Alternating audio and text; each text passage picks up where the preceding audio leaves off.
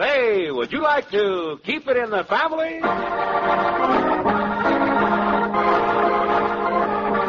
Well, here it is, the new show that invites the whole family to come on up and keep it in the family. We mean thousands of dollars worth of prizes. The sky's the limit. And here's the star of our show, that young fellow with the giveaway habit, Harry Babbitt.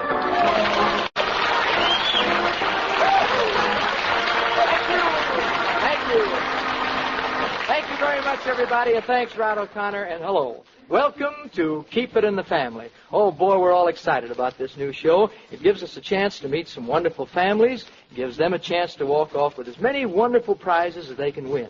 That's right. The bigger the family, the bigger their chances. And just like Rod said, around here, the sky's the limit. So let's get the activity going. Rod, who's our first family? Well, here they are, Harry, originally from Oakland, California. Meet the Kelly family, all 5 of them. Hey, hi there, Kelly's 5. Oh, by golly. Hey, it's a pleasure to have all you folks here with us. How about introducing yourselves to the audience? Would you like to do that? Introduce yourselves? I'm the father, Frank Kelly. How do you do, Frank? I'm Doris Kelly. Hi, Doris. Larry Kelly. Pat Kelly. Arlene Kelly. Boy, oh boy, isn't that a family for you? Now, before we see how many thousands of dollars worth of prizes you Kellys can take away from us, let's find out a little something about you. I'd better start with the boss of the family there. If it's like it is at my house, that means you, Mrs. Kelly. Not me. In our family, Frank's the boss. Oh, really? Is that true, Frank? Must be. The boss just said so. I just noticed something. The 3 children and their mother are blonde, and Frank, you're a redhead. How'd they happen to let you into this family anyway? Huh? I don't know unless they needed somebody to direct traffic. Well, now, how about the little Kellys here? Larry, you're the tallest. Now, tell me, are you the oldest? Yes, I'm 13. Mm-hmm. Pat, how about you? 12. I see. And the cute little girl right there in the middle, Arlene, how old are you? 10. Oh, boy. Well, Pat, that puts you right in the middle. Which one do you get along with best? My sister. I see. Well, now, why is that? Because I can beat her up. Whoa! Well, Arlene, do you get along all right having 2 older brothers? Yes, I gang up on them. I see. They call them the weaker sex. I don't know. Larry, do you do any work around the house? Yes, I get an allowance for it. I see. Is it a very big allowance? I don't have to pay income tax for it. You're lucky, you know that. Mr. Kelly, would you mind telling us what business you're in? I'm a building contractor. Uh-huh. Well, how's business? I don't have to worry about income tax either. Oh. By golly, you can't beat it, can you? Well, let's get down to the business of seeing how well you Kellys can keep it in the family. Rod, would you mind explaining the rules of the game to the folks? Here on this table back here is our fortune wheel. Now, the numbers on the wheel correspond to the numbers on our categories of questions. The Kellys will spin the wheel for their first category. Then they will have to decide which one of the family should try it. Now, if the Kelly they choose answers all 5 questions correctly, he wins $1,000 worth of prizes for the family. And they'll spin the wheel again for another category and a chance at another $1,000 in prizes. And the Kellys can go right on spinning and winning. The sky's the limit, as long as each Kelly is able to answer the questions by himself. However, should one of them miss, then things happen as he calls for help to keep it in the family. Oh, thank you, Rod. Now, Kelly family, it's all up to you. First, Mr. Kelly, would you give our wheel a spin, and let's see what the first category is going to be. All right? Hey, there it goes, around and around and around, and it stopped on 10. 10. Rod, what do you have there for number 10, a category, please? Here's our category, Harry. The Kellys have the presidents before they were president. Presidents before there were presidents. There's the first category, and it's worth $1,000 in prizes if you can pick the one in your family you think can handle it. Now, I'm going to let you put your heads together. Be awful careful who you pick.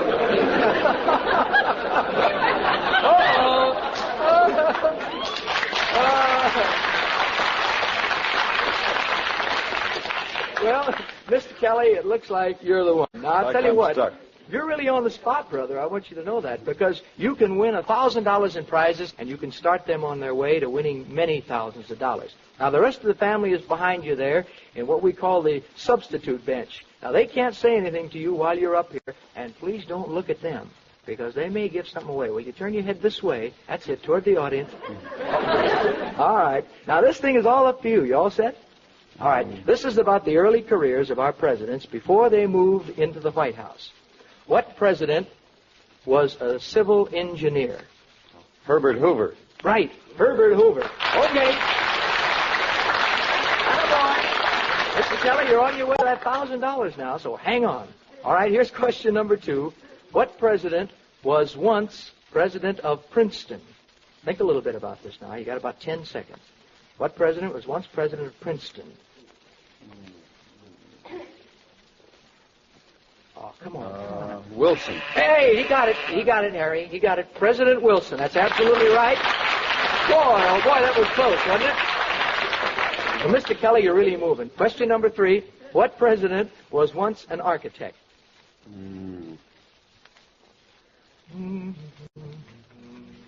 10 seconds. Come on now. Was it Washington?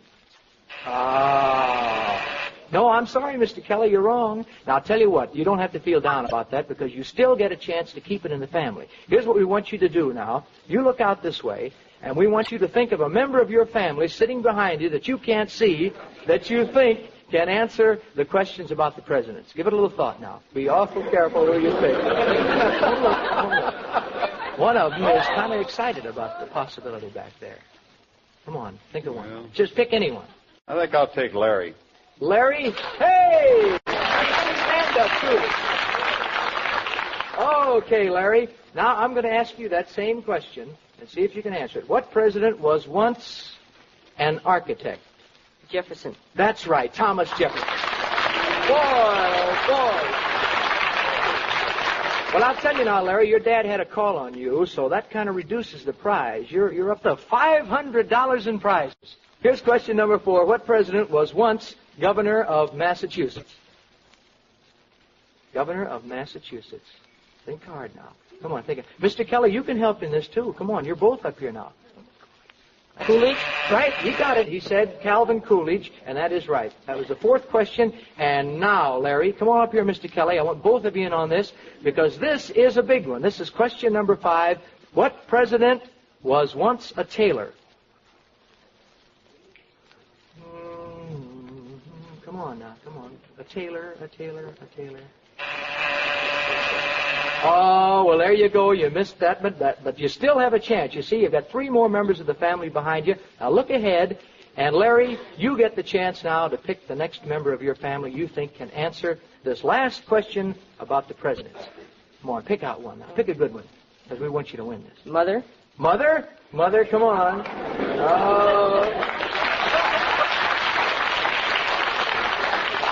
All right, Mrs. Kelly, now you and Mr. Kelly and Larry all have a chance now.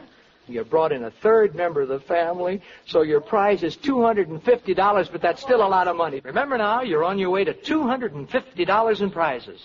Question number 5. What president was once a tailor? Oh, golly. A tailor? A tailor, yeah. Could it be Johnson? Yeah, Andrew Johnson. You got it. Thank you.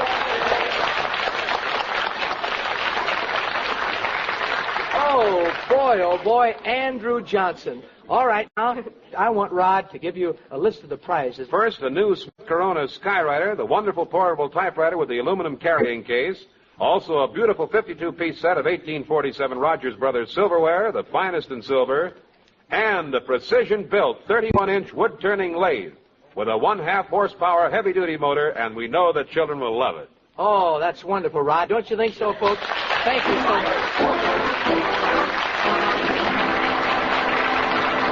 Thank you, Kelly. So now, Rod, who is our next family to dig into these great prizes? Well, here they are, Harry. Meet Mr. Yale Fishman, his wife, Catherine, and their son, Sparky. Hi, folks. How are you? All right, stay right there now. Can I ask you, is this the entire family right here? No, we have another son, Harvey. But he didn't come with you? No, he's too busy. He just got married.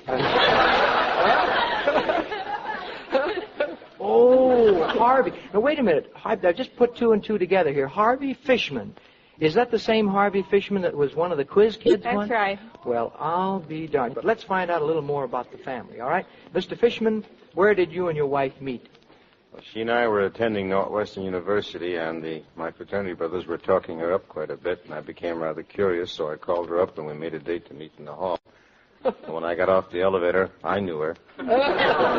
Well, did it take you long to decide to get married? Now, we decided quickly, but it took us over a year to get married. Oh, well, were you that busy?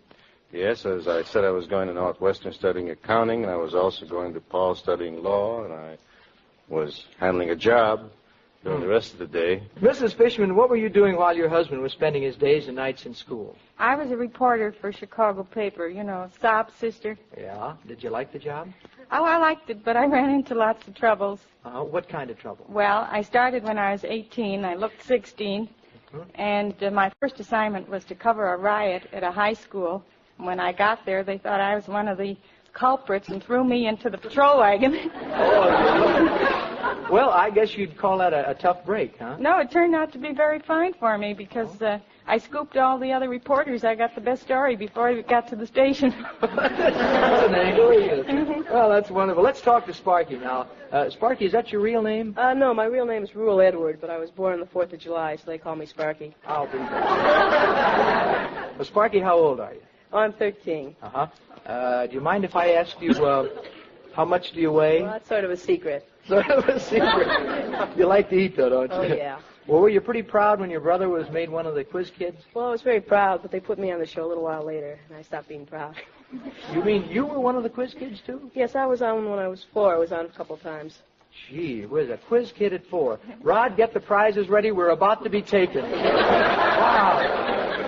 Mrs. Fishman, how about you spinning the wheel for us for your family's first category? You just give it a good spin now. Okay, here we go, around and around and around. And it looks to me like, right, there it is now. It is 20. Your number is 20. Rod, would you look on 20 and see what we have as a category there for the Fishman?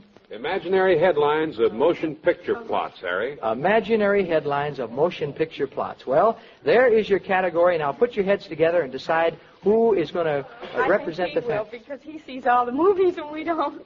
Hey, Sparky, are you a movie fan? Well, I go quite often. All right, now you're elected. And I'll tell you what, the rest of the family is going to be sitting behind you there. You can't see them. Please don't look at them, will you? We all set? Yes, sir. All right, here we go now. In this category, I give you an imaginary headline, and your job is to name the picture. Here is an imaginary headline of a very famous motion picture of quite a few years ago. Nice old ladies feed guests strong elderberry wine. Oh, I think that's Arsenic and Old Lace. That's right, Arsenic and Old Lace. All right, Sparky. Sparky, you're on your way now to that $1,000, and the second is, here's the headline, and what a picture. It's Traveling Man Finds Business is Bad in Boston. Think a little bit about this now. You got 10 seconds. Death of a Salesman? Death of a Salesman, yeah! Oh, that's fine, Sparky. Sparky, you're really sparking, you know that? You really are. So we've got 3 more questions, so think real hard on these now, will you? Because we're rooting for you. Okay. New Orleans man rips shirt making love to wife. Come on, you're a movie fan. Oh, now. Streetcar Named Desire. Wow! Good. Pretty good. Sparky, I'm beginning to see why you were made one of those quiz kids. You're all right. All right, now you're on your way to $1,000 in prizes. Don't give up. Here is an imaginary headline of a very recent, much publicized picture. Larceny charged, nobody will talk. Oh, The Thief. Right, The Thief. Oh, Sparky, I want you to know now that you have gotten 4 questions right, and this is the 5th and final question for you. And if you get this, $1,000 in prizes. And then we move right on to another category. So think hard, will you? All right, this was a very famous Academy Award-winning picture. Reporter blows bugle to bring down walls of Jericho. Oh, gosh. Come on, this goes back a few years ago. Come on, Sparky, now. No, the only one I can think of possibly could be connected with the Horn Blows at Midnight. Oh, I'm sorry, Sparky. Horn Blows at Midnight was not right, but you have a chance to keep it in the family because you got your dad and mother behind you. Now, don't look at them. I have an idea one of them knows the answer to this question, and you tell us which one you'd like to have come up. Don't look. Don't look. Oh, I think Mom will try it. Mom. All right, Mom. Come on up.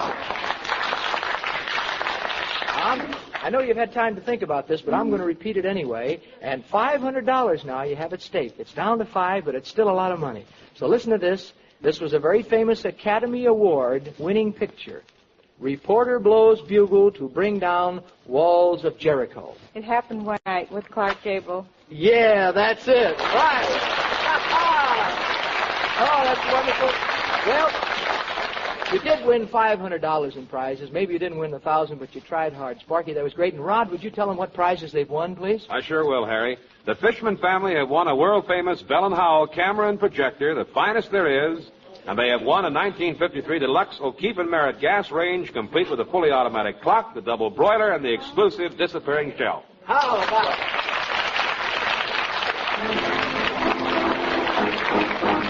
Oh, thank you very much, folks. And now, Rod, how about our next family? Boy, we're really going now. Well, right here, Harry, I want you to meet Jack Wilson, his wife Madeline, Richard Wilson, 11, and 9-year-old Jeff Wilson. Hi, folks. How are you tonight? Well, it's really a pleasure to have you here. My goodness, those are nice-looking boys you have there, Mrs. Wilson. I notice they're both blondes like you. Yes, all the others are, too. All the others? You mean you have more children? Yes, 6 of them. Oh, 6 more.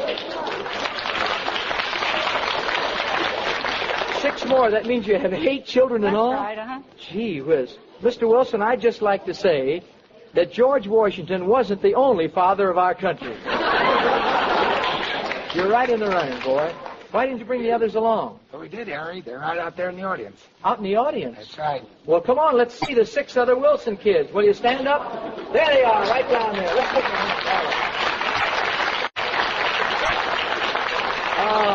Oh, boy, 6 more. 4 boys and 2 girls. Is that right? Gee, that's a swell family. Well, you Wilsons ought to do all right because you brought along your own rooting section. Say, I'll tell you what. Will you Wilson kids in the audience give us a cheer for your family? A real big cheer. Well, I can say that you folks are in business. All right, you fellas sit down and relax now while the folks up here start to win some prizes. You all set? All right, Mrs. Wilson, might I ask you first how old you are? 36. 36. And how long have you been married? 14 years. Mm-hmm. What are the ages of the children? Oh, they go from 11 down to 3. 11 down to 3. Well, would you mind if I asked you what you do about mealtime? I mean, do they all eat the same things? They better. Well, I'll tell you, let's not neglect Papa over here. Where'd you meet your wife, Mr. Wilson? In Denver, while I was going to Colorado School of Mines. Uh-huh. A miner.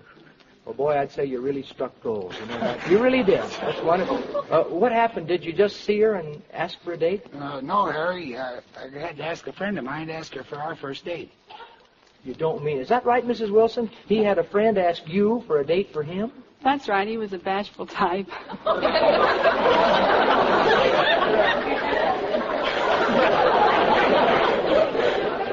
Boy, I'd say he got over that pretty well, didn't he?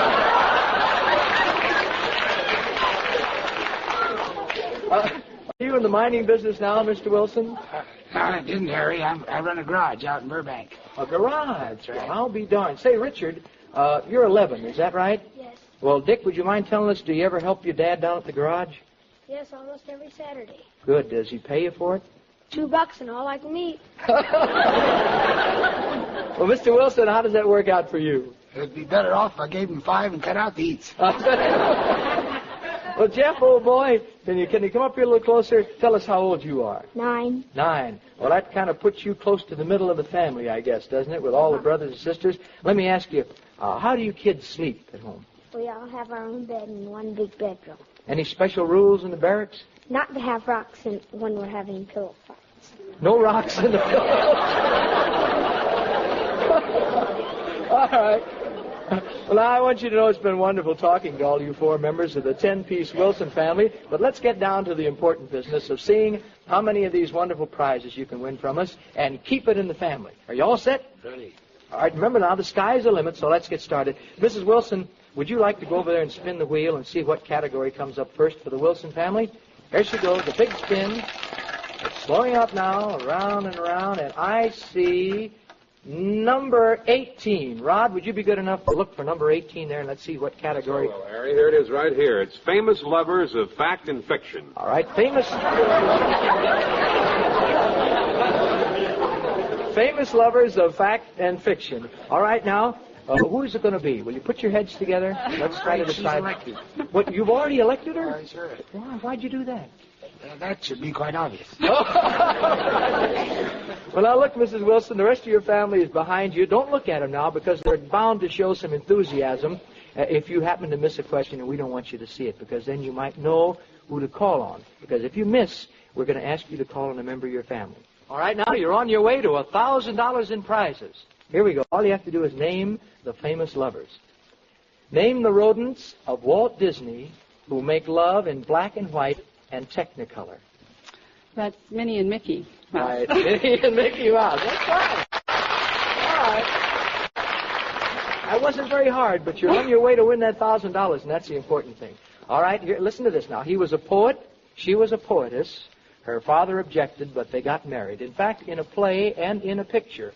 Who were the lovers? That was Barrett's of Wimpole Street? Yeah. Elizabeth Barrett and Robert Browning. That's right. Elizabeth Barrett, Robert Browning. That's a good memory you have. Well, you're well on your way to the $1,000 now. You ready for question number 3? Here we go. In opera, the American lieutenant loved his Japanese sweetheart, but later he left her. Who are the lovers? This is tough. That's Madame Butterfly, I think, isn't it? That's Madame Butterfly. You got that much. Cho-Cho-San and Lieutenant Pinkerton. Oh! That was really a tough one. Here we go. Let's take question number 4 now. Think hard. In literature, he was a famous Frenchman of sword and of speech, but he lost the woman he loved by a nose. Who were they? Oh, it's Roxanne, and I'm not sure I can pronounce the other one. I think it's Cyrano de Bergerac or something. Cyrano de Bergerac.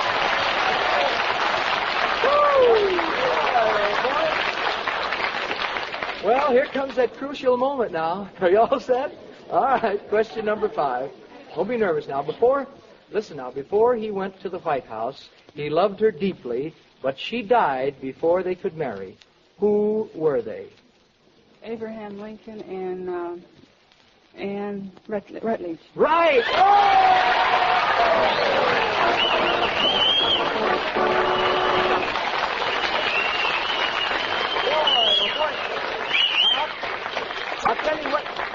I'll tell you what that means now. She went all the way through the 5 questions, got every one right, and she wins $1,000 in prizes. But in addition to that, you get a chance to go on and win more money. Now, would one of the young fellas step up to the wheel here and spin it, and let's see what your category is. Would you do that? Either one of you. Oh, that's fine. All right? Boy, that's a good big spin. That one is. She's going on. Oh, there it is. It's number 11. Rod, would you look and let's find out what number 11 is? Cowboys and their pals. Cowboys and their pals. Well, now which one of you now is going to do all the talking for the family, do you think? Oh, I think Jeffrey should. You think the boys should? All of you sit down because you have to be the rooting section. This little guy's on his own. All right, here's the question now. A cowboy always has a pal, especially in the movies. Tell me the name of Tonto's masked friend. The Lone Ranger. The Lone Ranger. That's exactly what my boys say, the Lone Ranger. I'm sorry, Harry, but the big bell says it's time to stop giving away those prizes for this week. Oh, my golly, that's too bad. Just when we were right in the middle of this whole thing and our family was on its way to clean us out of house and home. All right, now, folks, can you all be back with us next week? Yes. Everybody back with us next week. All right, it's a date. And everything stands just like it is now. You've already won $1,000 worth of prizes, and you're on your way for the $2,000 mark. Who knows, next week you may go right on winning for the entire half hour. You might even be up here with us for 6 months. Who knows? All right, it's up to you. The sky's the limit. So see you right here when we open our show next week, and you're wonderful. Thank you. Well,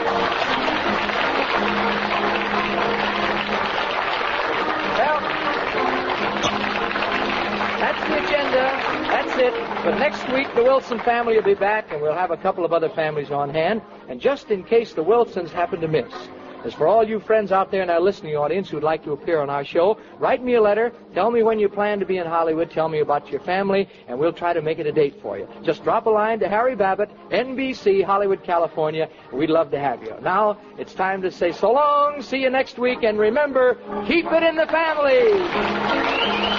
Keep It in the Family is a production of Frank Cooper Associates, directed by Harry Spears, script supervision by Saul Stein and Larry Golden, music by Billy Wardell.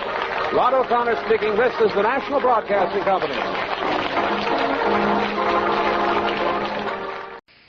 We take you now to the stage of the theater studio of the National Broadcasting Company in Chicago, Illinois, where Mars Incorporated presents the Dr. IQ Junior Show, the show that will give you a chance to win Mr. Snicker's treasure chest.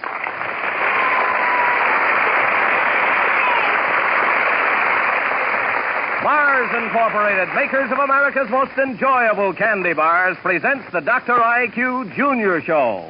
Another half hour of fun with your good friend, Dr. IQ, the mental banker. We hope you enjoy this afternoon's program as much as we know you will always enjoy the taste of a Snickers candy bar. And be sure to have your pencil and paper ready in a little while, because we're going to tell all of you listening at your radios from coast to coast how to win Mr. Snicker's treasure chest. But now, here is that wise man with a friendly smile and a cash for your correct answers, Dr. IQ.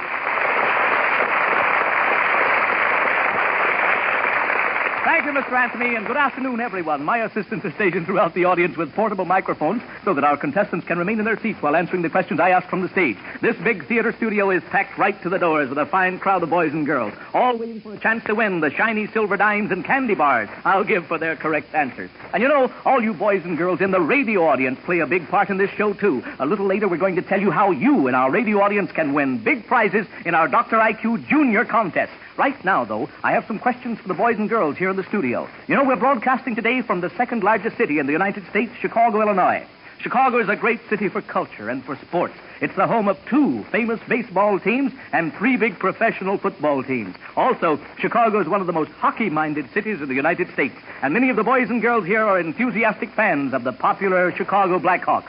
These boys and girls who live on the shores of Lake Michigan should really be smart contestants on our program, for they live right in the shadow of 4 great universities: Northwestern University, Loyola and DePaul Universities, and the University of Chicago. So we are happy to dedicate these first 4 broadcasts of the Dr. IQ Junior program to Chicago and to all the boys and girls who live in this city of sportsmanship and learning. And now it's time for the fun to begin. So let me introduce my assistants. John Holman, right front. Thank you, Doctor. George Stone, left front. Thank you, Doctor. Norman Barry in the right rear. Thank you, Doctor. And Henry Cook in the left rear. Thank you, Doctor. And now for our first contestant of the afternoon, we go to John Holman, right front. I have a 5th grade young lady, Doctor. Fine. I'm sure you remember the story of the sailor who was shipwrecked on a desert island and lived there for some time with a servant named Friday. No help now. I'll give you 20 silver dimes if you can tell me that sailor's name. Robinson Crusoe. That's a box of Snickers and 20 silver dimes to that young lady. Your name and school, please. Carolyn Senior. Zion Lutheran School, grade 5. Thank you. Congratulations. George Stone, now left front. I have a 9th grade young gentleman, Doctor. You know, this is the Dr. IQ Junior program that all the boys and girls in our radio audience are listening to, and I'm Dr. IQ. Also, I'm sure that you have probably taken tests in school called IQ tests. Now, for 65 silver dimes, can you tell me what the letters IQ stand for? Can you tell me for 65 silver dimes what the letters IQ stand for? We can't make it? Our time's nearly up. No, sir. I'm sorry, intelligence quotient, but 6 bars of Snickers to that young gentleman just the same, and a nice hand for a nice try. He was really out there thinking. It's Norman Barry now in the right rear. I have a 3rd grade young lady, Doctor. In the story of the 3 little pigs, you remember the big bad wolf asked each little pig to let him come in, and each little pig said, "No, not by the hair of my chinny chin chin." Now then, what did the wolf say he would do? No help, please. He would blow his house down. Well, and how did he say he'd do it? Now, tell me just exactly. You know, how was he going to blow the house down? Huff and puff. He'd huff and puff, and I'll blow your house in. That's 19 silver dimes and a box of Snickers to that young lady. What's your name and school, please? Barbara Robinson. And your school? I don't know. That's all right, honey. You did swell. Yes, indeed. Well, sir, it looks as if our contestants are going to win a lot of Snicker bars today, Doctor. Yes, Alan, they are, and aren't they going to have many enjoyable moments eating those big, luscious Snickers bars?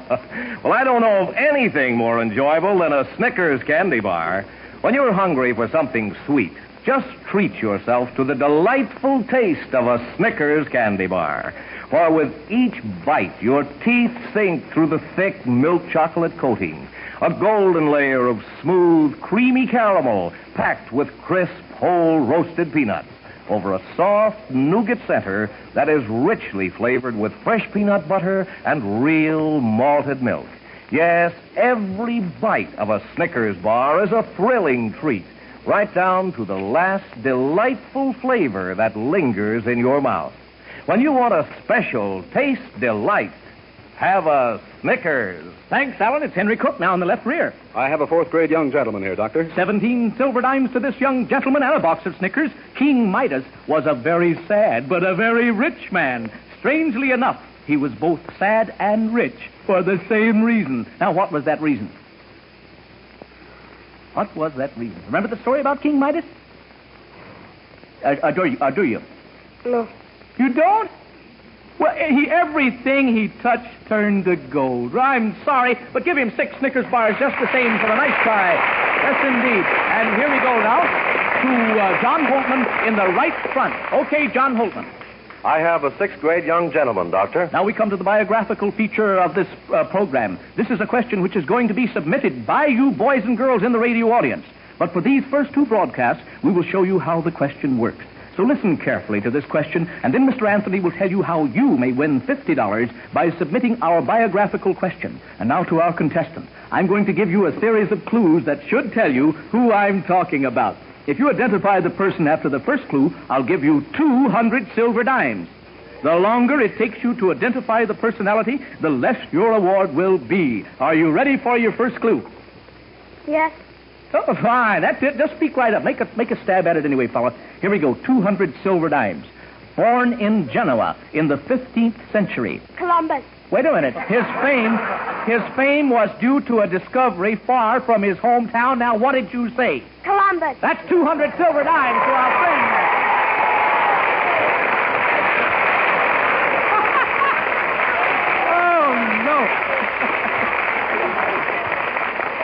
Your name and school, please. Phil Weinberg, Faith Open Charity School, Winnett, Illinois.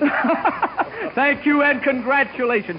Next time, let me finish the clue if you're on this, will you? What's that, Alan, you had to say? If you would like to submit a biography for the Dr. IQ Junior program, just send your entry plainly marked with your name, age, grade, and school to the Dr. IQ Junior Show, 155 East Walton Street, Chicago. Now, that's Walton,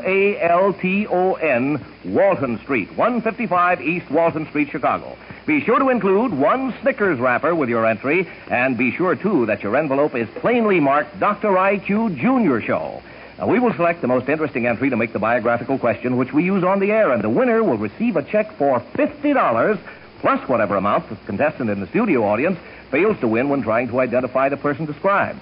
All entries must be postmarked next week before midnight Wednesday to be eligible for the broadcast of March 20th. Entries become the property of Mars Incorporated, and the decision of the judges will be final.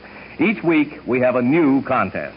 Now, you may submit as many entries as you like, so long as each one is accompanied by a Snickers wrapper. Thanks, Alan. And now for our next question, it's George Stone, left front. I have an 8th-grade young lady, Doctor. Oh, fine. Here's 29 silver dollars and a box of Snickers. If you remember all you studied about George Washington's cabinet, you will certainly be able to tell me this. Who was the United States' first Secretary of the Treasury? Who was the United States' first Secretary of the... Alexander Hamilton. That's 29 silver dimes and a box of Snickers for that young lady.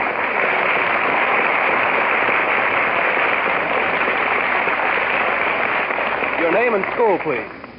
Shirley Bieber, Henderson School. Thank you. Congratulations. That's really being on the ball. Norm Barry now in right rear. I have a 7th grade young gentleman, Doctor. 40 silver dimes for this one and a box of Snickers. You will have to concentrate on this one. It's a real teaser. Now, we all know the old saying about how many lives a cat is supposed to have. Now then, if 2 cats each had twice as many lives as they are supposed to, how many lives would they have? 18. Oh, they'd have 36. I'm sorry, but give him a nice hand and 6 Snickers bars for a nice try. That's all right. And now, boys and girls, we come to that very special treat, our weekly presentation of the Dr. IQ Mystery Players. I have on the stage here with me the stars of today's play, chosen just before our broadcast, Barbara Beck and Tom Gilmore, who came up here from our studio audience to play these roles. Barbara and Tom will star in an exciting mystery about that famous detective, Nick Smarter, and his pretty secretary, Patsy Bowenera. Nick Smarter, you know, is a good friend of that other great detective, Nick Carter, master detective. After our little drama, the studio audience, you boys and girls right here, will pick the better of our 2 great actors, Barbara or Tom. Now, this is how the winner will be chosen. I have here on the stage beside me, for the benefit of our radio audience, a big applause meter with a large dial face, which is facing our audience. As I hold my hand over the head of each of our stars, after the play is over, the sound of the applause for each one will be measured and shown by the big red hand on the applause meter. The winner will receive a shiny, new, genuine Schwinn-built bicycle. And to the second prize winner, Mars Incorporated will send a box of 24 Snickers bars every month for a year. And now, on with the play. Presenting Dr. IQ's 3-Minute Mystery. Nick Smarter and the case of the troublesome trombone player. Nick Smarter, the great detective, sits in his office in the old brownstone mansion at the corner of 4th and a Quarter. Nearby, his trusty secretary, Patsy Bowenera, is filing her nails. She files them in the file under N, of course. Meanwhile, Nick is engaged in a knotty problem. Patsy. Yes, Nick? What's the 3-letter word meaning cat? Oh, dear, a 3-letter word meaning cat? It might be cat, of course, but... I'll get it. Good, I'm worn to a frazzle. Nick Smarter speaking. What's the 3-letter word meaning cat? I mean, where are you at? Tell me, and I'll jump into my 42-cylinder, 2,000-horsepower convertible and solve your mystery, or my name isn't Nick Smarter. Nick, it isn't. Yes, it is. The trombone player has been murdered at Symphony Hall. Come on, Patsy, we're on our way.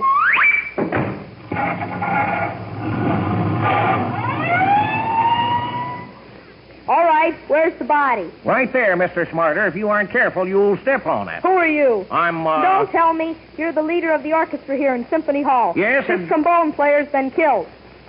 Nick, how did you know? Because he's dead. Oh, Nick, you're so wonderful. He was stabbed in the nose by this poison dart. But it's so small. He has a small nose. Now, let me see. Mr. Smarter. Maestro, who's that man there? Why, he's Cyril Clearnote, the flute player. So, Cyril Clearnote, eh? Well, Clearnote, you may as well confess. What for and who are you? I'm Nick Smarter. Smarter than who? Cleverness won't get you out of this, Cyril Clearnote. You killed that trombone player whose name, according to his wallet, which I have just examined, was Basil Blowhard. Basil Blowhard, just a big bag of wind. But, Nick, how did Cyril Clearnote kill Basil Blowhard? He killed him by blowing that poison dart out of his flute. That is a lie, Smarter. No, Cyril Clearnote, it's the truth. You killed Basil Blowhard because you sat in back of you in the orchestra. You killed him because he kept poking you in the back of your neck with his trombone. Yes, I did it. For 52 years, he poked me in the back of my neck with his trombone, and I finally lost my patience. All right, Clearnote, come along. Oh, Nick, you are Smarter. Hey, just a minute. It's Basil Blowhard. He's not dead? See here, Basil Blowhard. I've solved this case. It's closed. You were shot with a poison dart. You're dead. Maybe I was shot, but I'm not dead. Why not? Because I always eat my spinach. That's why I've got a strong constitution. All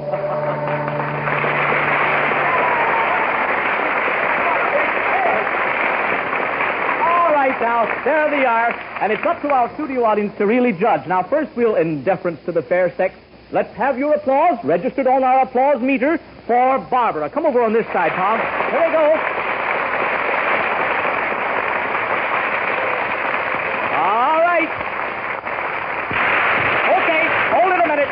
And how about Tom Gilmore? Now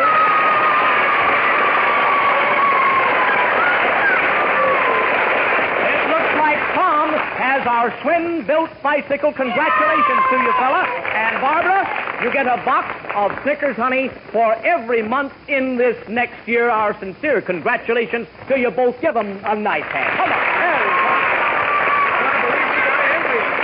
Okay, it's on with our show now. Henry Cook in the left rear. Go ahead, Henry. I have a ninth grade young lady, Doctor. Fine. A box of Snickers goes with these 20 dimes. I know you've read a lot about the United Nations, so this will be easy for you. I will give you 20 silver dimes if you can tell me the name of the Secretary General of the United Nations, and 49 silver dimes if you can tell me both his name and the country from which he comes. Could you repeat the question? I'll be happy to. Just as we say on Monday night, getting a plug-in for that. Here we go. All right. I know you've read a lot about the United Nations, so this will be easy for you. I'll give you 20 silver dimes if you can tell me the name of the Secretary General of the United Nations, and 49 silver dimes if you can tell me both his name and the country from which he comes. Go right ahead. Didn't read your Newsweek or Time and Life last week, did you? Huh? Or did you? I'm sorry, I don't know it. Oh, it's Trygve Lie, and he's from Norway. But for a nice try, give the young lady 6 bars of Snickers and a nice hand just the same. Our show's moving right along. It's John Holtman now in the right front. Go ahead, John. I have a 6th grade young lady, Doctor. 27 dimes and a box of Snickers for this one. March 12th is the 36th birthday of Girl Scouting in the United States. I know that you know that the Girl Scouts are members of an international organization, but do you know in how many countries besides ours there are Girl Scout organizations? Would you say 18, 60, or 102? 60. You'd say 60? Is that what you said? 60? Yes. That's 27 dimes and a box of Snickers to that young lady. Your name and school, please.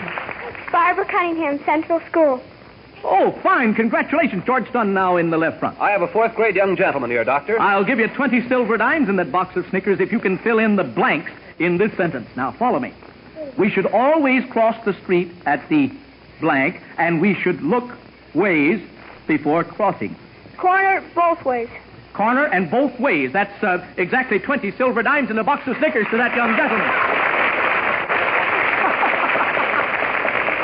May I have your name and school, please? Hadley Beaver, St. Philip High School. Thank you very much. Congratulations, Norman Barry, now in the right rear. I have a 5th grade young lady, Doctor. Fine. Now, here is a little trick question very much like our Monday night monument to memory. We call this our Junior Twister. If you can repeat this little thought twister after me exactly as I say it, I will give you a $35 merchandise certificate from that famous Chicago department store, Marshall Field & Company.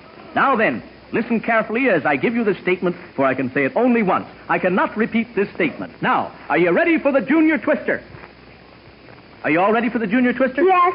Okay, everybody very quiet. I cannot repeat this. Here we go. Shoes can be tied when they're untied. Shoes, when they're tied, can be untied. Shoes can be tied when they're untied. Shoes can be untied when they're tied. Oh, I'm sorry, that last line is shoes when they're tied can be untied. But give her 6 bars of Snickers and a nice hand just the same for a wonderful trial. That's 12. Okay, Henry Cook now in the left rear.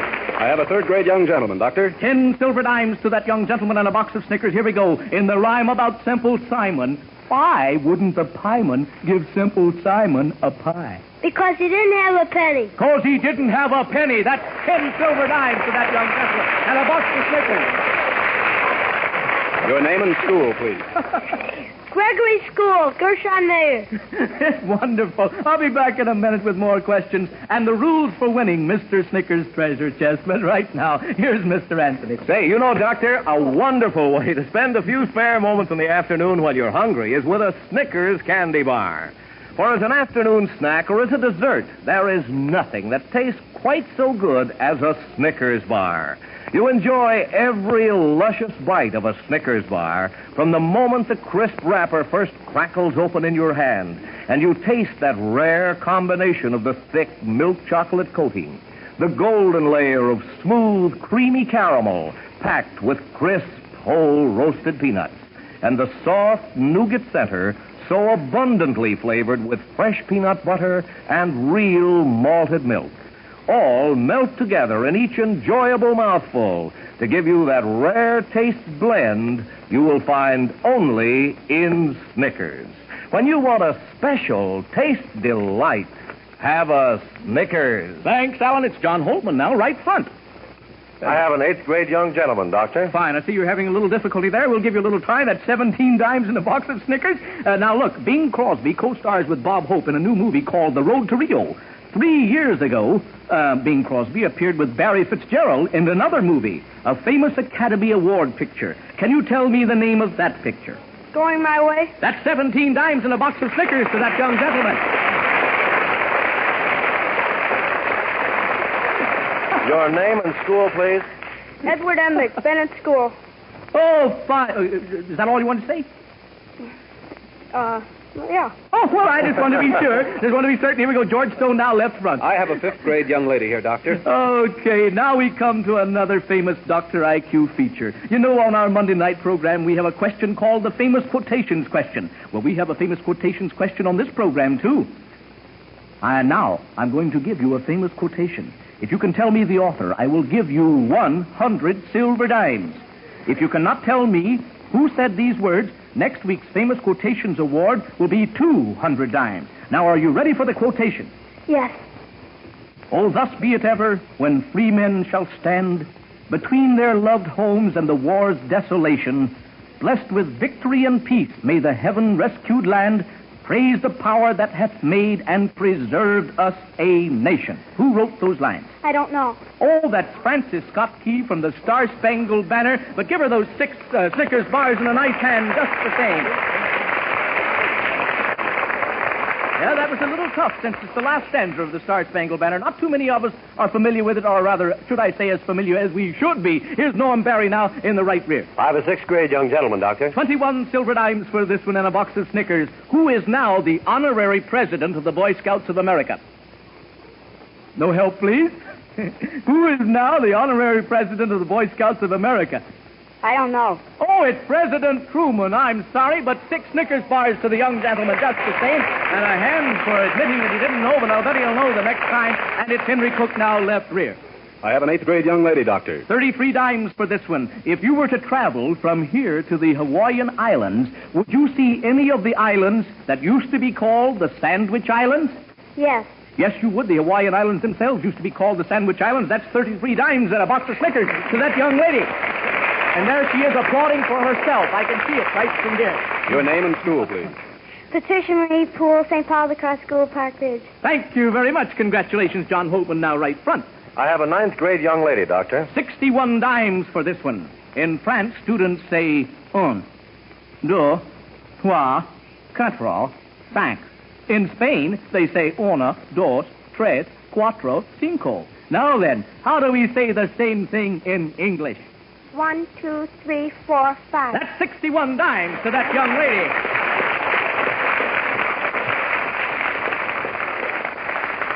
Your name and school, please. Roberta Deber, Lindzoom High School. Thank you very much. Congratulations.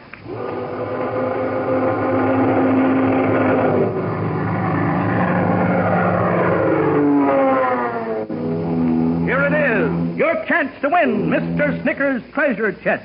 Our mythical friend, Mr. Snickers, is on a voyage around the world, filling up 2 big treasure chests, one for a boy and one for a girl. To win these treasure chests, you must tell Mr. Snickers where he is going. You can easily win Mr. Snickers' treasure chest. This week, the boys' treasure chest already contains a beautiful new, genuine Schwen-built bicycle. The newest 19-volume, $2 million edition of the World Book Encyclopedia, the one that's used in schools, homes, and libraries. And the girls' treasure chest contains a beautiful new Schwen-built girls' bicycle. And a lifelike F&B Daddy doll. And the complete 19-volume set, $2 million edition of World Book Encyclopedia, new from cover to cover. Now, each week on this program, we will read Mr. Snickers' sealed orders in code, telling him where he is to go. Now, all you have to do is decode the 4 places Mr. Snickers is going to visit and send us the names of these places along with your description of what you think Mr. Snickers looks like to the Dr. IQ Junior Show, 155 East Walton Street, Chicago, Illinois. Now, Mr. Snickers is such a great traveling man that we have never seen him, and we want to know what he looks like. So be sure to send us your ideas. Descriptions will be judged on aptness and originality. Don't forget to have those words Junior Show on the envelope, because I'd hate to have your entry lost among some of my other mail. Yes, and be sure your entry contains one Snickers wrapper and your name, age, grade, and school. And now, Dr. IQ, do you have Mr. Snickers' sealed orders for this week? Yes, Alan, I have them right here. Are you ready for your secret orders, Mr. Snickers? Remember to write these down. You are to proceed at once to the port of Pepper. Then, see the middle of the earth. And finally, visit both states which contain the river that is far, far away. Now, you see how it's done? All you have to do is translate the names of the 4 places Dr. IQ just told Mr. Snickers to visit. Now, for example, if we'd told Mr. Snickers to visit the Empire State, you'd tell us he was going to New York. Get the idea? Now, let Dr. IQ repeat Mr. Snickers' sealed orders. You are to proceed at once to the port of Pepper. Then, see the middle of the earth. And finally, visit both states that contain the river that is far, far away. Just decode the names of these places Mr. Snickers is to visit and send them along with your description of what you think Mr. Snickers looks like to the Dr. IQ Junior Show, 155 East Walton Street, Chicago. Descriptions will be judged on their originality and aptness. All right, and if no one decodes this week's orders, Mr. Snickers will add more beautiful treasures to his treasure chest before he receives his sealed orders over this program next week. All entries for this week's Treasure Chest contest must be postmarked before midnight, Monday, March 8th, and they must contain a Snickers wrapper and be plainly marked with your name, age, grade, and school. In case of ties, duplicate prizes will be awarded. Entries become the property of Mars Incorporated, and the decision of the judges will be final. And now, on with our regular show. It's George Stone, left front. I have a 5th grade, young gentleman, Doctor. You know, of course, that George Washington was our first president. Now, I will pay you 12 silver dimes if you can tell me the name of our second president, and 41 silver dimes if you can name both our second and third presidents. James Adams and Thomas Jefferson. Well, you said James Adams. I'm going to accept that. It's John Adams. That's 41 silver dimes and a box of Snickers to our friend there. Can I have your name and school, please? Robert Baker, St. Lawrence School. Fine, fella. You're right on the ball there. Norm Barry, right rear now. I have a 4th grade young lady, Doctor. 19 silver dimes for this one. 2 plus 2, you know, equals 4. Now, 2 times 2 also equals 4. Now then, what does 2 minus 2 equal? 4. Oh, it's nothing or 0, but 6 Snickers bars just the same for a nice try and a hand just the same. And here we have time for Henry Cook over here, left rear. I have a 7th grade young gentleman, Doctor. 40 silver dimes for this one. Indigo is a plant which the early southern colonists raised to make a dye to color their clothes. As a result, the word indigo has come to mean a certain color. Now, can you tell me what this color is? It's sort of Yes? Go on. a purple, green. Purple what? You were supposed blue. Well, I don't know how you did it, but you stumbled right into it. That's 40 dimes to our friend there. It's blue. That's it. Your name and school, please. Thomas Gallagher, visitation. Thank you very much, and congratulations. Well, it's been a lot of fun, you know, boys and girls, starting this new Dr. IQ Junior show, and it's all thanks to you. We'll be with you next week at the same time on Saturday over NBC. Meantime, don't forget Mr. Snickers. Get those thinking caps set. And again, thanks. Right now, here's Mr. Anthony.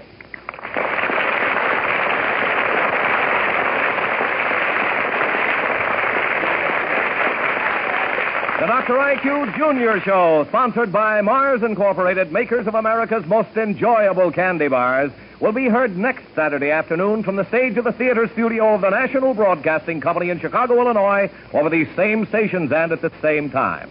Now, don't miss our Monday night Dr. IQ program and that gay half-hour play tonight on Curtain Time, both sponsored by Mars Incorporated on many of these stations and over this same network. This is Alan C. Anthony speaking. This is NBC, the National Broadcasting Company.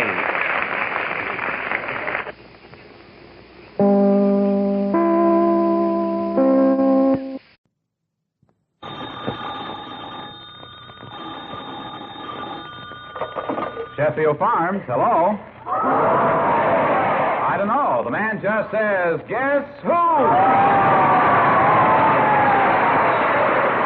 Yes, it is the game Guess Who, and your host is Sheffield Farms, who also bring you that delicious new Sheffield cream, cottage cheese, and other fine dairy products.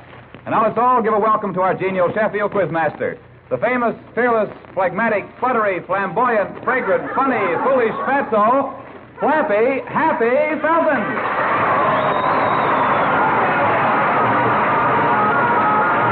Joe, that was a big effort. Oh, I thought that was cute. Effort after all those F's.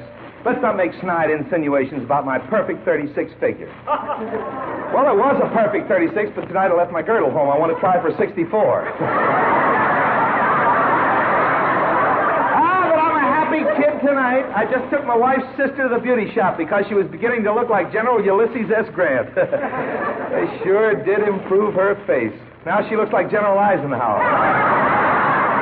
Well, I don't know what to talk about tonight. A lot of news in town, football, hotel shortage is still a big news. Hotels are so crowded, there's even a waiting list for the mice. But I've been quite interested in the doings over here at the United Nations. You people been reading the papers? I went out there. You ought to go out there sometime. I went out there and I saw a guy standing around wrapped in a sheet. I said, Arab? He said, no, room shortage. Oh, let's skip from these ridiculous gags and go to the sublime. That sublime game of Guess Who. Of course, you all know how we play the silly thing. We get 7 contestants up here from our audience, and they try to guess the voices on the various recordings.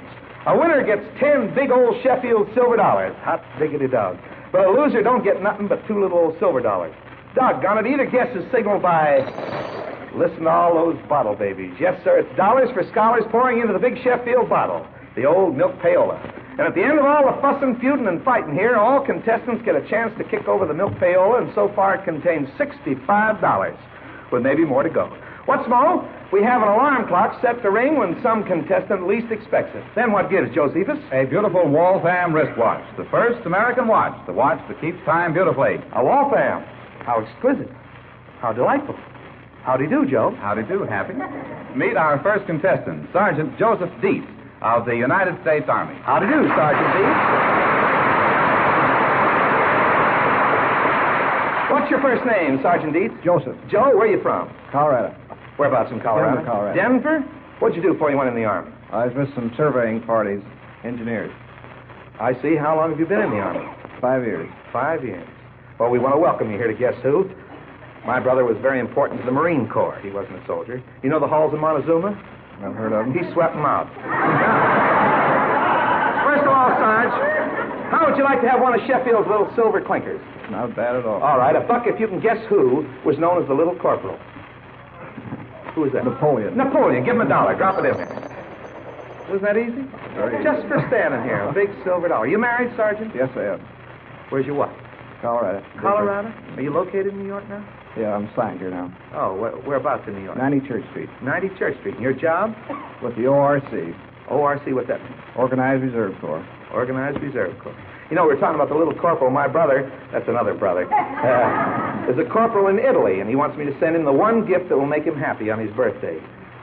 I don't know how to wrap up a saloon, though. Now, as a sergeant, do you have many fellows complain about sergeantitis? Do you think you're a good sergeant? Oh, sure. Are you a tough sergeant? I'm a tough sergeant. You're a tough sergeant. You're tough. Very tough. You're very tough? Very tough. Are you proud of the fact that you're a tough sergeant? Oh, certainly. How tough are you, Tom? Not too tough. Not too tough, Joe? We had a soldier on this show once who said he had the toughest sergeant in the whole Army. Said he was a baker, and he was so tough all his lady fingers wore brass knuckles. Let's try another pint-sized Guess Who for you. $1 silver if you can guess who was known as the Sage of Emporia. The Sage of Emporia. That's Kansas. Emporia, Kansas. He edited one of the greatest small-town papers that the country's ever known. You're stuck on that, aren't you? That's right. Put that in Joe's pocket. William Allen White, the editor of the Emporia Gazette. Kansas, you ever been out there? I was stationed in Kansas 4 years. Whereabouts there? Fort Riley. Fort Riley? This is a very nice sergeant we have up here from Denver, Colorado. Now we're going to give him a chance. You like music? Yes, I do. This is your big Guess Who. If you know your dance bands, you should have no trouble with your recorded ones. This orchestra, now these are hints, this orchestra has been playing that good music in big cities and little cities for quite a long time. We'll spin the record, and the Sheffield Silver is yours if you tell us whose band this is. Come on, Sarge. Tell us who it is. Play it.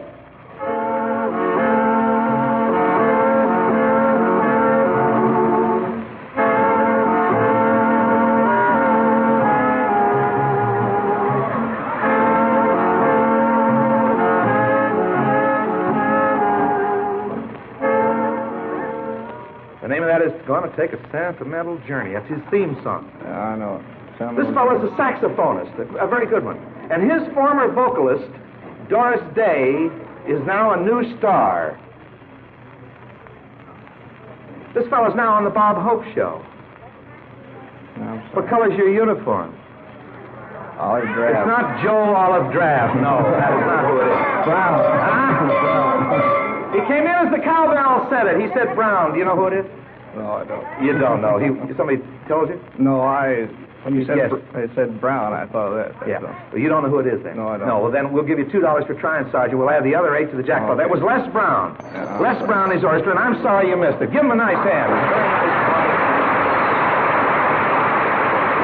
very charming lady stepping up here, and I asked for a housewife when I picked her, so will you tell us your name, please? Kathleen Kelly. Kathleen, Mrs. Kathleen Kelly. And where do you live? Rego Park, Long The Island. boys are whistling. Is your husband with you tonight? Yes, he is. He is? That's right. I wonder what he'll think about those whistling. That whistling. That should make it... Well, look, what are you? What? I'm eliminated? You're eliminated. You're not eliminated at all. She said, am I eliminated because the bell went off?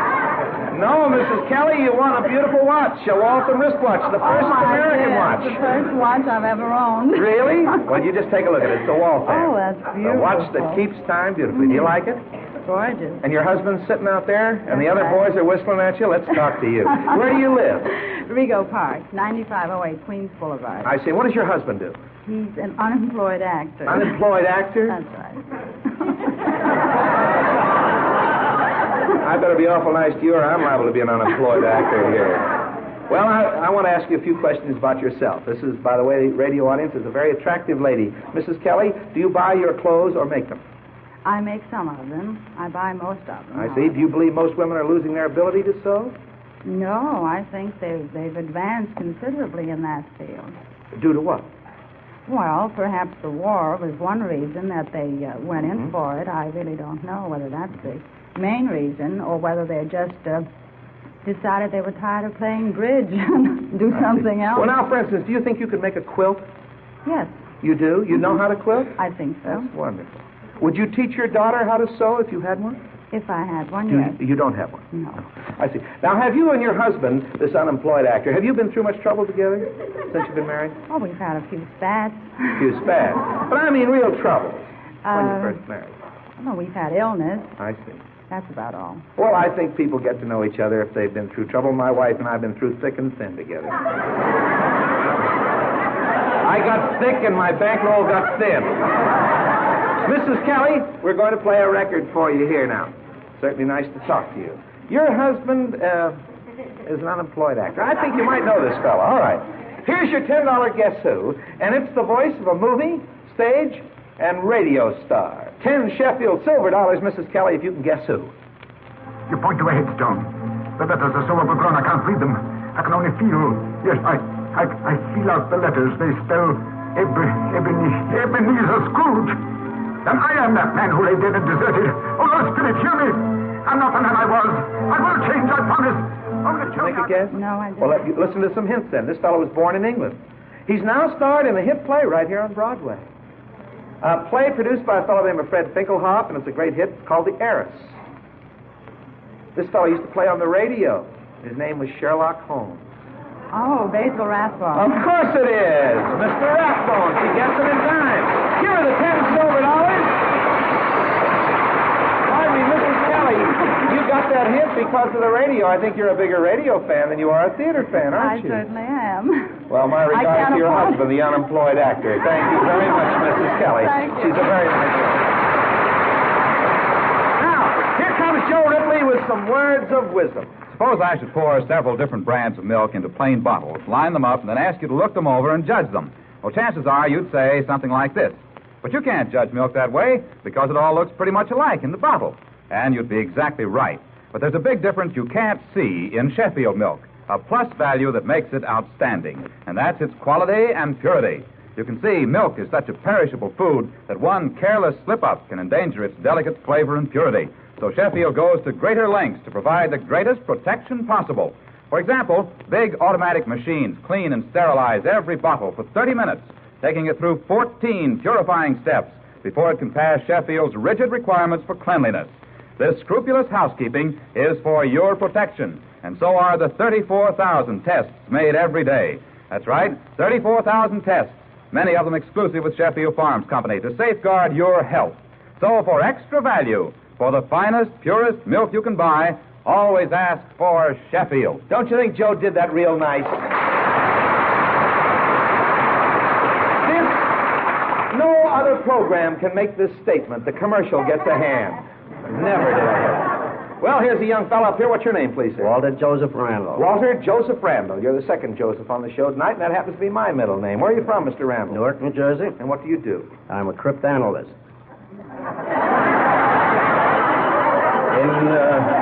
In words of one syllable, I construct and decipher codes. You break codes? That's right. I thought Vicks Vapor Rub did that. No, that's a different sort of code. Codes. Oh, C-O-D-E. I see. Code. You work at that all the time? Well, I've just completed a 5-year tour for the Army, and now I probably will go to the Pacific for the Navy. I see. You have to understand many languages, then? Several languages, and you must have an expert knowledge of higher mathematics. Then most codes are based on a mathematical progressions. I see. How did you happen to get into a business like that? Well, I'm a reformed school teacher. I once taught mathematics. I see. It interests you then? That's right. Well, I think that's wonderful. What was the toughest code you ever had to break? You don't have to go into a great detail, but... Well, there was one shortly before Pearl Harbor. Of course, the Navy had most of the work involved. It was that so-called East Wind Code. That East Wind dispatch, which very definitely hinted that the Japanese fleet was sailing. I see. But, well, there are too many hush-hush details involved. But you helped work on it? I helped work on it. Well, congratulations, Mr. Randall. Glad you're here. Now, I want to try a little short guess who for that nice little talk you gave us about breaking codes. A quickie for a Sheffield Silver Eagle. Guess who jumped off Brooklyn Bridge and lived to tell about it? Steve Brody. Oh, I thought you were going to say the Dodgers. I'm sorry. Give him $1 for that. Steve Brody jumped off the Brooklyn Bridge and landed in the East River on a Saturday night. All I can say is he certainly must have been anxious to take a bath. Mr. Randall, we're going to play your big guess who for you right now. Now, listen closely. 10 silver Sheffield dollars. Here's a fella who has been a leading radio light for about 20 years. Been on the radio a long time. We can tell you that he has 2 names. If you give us either one of them, you're a winner. Guess who? Editor and publisher of scads of newspapers throughout the country, including A.M., the only paper printed on glass, for people who like to read between the lines. You who have visited the editorial office of A.M. know that it is a beehive of activity. And just listen to the roar of the presses. This fellow's quite a humorist. He's written for the Saturday Evening Post.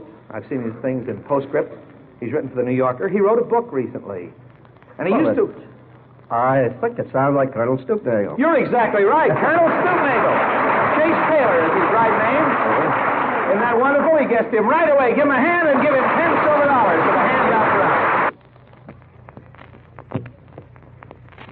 Thank you. There's a very charming young lady over there, and I asked her to come up here because I asked for a young lady who had an interesting occupation. You let them whistle at you, but you smile at me, Ruth. Ruth Dreyer, D-R-Y-E-R. And where do you live, Ruth? My home is in Madison, Wisconsin. And you're living in the East now? That's right. I'm living in New York. And tell us about your job and what you do.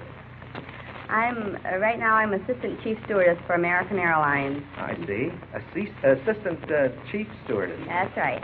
A lot of... I didn't quite get it out there. How'd you happen to get in that line of work, Ruth? Well, I was nursing in Madison and decided that I would like the chance to travel, so I decided to come east. You're a registered nurse? That's right. What is... I noticed the very trim outfit, but what's the red feather up here? What's all that? That's the red feather for the community chest. Oh, I should have known that. Right. Oh, why are you wearing it? I haven't seen them around yet. Well, all of our girls are wearing them on the planes, and you see them all over now, Happy. You're trying to help the community fund. Community chest, wherever you go. That's right. Now, what is your job? You fly certain flights here for Americans? Well, if you're based here in New York, you'd either fly to Washington, Boston, Dallas, Tulsa, Oklahoma City, or Chicago. You get around then, don't you? What's your favorite trip? The one you like to make the most? You sort of put me on a spot there. Why? I think you enjoy every trip, wherever you go. You do. You liked it fun. Would you advise young people, young ladies, to try to get into that kind of work? I certainly would. Would you like to be in any other kind of work? Well, I'm asking about new businesses for people. My brother has a new job. He's a wine taster. We're afraid it's affecting his mind. Last night he staggered home yelling, "Gangway, I'm 4 roses and I'm just about to bloom." We're going to play. I'll give you a little short... Oh, I had to stretch a point to get that one in, didn't I? Here's a little short guess who for you, Ruth. $1 silver if you can tell us who laid the first transatlantic cable. $1 silver. Who laid the first transatlantic cable? It has nothing to do with flying. Had a boat, and they laid it off the back end. It took a long time. Where do you land when you come in? Field. At a field, yes. Go to many fields? You don't know it, do you? No, I... Cyrus W. Fields, who finished in 1858. Let's play your big one now. Here we go. Oh, telegrams, cablegrams. Do you like to get telegrams? I like to get telegrams. Once Jane Russell sent me a kiss by telegram. Western Union delivery boy's beard tickled something awful, I tell you. Well, we're going to play a voice for you, and we want you to identify it. Ruth Dreyer. This lady has made a considerable reputation for herself on the screen and on the air. And you'll make 10 silver Sheffield dollars if you tell us who she is. Listen carefully. Oh, I can't help it, Jack. Gregory is my ideal. He's such a dreamboat. You know, I saw Greg again the other night in Jewel in the Sun, and I think he's got the prettiest hair on the screen. This gal appeared last on Broadway. She starred with Danny Kaye in a show called Let's Face It. She's made many pictures. The last one I remember seeing her in was a picture called Mildred Pierce. She's worked on the radio with Jack Haley, and she's now with Jack Carson for National Dairies. And she was named after the first woman, I believe. They all want to tell you so quickly. Look, they're all yelling. Who's the first? I'm sorry, you don't know. Eve Arden. You've seen her many times. Sure have. I'm sorry you didn't guess that. Give her $2 for trying. A nice young lady, and we'll add the other 8 to the jackpot. Maybe she'll win it. The Navy steps up here. Let's give them a welcome. Hiya. Tell us your name, and you talk to me for a couple of minutes. Tell me where you're from, how you like it here, and go ahead. My name is Robert Black, and I'm from Oklahoma City. Bob Black from Oklahoma City. How long you been here in the East? Well, off and on for about 4 years. And how long have you been in the Navy, Bob? 3 years. 3 years. This boy is up here. Has a very modest smile. He's got his pipe in his pocket, but in the back of that pipe are a bunch of ribbons with a lot of stars on them. We're glad to have you here. How does our Navy compare with the navies of other countries? Do you have better equipment, better food? What do you hear from the other fellows? I believe it's far superior than any other Navy. What's your job in the Navy? I'm a radio operator. Radio operator. Do you like that kind of work? Well, I think it's the best job in the Navy. Why do you say it's the best job in the Navy? Well, it's a little bit more, I wouldn't exactly say brain work and less back work, but, well... You like it, huh, Bob? At least I don't have to work so hard. That's all right with me. I'm all for that. Now, look, here's a fella. We're going to play a quick one for you. For $1 silver Sheffield dollar, guess who said don't give up the ship? Who said don't give up the ship? You stuck? John Paul Jones? No, that's what almost everybody said. It was said by David Lawrence in the War of 1812. Don't give up the ship. Sounds like the Dodgers last year. Don't give up the lift. I remember. All right, as a sailor, I'm going to play a record for you which has nothing to do with boats or sea or anything else. This fella has many talents. He's an actor, a singer, radio star, equestrian. We'll spill 10 silver Sheffield dollars your way if you guess who, Bob. Here we go. I'm back in the saddle again. Out where a friend is a friend. Where the longhorn cattle down the road. Who did you say, Bob? Roy Rogers. No, that isn't Roy. Gene Autry. Gene Autry. Well, if the decision wasn't one, it had to be the other one, didn't it? You got it in time. Give him the 10 silver dollars. Thank you, Bob. Stand by for our jackpot. Now, folks, here's the man who knows what every woman knows. Give us the lowdown, Joe. Gladly, Hap. Everyone knows that the most important single factor in protecting the health and good looks of her family is a well-balanced diet.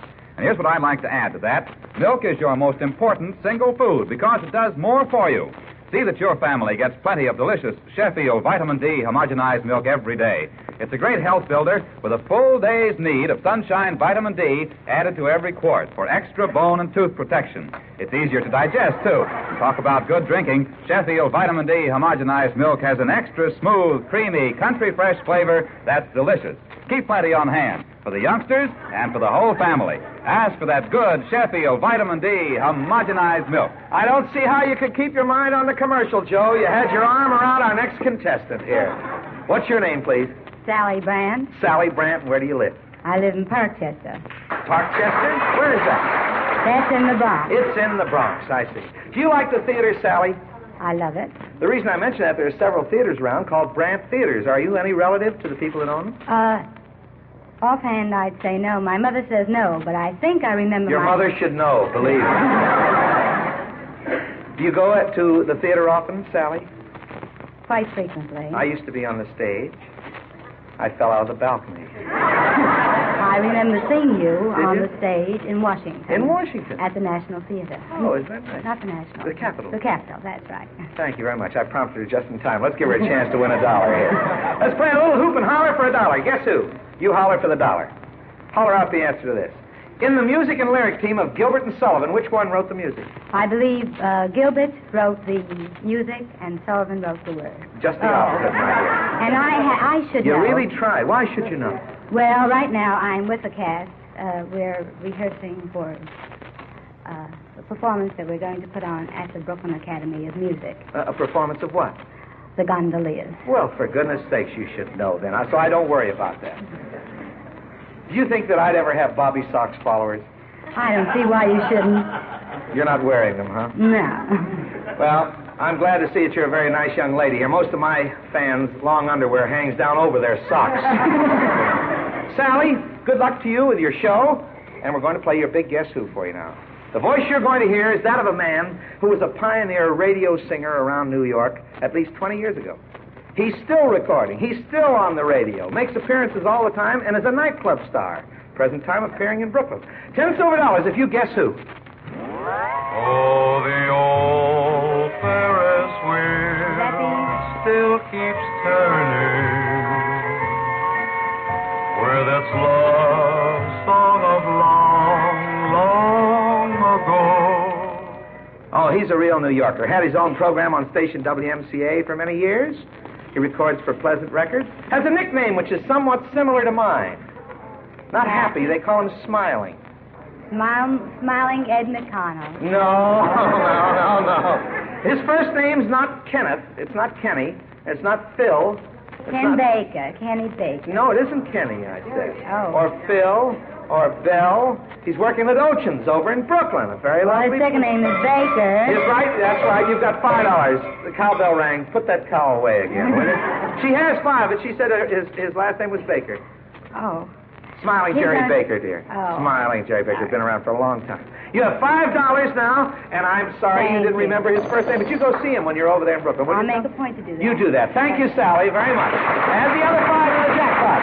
Here's a young fellow, Frank. Your last name, please? Doyle. Frank Doyle, where do you live? Manhattan. Well, I asked for an ex-GI that was going to school when I picked you. Where do you go to school? Manhattan College. And what did you do? An ex-GI? Were you in the Army? That's right. What are you studying to be? Well, I'm going for my Bachelor of Business Administration. Business Administration? Right in Manhattan. Is that your preference at school? Would you like to go to Yale or... No, too far away from Too far away? My brother used to go to Yale. I've told 7 jokes about my brother tonight. Isn't that all? He went to Yale Medical School. He didn't study anything. They studied him. Frank, here's a little short Guess Who for you. Guess who said, "Tell me not in mournful numbers, life is but an empty dream." For $1. Life is but an empty dream. Who tell me not in mournful numbers? You stuck? I am stuck. Henry Wadsworth Longfellow. $1. So sorry you didn't know that one. Life is but an empty dream. Well, it's a darn good magazine anyway. All right, here we go now. A big Guess Who for you. Get close. A little girl who sings real good. Originally from Pittsburgh, she came to New York 10 years ago. She's been doing real fine ever since. Listen now and Guess Who. by Bonnie Bay and by Bonnie Brae, where the sun shines bright on Loch Lomond, where me and my true love. She's now appearing at Le Ruban Bleu, nightclub here in New York. She started that number. That number's called Loch Lomond. She started to its second popularity. She was formerly Mrs. John Kirby. John Kirby's famous band. Her name's Lewis. No, it's not Lewis. Ella Logan. No, it isn't Ella Logan. I'm so sorry. You want to try again? Come on now. Started Loch Lomond. She sings so good. She just came back from a triumphal trip to Europe. Maxine Sullivan. Your name is Doyle, and you didn't know a Sullivan. Shame. $2. Add the other 8 to the jackpot and stand over there and let's get on with it here. Are you ready? Okay, everybody, it's milking time. Time for the milk payola, and it's bubbling with $94. Last week we played 3 college songs and asked our players to name the 3 colleges. This week we're going to do the same thing. We have 3 college songs, and we want you to write down the name of the college each song represents. You have to get all 3 to win. If there's a tie score, we divide the money. 3 college songs. You tell us the college or university. Play it.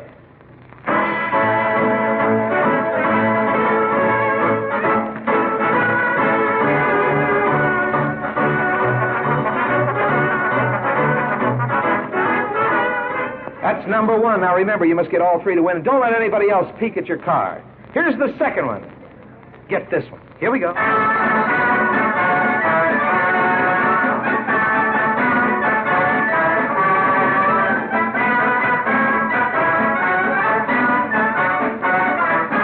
2 of them. Now here we go with the third one. You must get all 3 to win.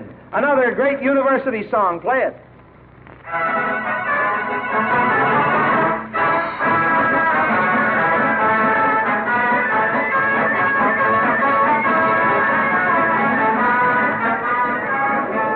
While half checking on the payola winners, I'd like to remind you that today, more than ever, milk is your best buy in foods. It gives you more food value for less money than any other food. And there's no waste, because every drop of milk is good and good for you. For extra value, serve plenty of delicious Sheffield milk every day. You know, Joe, no one got it. No one got it again. What do you think of that? The Maine Stein song was number 1. Second, Illinois played a wonderful nothing tie today with Army. Third, on Wisconsin. Well, until next week, this is your Sheffield milkman, Happy Felton, saying good night, everybody. This is Joe Ripley reminding you that Guess Who is presented Saturdays at 7 by Sheffield Farms, the division of National Dairy Products Corporation. This is the Mutual Broadcasting System.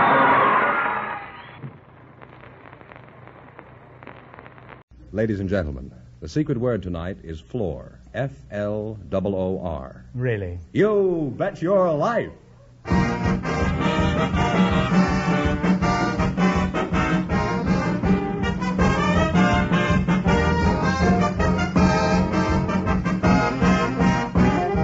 The more than 3,000 DeSoto Plymouth Dealers of America present Groucho Marx in You Bet Your Life, the comedy quiz series produced and transcribed from Hollywood. And here he is, the one, the only... Let's not go overboard. It's only me.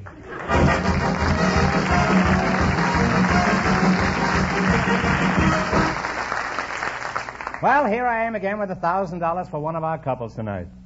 Mr. Fenneman, who's first to try for the $1,000? We invited some wives of college professors to the program tonight, and just before we went on the air, our studio audience selected Mrs. Dorothy Robbins. Her partner is a memory expert, Mr. David Roth. And here they are. Folks, come in here and meet Groucho Marx. Welcome, folks. Welcome for the DeSoto Plymouth Dealers. Say the secret word and divide $100. It's a common word, something you'll find around the house. Mrs. Robbins, you're the college professor's wife, eh? Yes, I am. Where are you from? I was born in Brooklyn. In Brooklyn? Mm-hmm. Well, I admire this audience. That's the first time anybody's mentioned Brooklyn without the whole audience going into hysterics. I'm surprised, too. I'm surprised and gratified, too. This must be a very high-class audience. You're from Brooklyn, huh? I'll call you Dorothy, huh? Fine. And you can call me Dorothy, too. How long have you been married, Mrs. Robbins? 17 years. Has it been happy all along? Oh, yes. Been very. And what college is your husband a professor? At UCLA. What subject does your husband teach? Business administration. I see. And is he good at it? I think so. Mm-hmm. Does he ever advise you about your checkbook at the end of the month? Well, he tries to organize me. And has he been very successful? Well, when I'm organized, I can't find things. Well, that must make it very pleasant around the house, huh? And Mr. David Roth, I'll just call you Dave, huh? Correct. You can call me Dorothy. Now, let's see. What is it you do, Mr. Roth? Why, I'm a memory expert. Oh, yes, I forgot. Where are you from, Mr. Roth? Well, I was born in Milwaukee. Uh-huh. Well, no wonder you're a memory expert. Anything from Milwaukee is bound to have a head on it.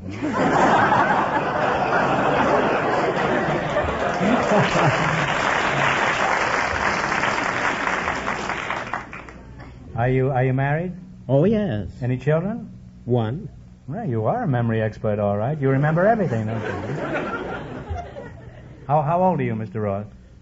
Oh, I'm past 50. Oh, when did you pass it, Mr. Roth? And how fast were you going? Pretty fast. How much past 50? Well, quite a bit. My wife rather I wouldn't tell my age. Would you tell your wife's age? No, I wouldn't dare to do that. And you're the professor's wife, That's aren't you, right, yes. Dorothy? Mm-hmm. My memory is improving already, isn't it? And all it took was a short conversation with Mr. What did you say your name? What did you say your name was? Oh, Roth. Roth. My eyes are not what they used to be. I don't remember anything very well. I thought I reckoned you were the fellow who was here a minute ago, weren't you, Mr. Roth? Now, tell me, Mr. Oglethorpe, how did you happen to become a memory expert when you were a little boy? Was it your ambition to become an elephant? No, I'll tell you. I was a boy in high school in Cincinnati. You were a boy in high school? A boy in high school. Well, that I'm sure of. Huh? And I was about 15 years... Were you ever a girl in high school, Mr. And I was about 15 years of age, and I found that my memory wasn't any good. So I tried to devise a method so I could at least pass my examinations. And that's how I got to be a memory expert. I see. You know, I devised a method to help pass examinations, too, but they threw me out of school for it. I was the West Point of my time. Now, in just 1 minute, you're going to play You Bet Your Life for a chance at the $1,000 question. But right now, I want you to pay attention to something real important. In one amazing test after another, DeSoto's superior performance has been proved again and again. In the famous waterproof ignition test, a new DeSoto is driven at higher than usual speed through a water-flooded street. Water is allowed to splash right up over the engine, reaching almost every part of the ignition system. Yet the new DeSoto keeps right on running without missing a beat. To you, waterproof ignition means your new DeSoto will start in even the wettest weather. And what a ride DeSoto gives you. The famous DeSoto road tests have proved that DeSoto's Oriflow shock absorbers give the smoothest ride ever known. Why, the bumps just melt right out from under you. And DeSoto's sensational blowout tests have proved the value of safety rim wheels. With an ordinary car, a blowout may cause the tire to leave the rim and may throw the car out of control. But with DeSoto's amazing safety rim wheel, special protective ridges hold the tire securely on the rim and allow the driver to bring the new DeSoto to a sure, safe stop. Yes, friends, in one amazing test after another, DeSoto's superior performance has been proved again and again with waterproof ignition, Oriflow shock absorbers, safety rim wheels, and a host of other exciting features. See it now at your DeSoto Plymouth dealers.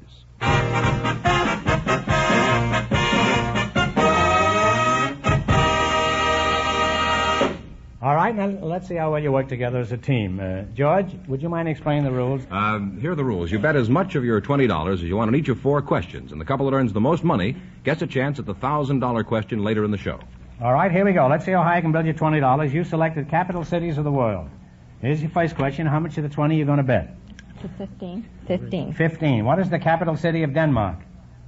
Copenhagen. Copenhagen is right.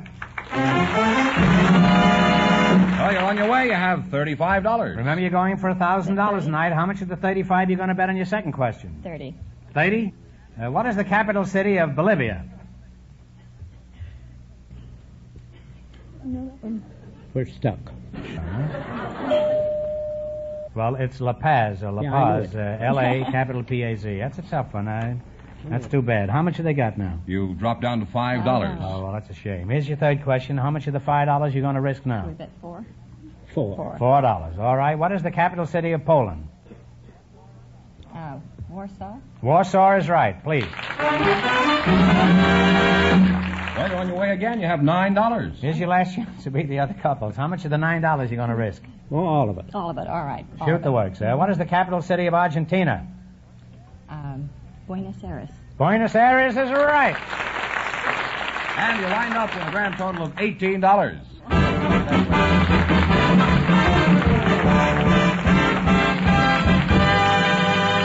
Thanks and good luck from the DeSoto Plymouth dealers.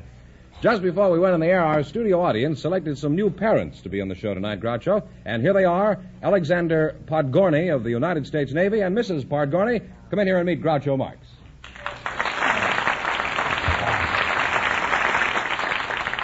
Welcome, kids, for the DeSoto Plymouth dealers. Say the secret word and win $100. It's a common word, something you find around the house. Barbara and Alexander Podgorny. Huh? Yes, that's right. That's a kind of a curious name. What kind of a name is that, Alex? It's a Polish name, sir. Polish? Yes, sir. Oh, are you in the Polish Navy? Afraid I'm not, sir. No. Well, don't be afraid. You ought to be very happy that you're not. What is your first name, Mrs. Podgorny? Barbara. Barbara? Yes. Well, that's a lovely name, and you're a very Thank attractive girl. And you're a very lucky Pole. Thank you. How old are you, Alex? I'm 28, sir. 28. And how old is your baby? He's 4 months today. Alex is 4 months today? No, our baby is. Oh, well, where are you from, Barbara? I'm from Corpus Christi, Texas. Where? Corpus Christi, Texas. Texas, huh? Oh. There they are, the people from Brooklyn again. How old are you, Alex? I'm 28, sir. 28, huh?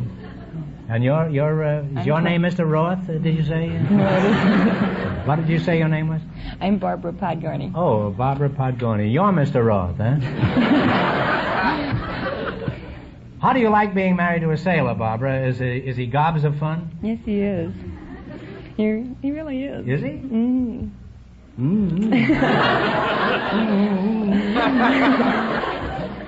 Does he have a girl in every port? No, he doesn't. How do you know he hasn't got any other girls? Well, he's land-based. Oh, he's land-based? Yes, he is. He doesn't go to sea.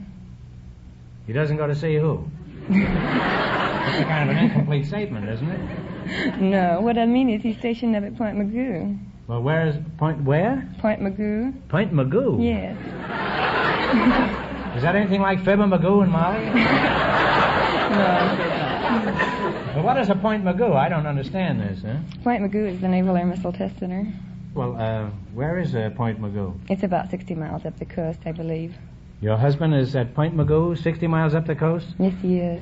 Well, who is this imposter? That's my husband. Why are you stationed at Point Magoo? What is that? Oh, Point Magoo is a Naval Air Missile Test Center. It's the... What do you mean, a missile? Is that anything like mistletoe? Mistletoe, sir, is something you kiss a girl under. Not me. I kiss a girl under her nose.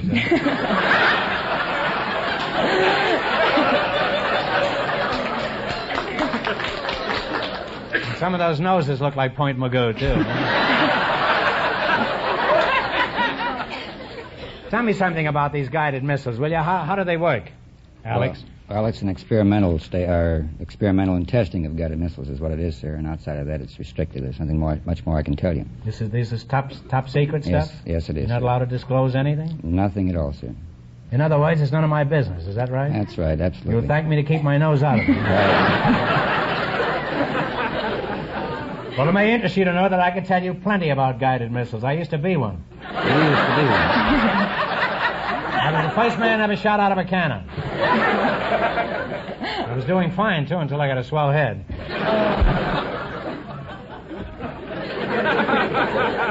Where were we? Oh, yes. Tell me, Mr. Roth, No. Mr. Podgorny, we were talking about your new baby. It happens we weren't, but it's time we did, don't you think? Oh, yes. What is this little youngster's name? His name is Russell Anthony Podgorny. Well, that's a fine name. There's a lot of eloquence to it, huh? Well, it's a wonderful thing having a new baby. Right now, I'd give anything to be in your shoes. You know why? No, I don't. I've got a nail in mine.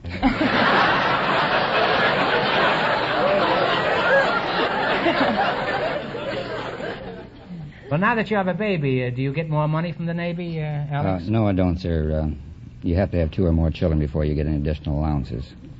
Is that so? You mean the Navy doesn't give a toot for one baby, eh? That doesn't seem fair. Isn't there anything you can do about it? No, sir.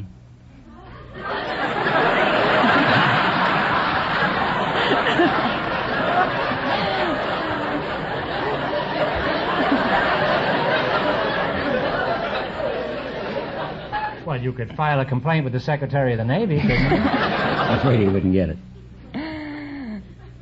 Does Alex ever bother to amuse the baby? Oh, yes, he does quite a lot. Could you show us how he amuses the baby? Well, he'll go boodly, boodly, boodly, or... Look here now.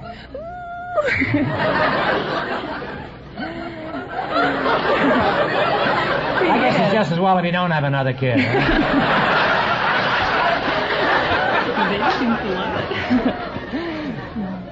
Seriously, Barbara, as the MC say, does this really amuse the baby? Boodly, boodly, boodly, boodly? Oh, yes, he just coos and laughs. And this is what he does? Yes, Would he you does. show us how you do it, Alex? I'd rather not. But you do it to the baby, eh? Yes, I do. Well, Alex, it may amuse the baby now, but in 10 years that boy's going to be worried about his own man.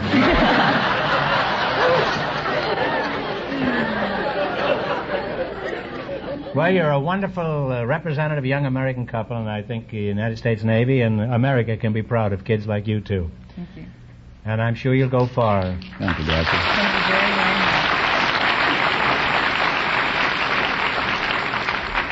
I'm sure you'll go even further than Point Magoo, you two. We hope to. You may even have to go to your DeSoto Plymouth dealer. No. And you won't make any mistake if you go there. Do I sound like Godfrey? I have some tea here that I would like to dip in. Now you're going to play. They eat and drink on that show. I get nothing. Did you ever try to eat a DeSoto or a Plymouth? They're wonderful writing qualities, but you cannot eat anything on it except an occasional inner tube. All right, now you're going to play You Bet Your Life for a chance at the $1,000 question. You run your $20 into more than their other couples. I can't tell you how much you have to win, but Mr. Fenneman is going to remind our listeners. The professor's wife and the memory expert won $18. Here we go. Let's see how high you can build your $20. You selected instruments played by orchestra leaders. Here's your first question. How much will you bet? What do you think? How much you going to bet? $13. $13 on a dead man's chest, huh? All right. What instrument does Carmen Caballero play? Piano, sir. The piano is correct. Well, you're off to a good start. You have $33. Remember, you're going for $1,000 tonight. Now, how much of the 33 you going to bet this time? 30. 30. 30. What instrument does Xavier Cugat play? Violin, sir. Violin is right. You now have $63. And here's your third question. How much are you going to bet this time? Okay. 62, sir. 62. Yeah. 62. What instrument does Freddie Martin play? Talk it over.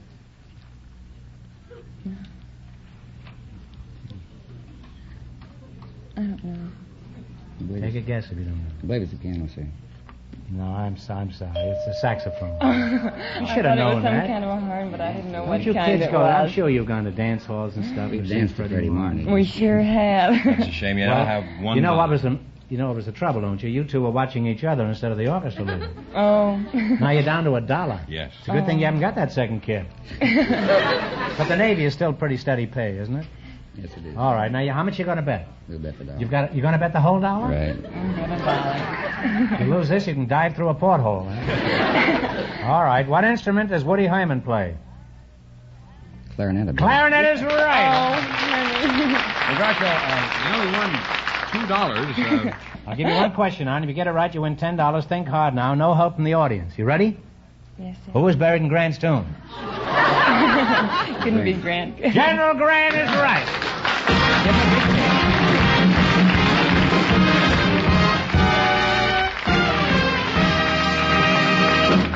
Thanks and good luck from the DeSoto Plymouth dealers. Just before we went on the air, our studio audience selected a wrestling referee and a woman who works in a candy factory. And here they come, Mrs. Betty Whitener and Mr. Mike Ruby. Folks, come in here and meet Groucho Marx. Welcome, ladies and gentlemen, to You Bet Your Life. Say the secret word and you'll divide $100. It's a common word, something you'll find around the house. Betty Whitner? Whitener. Whitener, huh? And Mike Ruby, huh? Where are you from, Mrs. Whitener? I'm from Chattanooga, Tennessee, just below Lookout Mountain.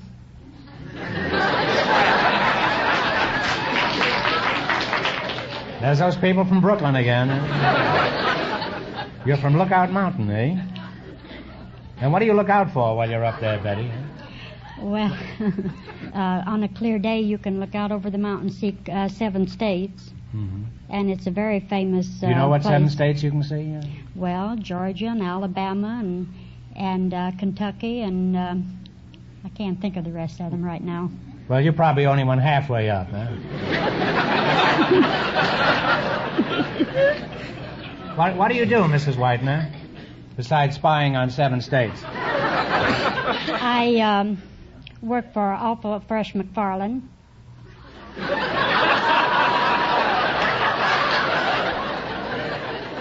Well, have you complained to your husband?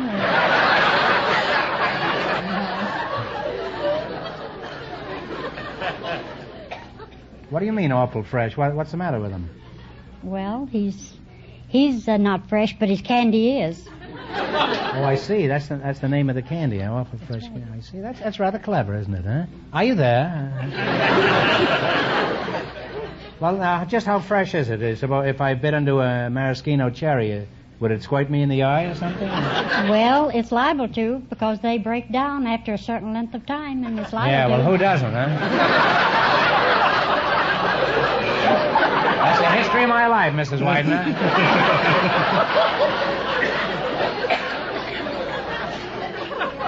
Let's not become nostalgic here, huh? What is your job at this fudge foundry? I'm a dipper.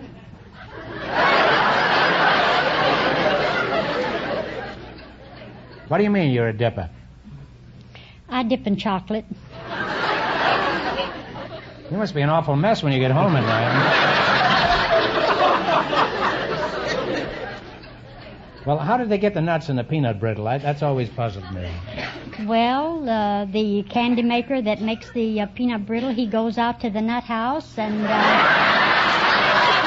gets the nuts and he brings it back in and they have to weigh all their ingredients. Then he takes the syrup and the glucose and the sugar and all the ingredients that he puts into it. Well, is it easy to get somebody out of the nut house? You're Mike Ruby, you're a wrestling referee. That's right. What's necessary to be a referee, a wrestling referee? I've been watching it on television. First you have to go down to the State Athletic Commission and get wait just a moment. You're not going to stand there and tell me that wrestling is considered an athletic event. Well, yes, it is. It's supervised Since when? by the... Well, I guess ever since they've had an athletic commission in the state of California. Is that so? I would think the Screen Actors Guild had more to do with that.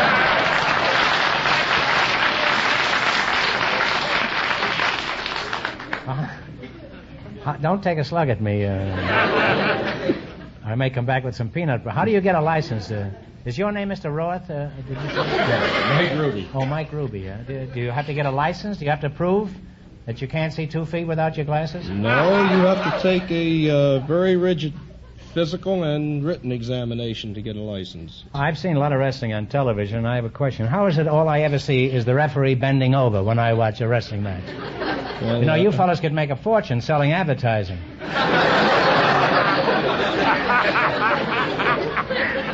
There's one thing I've been avoiding, and I wish you'd give me a frank answer. Is wrestling really honest? Sure.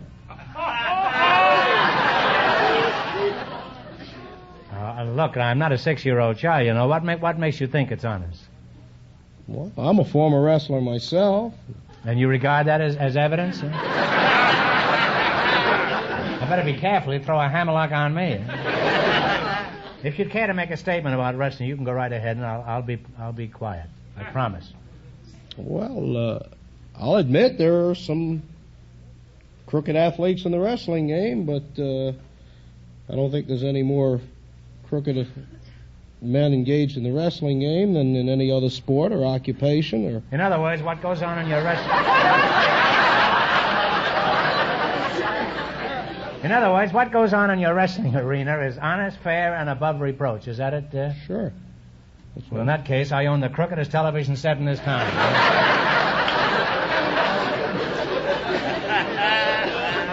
Well, it's been most enlightening talking to you two, and next time I bite into a chocolate cream, I won't be surprised if I find Gorgeous George in there. Now you're going to play You Bet Your Life. You beat our other couples, and you'll get a chance at the $1,000 question. Can't tell you how much you have to win, but Gorgeous George is going to remind our listeners.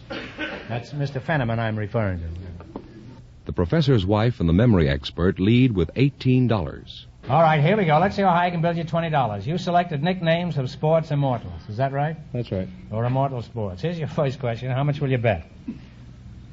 15. 15. Who was known as the Sultan of Swat? Babe Ruth. Babe Ruth is right. You have $35. Remember, you're going for $1,000 tonight. How much of the 35 are you going to bet on your second?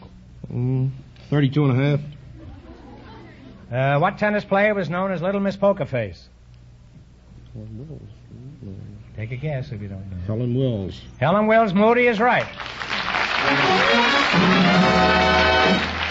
You now have $67.50. And here's your third question. How much of the $67.55 are you going to bet? 50. $50. $65. $65. All right with you? Yes. All right. What French boxer was known as the Orchid Man? Gorgeous George's Carpentier. Carpentier is right. I just wanted you to know that I knew the incorrect pronunciation. Huh? And here's your last chance to beat the other couples. How much have they got? I think they have $132.50. How much are you going to go for? Shoot it. Shoot it? Huh? Yes. Okay. This is the last question? This is the coup de grace.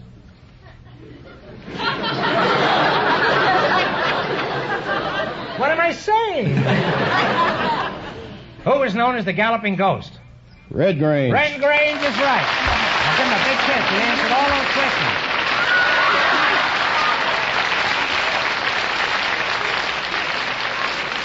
You now have a grand total of $265, and that means that the referee and the chocolate dipper with $265 in just 1 minute get a chance at the DeSoto Plymouth $1,000 question.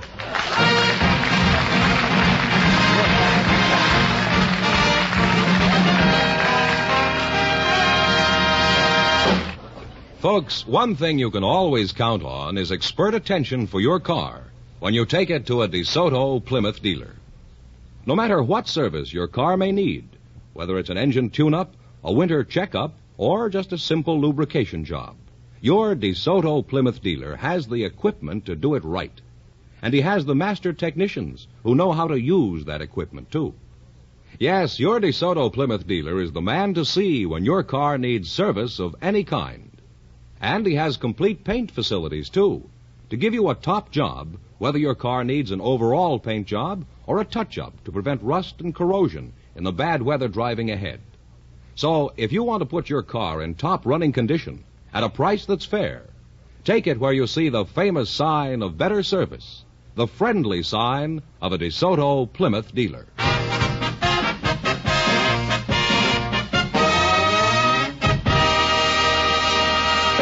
And here comes the chocolate dipper and the referee, all set for the DeSoto Plymouth $1,000 question.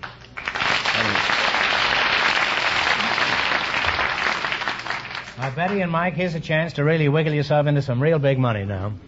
Here we go for $1,000. I give you 15 seconds to decide on a single answer between you. Think carefully, and please no help from the audience. Here it is. It's a tough one. In 1947, the ECA, or Marshall Plan, came into being to help the peoples of Europe. For $1,000, tell me what do the letters ECA stand for?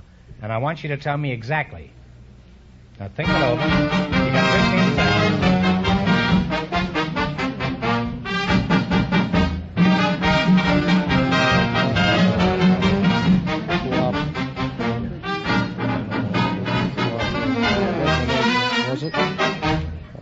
go ahead, Charlie. All right, kids, Try take a it. stab. What do you say?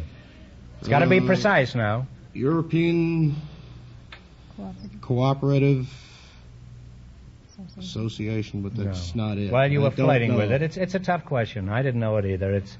It's Economic Cooperation Administration. Gee, it's close. I'm sorry. And our source is the Encyclopedia Americana. That's the correct answer. Anyhow, they won how much?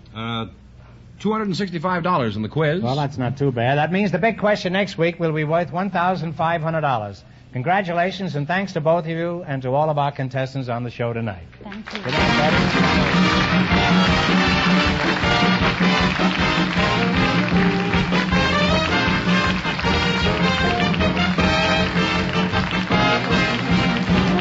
Betty. Be sure to tune in again next Wednesday night at the same time for the Groucho Marx Show, when the big question will be worth $1,500. And don't miss Groucho's television show, also presented by the DeSoto Plymouth Dealers of America.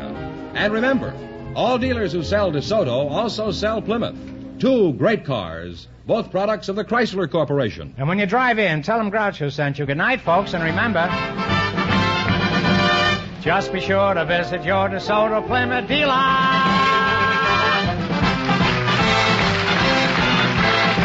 Folks, here's a reminder that when you contribute to the United Red Feather campaign this month, you contribute to many campaigns in one.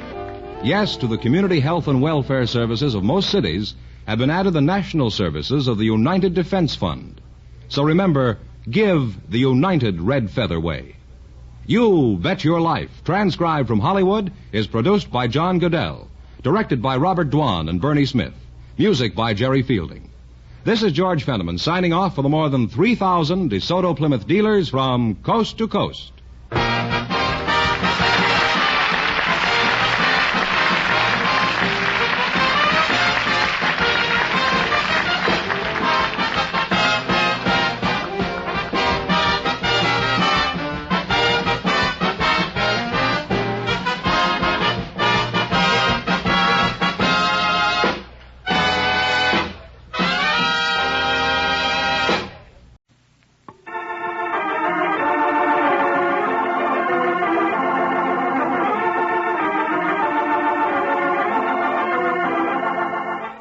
Let's Talk Hollywood with Metro-Goldwyn-Mayer star George Murphy as Master of Ceremonies, Erskine Johnson, Eddie Bracken, Celeste Holm, and Francis X. Bushman. Let's Talk Hollywood, presented by America's largest selling cigarette, Lucky Strike.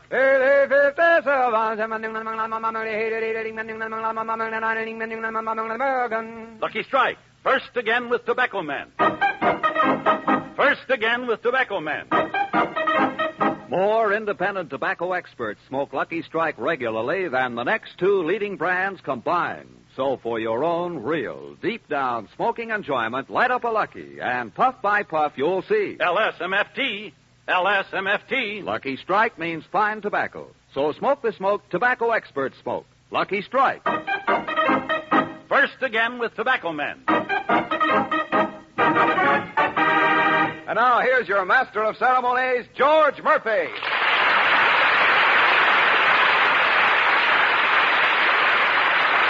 Thank you. Thank you very much. I have her back. Good evening, ladies and gentlemen. Tonight we have four very famous Hollywood personalities who are going to try to answer the questions about Hollywood sent in by you listeners. Sitting across from me is our board of masterminds, Miss Celeste Holm, that lovely and charming actress whose great performance in Gentleman's Agreement won an Academy Award. Erskine Johnson, sometimes called Skinny Johnson, whose syndicated Hollywood column is read by millions. The beloved Francis X. Bushman, whose name is synonymous with motion pictures. And our own, he'll play his ukulele at weddings, wakes, and housewarmings, Eddie Bracken. Stand up, Eddie, and let the folks see it. That's enough. Now you may sit down. Before I put our masterminds under the hot light and begin the third degree, Hi Averback here will tell you listeners how you too can participate in Let's Talk Hollywood. Well, send your questions about Hollywood and the movies to Let's Talk Hollywood, Box 100, Hollywood, California. If your question is used on this program, Lucky Strike sends you a 5-year subscription to Photoplay magazine. And if our masterminds fail to answer correctly, you will receive the finest RCA Victor television set, which retails for approximately $1,000 installed, or if you prefer, an RCA radio phonograph with $100 worth of records. Also, Lucky Strike will award you a year's admission for yourself and guests to your favorite hometown movie theater. And in addition, thousands of those fine Lucky Strike cigarettes will be sent to a Veterans Administration hospital with your name and hometown especially banded on each package. So be sure to send us your questions. And now, George Murphy, let's talk Hollywood. Very well, here we go. We get started by moving right into high gear because Florence Smerling of Los Angeles wants us to hit the road. And here's the way we do it. As I give you masterminds the name of a picture character, you name the street that the character's name associates in your mind. Now, I will give you the name of a picture character. You tell me the street. Okay, have you got it straight? What street do you think of when I say Sherlock Holmes? Oh, look at those faces. Mr. Johnson? Oh, dear. Has something to do with a bakery. Would you try a little harder now? I think if you concentrate on that, you may get something. Baker Street. Baker Street. Baker Street will do very nicely. Basil Rathbone played Sherlock Holmes, and he lived in I Baker remember Street. I had a bun on that street. And now here's the next one. Listen carefully. George Apley. Copley Square. No. Tremont Street. No. You're in the right town, but you're on the wrong street. The Common isn't a street, is it? Well, this street goes off the Common. Oh. Well, she's mistaken because George Apley was late getting there, you see. That's right. That's why they call the book late. Can you think? It's a very famous street. I think that you have it. No more ideas on this street? Those are the only streets I can think of. Commonwealth Avenue. No, it's not Bacon Commonwealth. Street. Bacon Street is absolutely right. Bacon Street is right. Skinny. Ronald Coleman gave a great performance in the picture. And now, for the last one, what street do you think of when I say, or name to you, Jeter Lester? Miss Holmes? Tobacco Road. That's right. It's not a street, but anyway. Well, it's a road. A road, I should a have street, thought of they're that because interchangeable. Speedy Riggs lives on that street. Yes, I think possibly he could. I must say that you masterminds maneuvered those streets very well without hitting one stoplight. Now, let's see how we do. Oh, as a matter of fact, you did hit one stoplight, didn't you? Hi, what's the situation there? Well, I think that Mr. Johnson came up with the correct answer, George. We decided that he got in under the wire. Is that it? I leave that up to you, Well, George. that suits me. I think he did. Now, on this one, Mr. William Ferris of Los Angeles, California, is pinning his hopes for an RCA television set. He really wants one bad. In one of the classic pictures of the past, Ben-Hur, there was a very famous chariot race. Can you name the actor who won the race? Johnny Longden. Oh, this is a chariot race in the picture Ben-Hur. Ramon Navarro. Ramon Navarro is absolutely right. How did he pay? Now, in this Francis same... X. Bushman was in that, wasn't he? I beg your pardon. Wasn't In this Francis- same picture, excuse me, Mr. Bracken is your name, isn't it? Yeah. Excuse me. Trying to find You out. reminded me of Gregory Peck there for a minute. In the same picture, who was the actor who used every foul, despicable tactic that he could think of to try and upset Ramon Navarro, but this actor still lost the race? Well, he was a nasty old man. He Francis X. Bushman. But what That's did Raymond right. Navarro pay, do you know? No, the price, they didn't have the mutuals in those days. Mr. Bushman, you were certainly a mean villain. If you did that at Hollywood Park, you'd probably be suspended for the rest of the meeting. But tell us, how long did it take you to make those chariot race scenes? About 4 months. 4 months. 4 months. And there was an interesting question that came up during the discussion. Those chariots, were they pulled by 2 or 4 horses? 4. 4. Well, I'm glad you said that because I took that side of the discussion. Did you keep using the same horses over and over, or did they get a rest? Well, my horses I used regularly, and the others changed them. I Mine were see. a little more powerful. I see.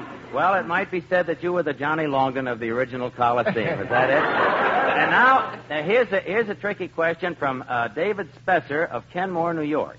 It should make you masterminds sit up and really take notice. This one you got to be careful. As I call off the name of a well-known motion picture animal, you are to identify it.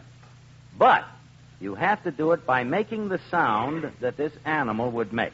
Got it? Now, just for fun, start us off, Celeste. I can see that you're anxious to get in this, Celeste. Why don't you start us off? What sound would the animal Uncle Elizabeth make? Yes, that's exactly right. Do you know the animal? Yes, he was the cat, and I remember Mama, and he was very sick. Oh, yes, he was awful sick, but he got And well. Mama Thank got goodness. him all better with some chloroform, and she didn't herself know how she did. That was really a tough cat. He was on the 8th life at the end of the picture. He's got 7 more to go. Now, what about Flicka? Flicka. Now, somebody, you're all so anxious. Yes, Mr. Bracken?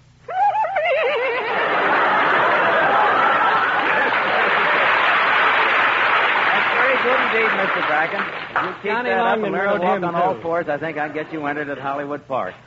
And That was here's, the 20th here's Century another one Fox now. Picture, I wasn't beg it? your pardon? That was the 20th Century Fox picture. Yes, Yeah. that's Made it exactly apparent. right. My friend, very good. Now the next animal is Bugle Ann. Eddie?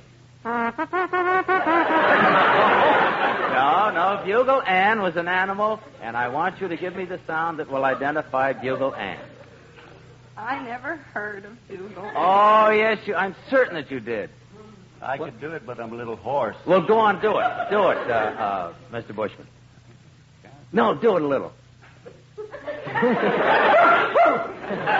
exactly right. That's the voice of Bugle Ann. Was a hound dog, a hunting dog. Wonderful picture. Now, the animals Buttons and Scheherazade. No help from the audience, please. No. Buttons and Scheherazade. Oh, I always see the wrong picture. Well, this is a picture that you really must see. This is an excellent picture. It's quite new. Northwest Mounted? Oh? No, you have to name the animal. Huh? Yes. No, I don't want you to name the animal. I want you to give me the sound that will identify the animal. Oh, I think I know. I think I know. What is it, Mr. Bracken? That's right. The That Emperor took care of War. both of them. One bark was for Buttons and the other was for Scheherazade. Those are the two dogs from the Emperor's Wall. Yeah. That's right. Can you point to I Mr. Bracken? misunderstood the question. That's not fair. I thought it was picture Scheherazade. Oh, no. I said I'd give you the name of the animals. Buttons I'm and Scheherazade. I'm Mr. sorry. Bracken, do you point too as well as bark? I'd like to take you hunting next year. Now, that was... I've got a couple of more questions here that Mr. Spetzer didn't think of that I'd like to try myself just for fun. These I've thrown in. How about the animal Blue Boy? Blue Boy. Miss Holmes? Oh. That's it. That's better to watch than it is to hear, I'm sure. Very cute indeed. I don't know What whether about, she sounded like a pig then, but she sure looked like one. I think she looked rather attractive. I think she would have trouble looking anything but attractive under any circumstances. Eddie, How you're so about good. Woody Woodpecker? Woody Woodpecker. Woody Woodpecker? Yes. Well, since this doesn't count, could I do it? Because I'd love to do it. Oh, Yeah, you do it, Joe. Oodle-dee-doop, oodle-dee-doop.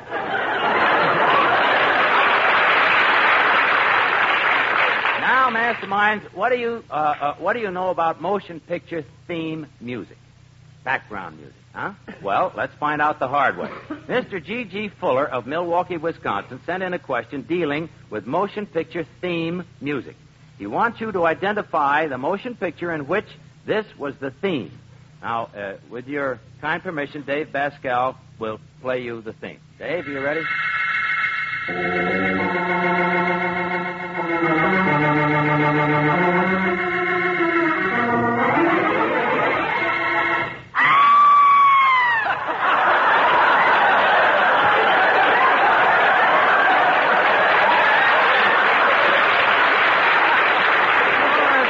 Get right into character. Celeste, what was the picture? Before Eddie made that noise, I thought it was Spellbound. No, Eddie. That's when the bat was on the wall in The Lost Weekend. The Lost Weekend. That was the picture. And now, if you listen to our... that was very good. I'm a little frightened after that scream. Now we listen to our lovely Ruth Martin, and she's going to sing a song which was the theme of a very, very fine picture. Miss Martin? There's nothing left for me of days that used to be. I live in memory among my souvenirs. That's sweet. Isn't that nice? Hide Miss with Martin, I'd love to hear you sing the rest of this. But I'm afraid I see so many hands up over there. Skinny Johnson?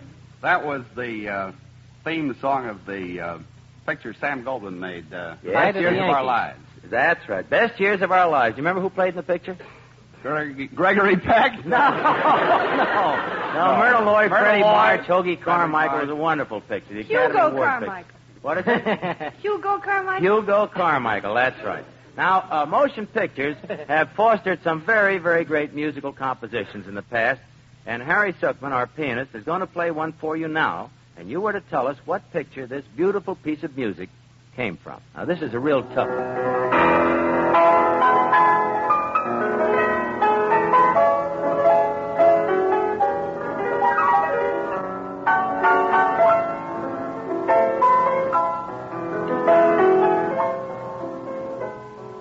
Do you think you know it, Miss Holmes? Oh, I wish you could see that Eddie Bracken's face. He's working. They're putting their hands up and taking them down before I can call them. It's the Warsaw Concerto. What is that? It's the Warsaw Concerto. Would you say that again, Mr. Bracken? Warsaw Concerto. 3 times and right all 3 times. Isn't that wonderful? So was that the name of the picture? No, that's the name of the music. The composition, the picture was the Suicide Squadron. Oh. I as a matter of fact, I did some research on this myself to find out the man's name who wrote it. Richard Adelson. Adelson. Yes, I'm glad that you knew that. Yeah. That's wonderful. That's a very tough he's a wonderful. Now, when it comes... He did a play called Come of Age one time. It's a wonderful play. Uh-huh. Did we fail that question? What do you think, Hy? Did they fail that question? We didn't name the picture, did we? Well, you didn't have to. He didn't give us time. No, I think as long as you named the theme, that was necessary. I think that'll be acceptable. Do you think that's acceptable? Well, George, the framing of the question was that we must identify the motion picture of which this music was the theme. I see. And so I leave it up to you at Well, this I point. hardly gave them time. I was so excited at the expression on Mr. Bracken's face that I think I should say mea culpa 3 times, and we'll admit that as a correct answer. All right, George. Now, when it comes to movies, I always say everyone to his own taste or vice versa. Now, some like to go and laugh, some like to cry, and some of us like to go to the pictures to kind of get in the mood and hold hands a little bit. But one thing that's for sure, we all like the cartoon shorts, which brings us to this question from R.F. Tracy of Chicago, Illinois. Now, listen to this, masterminds, very carefully. In Sweden, he is called Mousse Pig. In France, Michel Souris. And in Japan, he is called Mickey Coochie. What Mickey do Americans Rooney. call him? Mickey Rooney. No, Mr.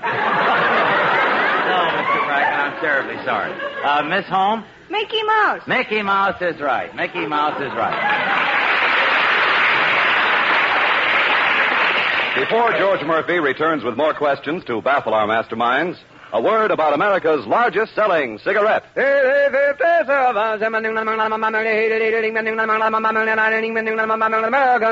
Lucky Strike. First again with Tobacco Man. First again with Tobacco Man. More independent tobacco experts smoke Lucky Strike regularly than the next 2 leading brands combined. Yes, more than the next 2 leading brands combined. And in addition, Lucky Strike alone holds the distinction, as it has for many years, of being America's largest selling cigarette. America's largest selling cigarette. This leadership of Lucky Strike, with smokers like you and me, and with the experts too, is a tribute to the fine quality tobacco in each and every Lucky Strike cigarette. So for your own real, deep down smoking enjoyment, light up a Lucky, and puff by puff you'll see. LSMFT. LSMFT. Lucky Strike means fine tobacco. And fine tobacco is an important reason why Lucky Strike is America's largest selling cigarette. So smoke the smoke of fine tobacco, Lucky Strike. First again with Tobacco Man. And now back to Erskine Johnson, Celeste Holm, Eddie Bracken, Francis X. Bushman, and the man in the middle, George Murphy. Thank you, Hy. It's thesping time now on Let's Talk Hollywood, and I think we're in for a treat. This question from Irwin Seltzer of Clayton, Missouri, calls for some emoting by our guests and some very sharp remembering by all you masterminds. Miss Holm and Mr. Bushman, here are some lines of dialogue. Now, will you please read yours first, Mr. Bushman, and Celeste, you pick up your cue when you feel that the cue has come to you. Mr. Bushman, if you please. Look, love, what envious streaks to lure the severing clouds in yonder east. Night's candles are burnt out, and jocund day stands tiptoe on the misty mountain tops. I must be gone and live, or stay and die. Yon light is not daylight, I know it. It is some meteor that the sun exhales. To be to thee this night a torchbearer, and light thee on the way to Mantua. All right, masterminds, what picture is that from? Romeo. Skinny? Mr. Bushman. He had his hand up first. Mr. Romeo Bushman. and Juliet. Romeo and Juliet is absolutely correct. And I would like to compliment both you and Miss Holmes for your reading. That was very good. Miss Holmes? This was also a play before it was a movie. Oh, yes. Yes. I understand that it was. I understand that the original movie, though, had additional dialogue written for it. Now, maybe I should have made that a little tougher. You got it so quick. Maybe I should have had Mr. Bracken read Mr. Bushman's lines. Hey, that's not a bad idea. Mr. Bracken, would you read Mr. Bushman's lines? Give him the paper, please. Will you, Bush? Look, my love. Did you notice how hard I had to coax him to do this? I don't see that written in the script, Mr. Bracken. What is that? What envious stakes is that? Oh, streaks. Streaks. I think that's enough, Mr. Bracken. The way you read it, no one, and even Shakespeare, I'm afraid, would recognize it. Oh, yes, I love it, but I think it was better the way it was done in the first place. First time Shakespeare ever got a laugh. But getting back... No, that's not quite true. There are many, many humorous passages. Getting back to Romeo and Juliet, Mr. Seltzer would like you to name the team which brought Shakespeare's immortal lines to sound pictures. Mr. Johnson? The late Leslie Howard and Norma Shearer. That is right. That was an MGM picture and a wonderful picture. Now, here's a kind of a cutie from Dr. Harold D. Rosenbaum of Denver, Colorado. The doctor wants to know, if you were looking for a man who owned some racehorses, would you contact Johnny O'Clock, Johnny Eager, Johnny O'Rourke, Johnny Get Your Gun, or Oh Johnny, Oh Johnny, Oh? I'd contact Johnny O'Crosby. Johnny O'Crosby. Think real hard. You want the man that owned racehorses. Johnny O'Clock, Johnny Eager, Johnny O'Rourke, or Johnny Get Your Gun? Is that Solly O'Rourke? No, Johnny Alan O'Rourke. Ladd's picture? Johnny O'Rourke. I'm afraid it is Solly O'Rourke. Solly O'Rourke, I stand corrected. You're absolutely right. That's Alan Ladd. That is right. And the doc wants to know further where to get a recipe for making glug. Now, this is spelled G-L-U-G. Should he contact the baker's wife, Tarzan's mate, the farmer's daughter, or Thunderhead, or son of Flicka? Miss Holmes? I can tell him how to make glug. Well, that, I'm sorry, is What not the picture are question. you in? Should he contact the baker's wife, Tarzan's mate, the farmer's daughter, Thunderhead, or the son of Flicka? Mr. Johnson. Glug is what Esther Williams does when she disappears under the water. That may be what it sounds like. That is not, yes, I Eddie think Brackett? that was from the farmer's daughter with Loretta Young. Loretta Young, that is right. Incidentally, Miss Young won an Academy Award for her part in The Farmer's Daughter. I thought it was speaking for of making Academy glug. Awards, I beg your pardon, Mr. I Brown? thought it was for making glug. No. Well, that may have had something to do with it. But speaking of Academy Awards, Celeste, after seeing The Snake Pit over at 20th Century Fox the Have other you night... seen it? Yes. I haven't. Oh, I see everything. Well, you'll love it. Believe me, you'll love it, and everybody within the sound of my voice will love it when they see it. It's a great picture. Another Academy Award for Celeste Holmes. That's all I can That's tell right. you. I sincerely hope so. Now, this question comes from Mrs. Arlene Jacobs of Santa Monica, California. According to the newspapers, magazine, and billboard advertisements, who, quote, destroyed every woman he touched?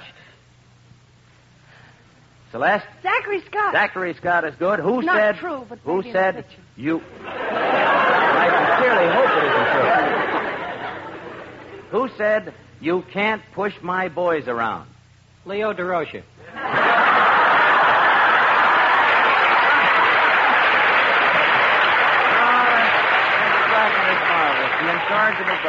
Now let's think. You can't push my boys around. Celeste? Fighting Father Dunn, Pat O'Brien. Pat O'Brien is right. And what people were, quote, trapped on a train of terror? Skinny? Everybody over at RKO. No,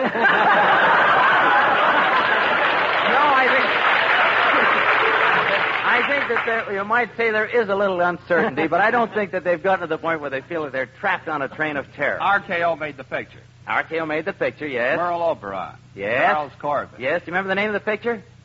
Berlin Express. That's good, Berlin Express. You people are really amazing. You're so smart and bright today.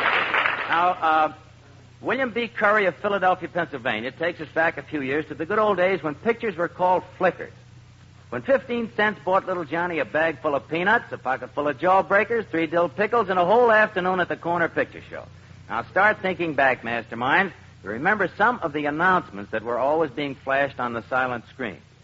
All right. Before they started the picture, the management flashes what announcement on the screen to make it possible for the males in the audience to get an unobstructed view. Ladies? No help, please. Mr. Bushman? Ladies will please remove their hats. Yeah. I think Mr. Bushman was there. Now, what slide came on when the man up in the booth took time out to reload the projection machine? What slide did they use for that? Just a moment, please. That's right. And they generally they said a little more to it. I think that answer is very acceptable. They said, just a moment, please, while we change reels. They had no secrets in the movies in those days. They let you know everything that was going on. I think maybe today sometimes there are too many secrets. They should let the actors know more about the parts. And now we come to a hair-raising moment. We see the screaming heroine chained to the tracks on a high trestle. A railroad train is roaring down at her. The box of dynamite is about to blow up. And then suddenly on the screen there's flashed this title. What is it? Kilroy was here. No. Skinny Johnson? Errol Flynn will be back next week. No. Think real hard now. This is just before the dynamite goes off, before the train hits Eddie To Bracken. be continued next week. That's pretty close. Continued next week. No, that's pretty close. You have to get the wording on this one. I'm sorry. Because this wording was exact. I'm going to give it to you. Be sure to see the next episode at this theater. And, what happens in this case? Well, the masterminds missed that question, George. So from Lucky Strike to Mr. William B. Curry of 2341 East Cumberland Street, Philadelphia, Pennsylvania, goes another RCA Victor television set, which sells for approximately $1,000 installed, or an RCA Victor radio phonograph combination with $100 worth of records, and a year's admission to his favorite hometown theater for Mr. Curry and a guest. And 39,000 Lucky Strike cigarettes will be sent to all the patients of the Veterans Administration Hospital in North Little Rock, Arkansas. Each package is specially banded with Mr. Curry's name and hometown. Our best wishes go along with those Luckies. George Murphy will be back in just a moment, but first...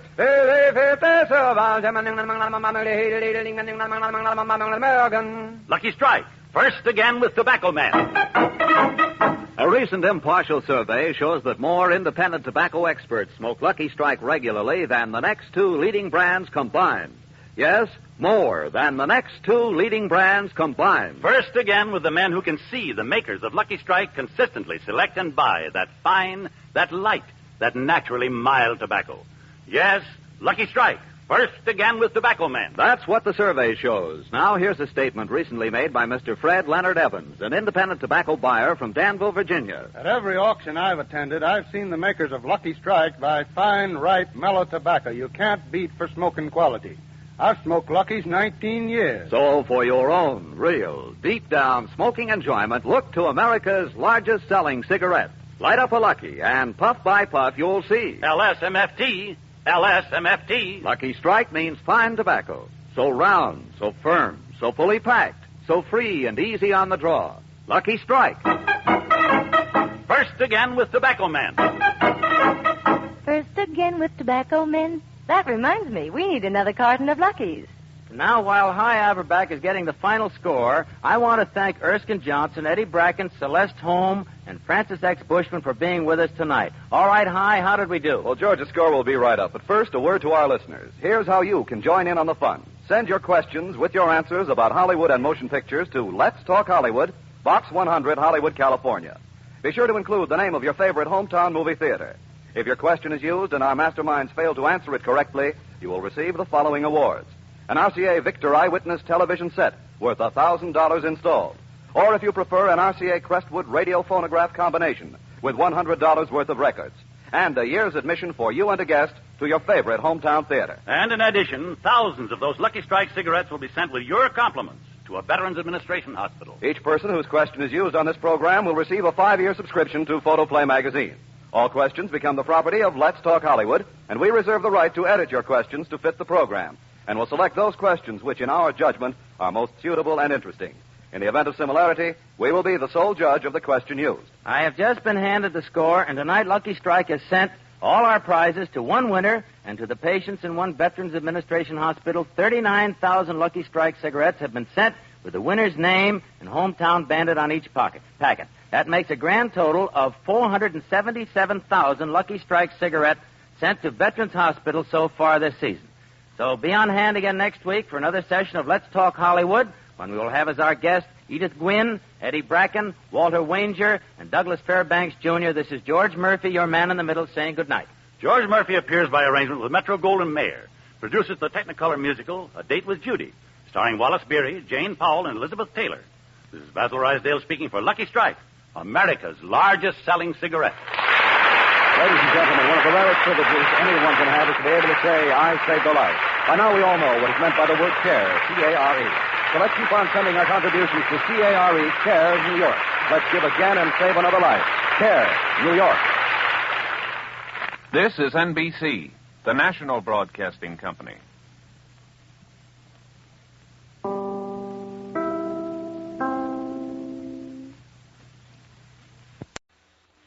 Guess what?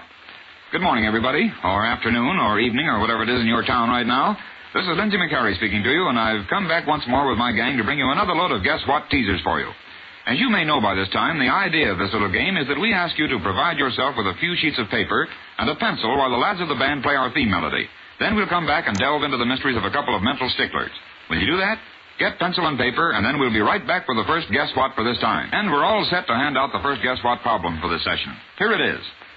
An author is working on his latest story far, far into the dim, small hours of the morning. This writer is, shall we say, an inveterate smoker. He suddenly discovers that he has smoked all his available cigarettes. He looks through his desk, through his smoking cabinet, no more cigarettes. And no stores are open at that time of the morning. What does he do? Well, he's a most resourceful soul.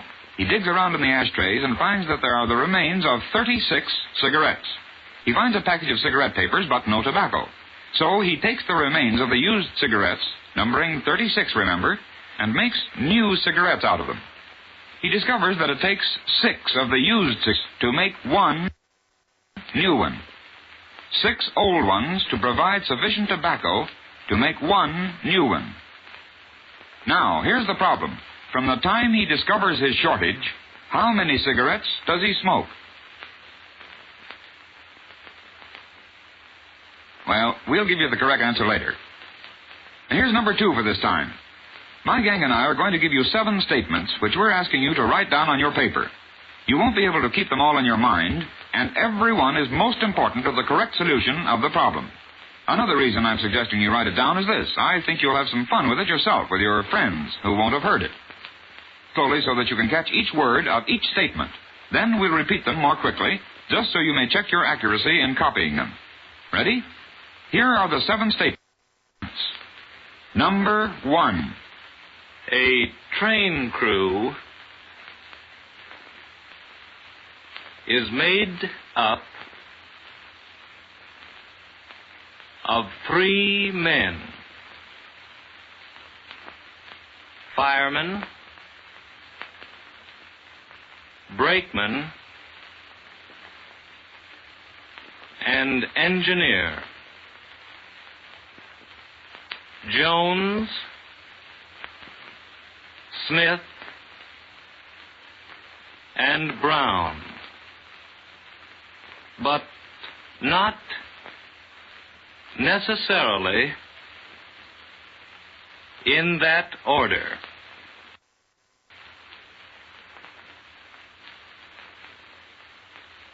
Statement number 2.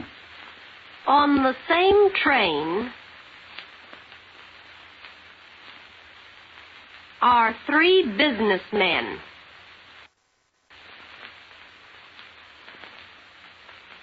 Mr. Jones, Mr. Smith, and Mr. Brown.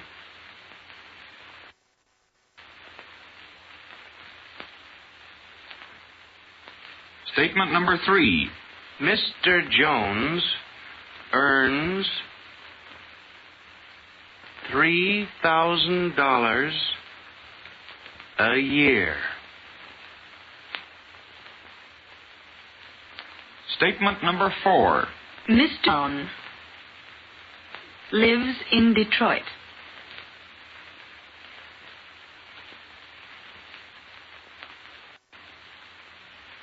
Statement number 5. The brakeman's nearest neighbor, one of the businessmen, earns twice as much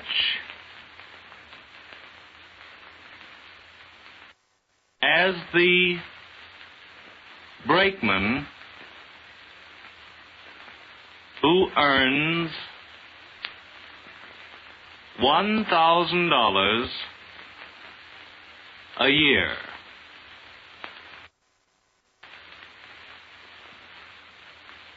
Statement number 6. Smith beat the fireman at billiards.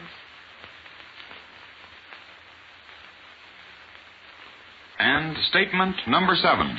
The brakeman lives halfway between Detroit and Chicago. One of the businessmen whose name is the same as the brakeman's lives in Chicago.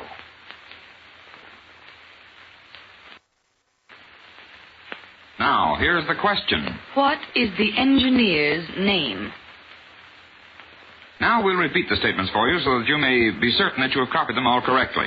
Statement number 1. A train crew is made up of 3 men: fireman, brakeman, and engineer. Jones, Smith, and Brown. But not necessarily in that order. Statement number 2. On the same train are 3 businessmen: Mr. Jones, Mr. Smith, and Mr. Brown. Statement number 3. Mr. Jones earns $3,000 a year. Statement number 4. Mr. Brown lives in Detroit. Statement number 5. The brakeman's nearest neighbor, one of the businessmen, earns twice as much as the who earns $1,000 a year. Statement number 6. Smith beat the fireman at billiards. And number 7. The brakeman lives halfway between Detroit and Chicago. One of the businessmen whose name is the same as the brakeman's lives in Chicago. What is the engineer's name? Huh? Did you give up? Oh, now, listen, you can't give up. Just think you'd go through the rest of your life calling the engineer what's his name. We'll give you some time right here to think it over. Then we'll be back with the answers. Good luck.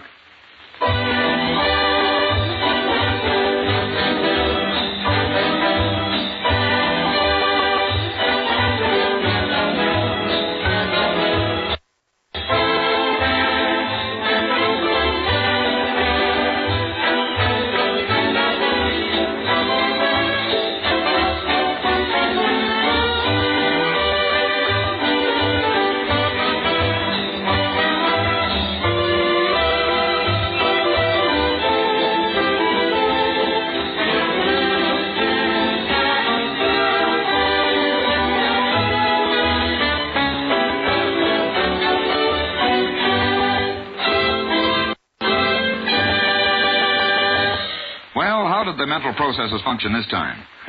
Anyway, here's the answer to our first guess what. The problem concerned the writer who discovered his shortage of cigarettes and had to roll new ones out of the remains of the old ones. Remember, he could make one new one out of 6 old ones. How many cigarettes was he able to smoke after he discovered the shortage? 7. 7 is correct. And why? Because after he had smoked the 6 new cigarettes, which he had made out of the 36 old ones, he would then have the remains of 6 more, out of which he could make the last and 7th cigarette. Right. 7 is the answer. You may score yourself 25 for a correct answer to that. Now, let's figure out the name of the engineer in the second problem for this session. Was the engineer's name Brown? No, because according to statement number 6, Smith beat the fireman at billiards. therefore, Smith is either the engineer or the brakeman. Further, according to statement number 7, one of the businessmen, whose name is the same as the brakeman's, lives in Chicago. And according to statement number 4, Mr. Brown lives in Detroit. therefore, the brakeman's name is either Smith or Jones, and thus Brown is the fireman. Could the engineer's name be Jones? No, because first, according to statement number 5, the brakeman's nearest neighbor, one of the businessmen, earns twice as much as the brakeman, who earns $1,000 a year. Now, Mr. Jones, earning $3,000 a year, earns 3 times as much as the brakeman. Therefore, he couldn't be his nearest neighbor. And inasmuch as Mr. Brown lives in Detroit, Mr. Jones must live in Chicago. And thus, according to statement number 7, bear the same name as the brakeman. Therefore, the brakeman's name must be Jones, leaving the only one of the 3 names left for the engineer. Smith. Right, Smith. Well, we all sincerely hope this explanation of guess what number 2 hasn't been too involved for you to catch it during the short time we've had to give it to you. But I truly believe that if you'll study over the 7 statements with the knowledge that the engineer's name is Smith, you'll see how it works out. And try it on your friends. And next time, we'll really try to have something a little more simple for you. If you did get the answer to that one, you may give yourself a score of 75. That gives you a total possible of 100. And give us a hint that it's time to bid you adios for this time. And until our next meeting, goodbye now.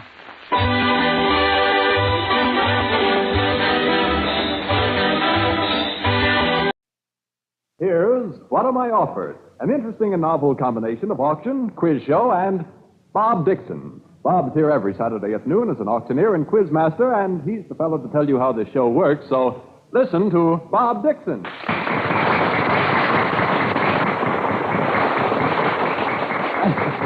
Thank you very much, Russ Dunbarlow, ladies and gentlemen. Today we are playing the game again, What Am I Offered? We have a lot of wonderful articles up here on the table, everything from bridge lamps to Claridge food products, which are extremely delicious, I might add. We're going to auction them off, starting right now. Now, there's only one point I want you to remember, and that is that if you win the bid and come up here to the microphone, we're going to ask you a question. If you answer it correctly, you will get the article that you bid on without paying for it. However, if you don't answer it correctly, you must pay for the article, and that payment will be our little jackpot and go on the next article. So whoever wins the second one will receive that money as well. So let's start right now. Russell, what do we got first? Oh, yes.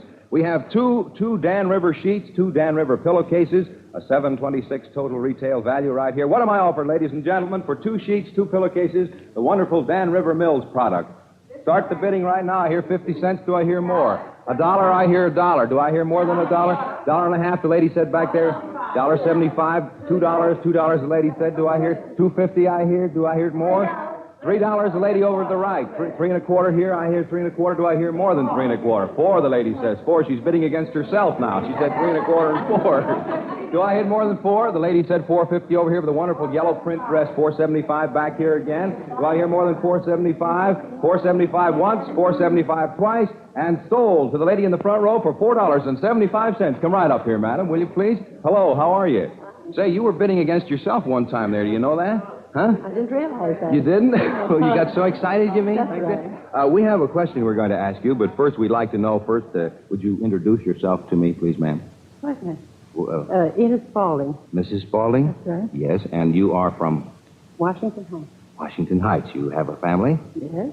Consisting of? 3 children. 3 kids. One married. You can say kids. 1 married? They're all adults. The rest are married?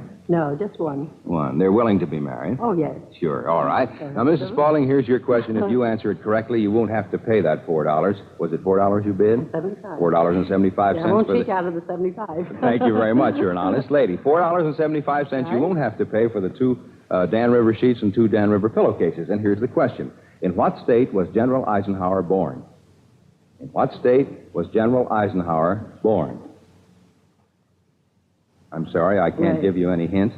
In what state was General Eisenhower born? Was he born in Ohio? No, I'm afraid not, Mrs. Spaulding. He wasn't born in Ohio. You get your Dan River sheets and pillowcases just the same, but you must leave $4.75 up here. Now, ladies and gentlemen, Mrs. Spaulding has made it possible for us to offer you a complete box of 24 bars of Almond Joy, Peter Paul's Almond Joy, worth $2.40, plus $4.75, which is on top of the box. So, you see, we're doing pretty well this morning. All right, what am I offered for Almond Joy, Peter Paul's Almond Joy, 24 bars? $1, I hear. Do I hear more than $1? $1.25, the little girl said back there. She knows what's good. $1.50, the lady says over here with a wonderful bread bowl. $1.75, I hear. Do I hear more than $1.75? $2, the lady said. $2, do I hear more than $2? $2 and what? $2.25, the little girl says. She likes candy. $2.25. $2.25, do I hear more? Going once. $2.35, I hear. Do I hear more than $2.35? $2.35 once, twice, and...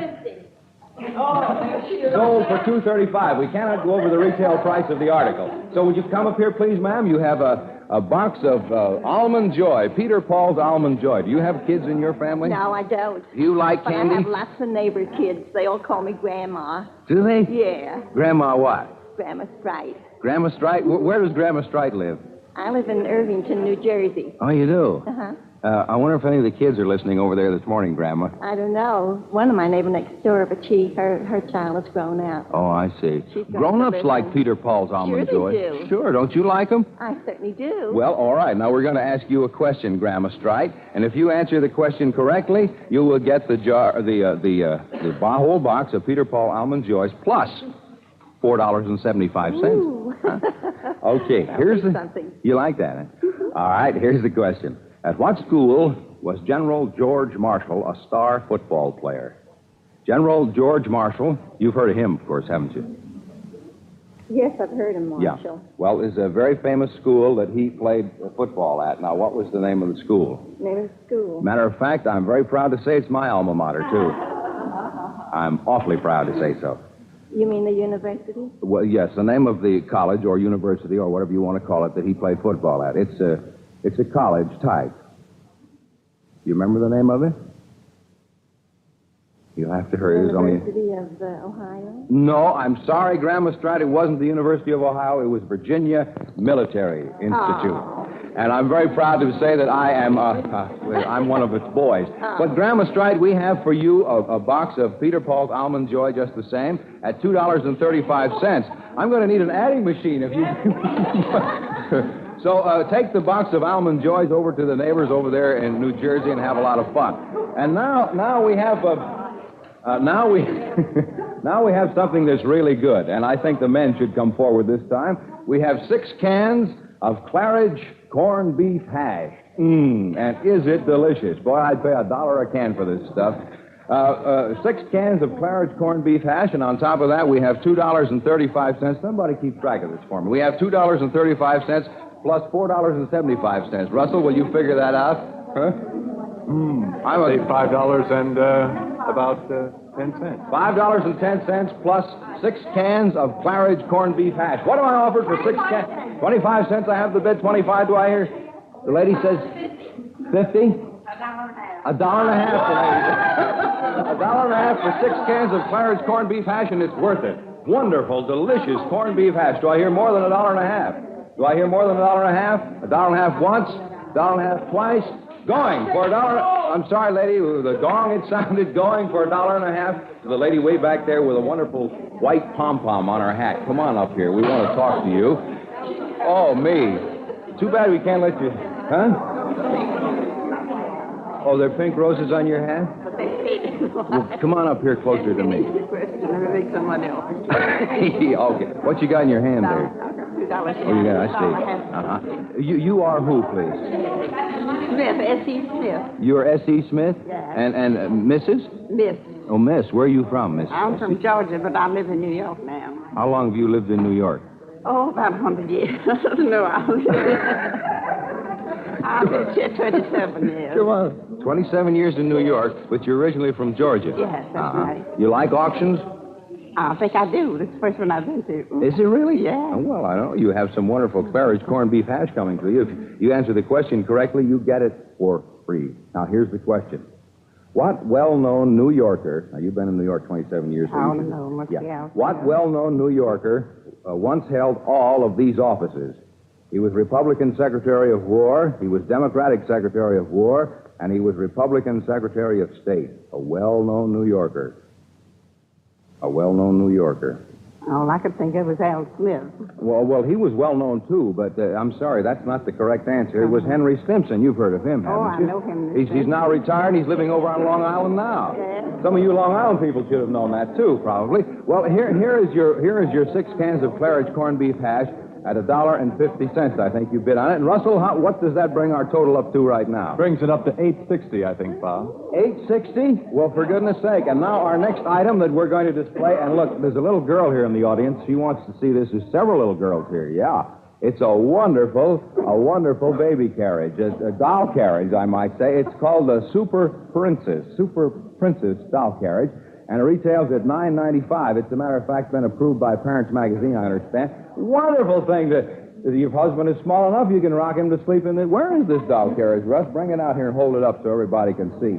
It's got a sun visor. It has a beautiful permanent paint finish, and it's got heavy gauge steel frame, and it's a real super doll carriage. Super Princess, it's called. What am I offered for this Super Princess doll carriage? $1 I have. Do I hear more than $1? $2, the lady says. Do I hear $2.10? Do I hear $2.10?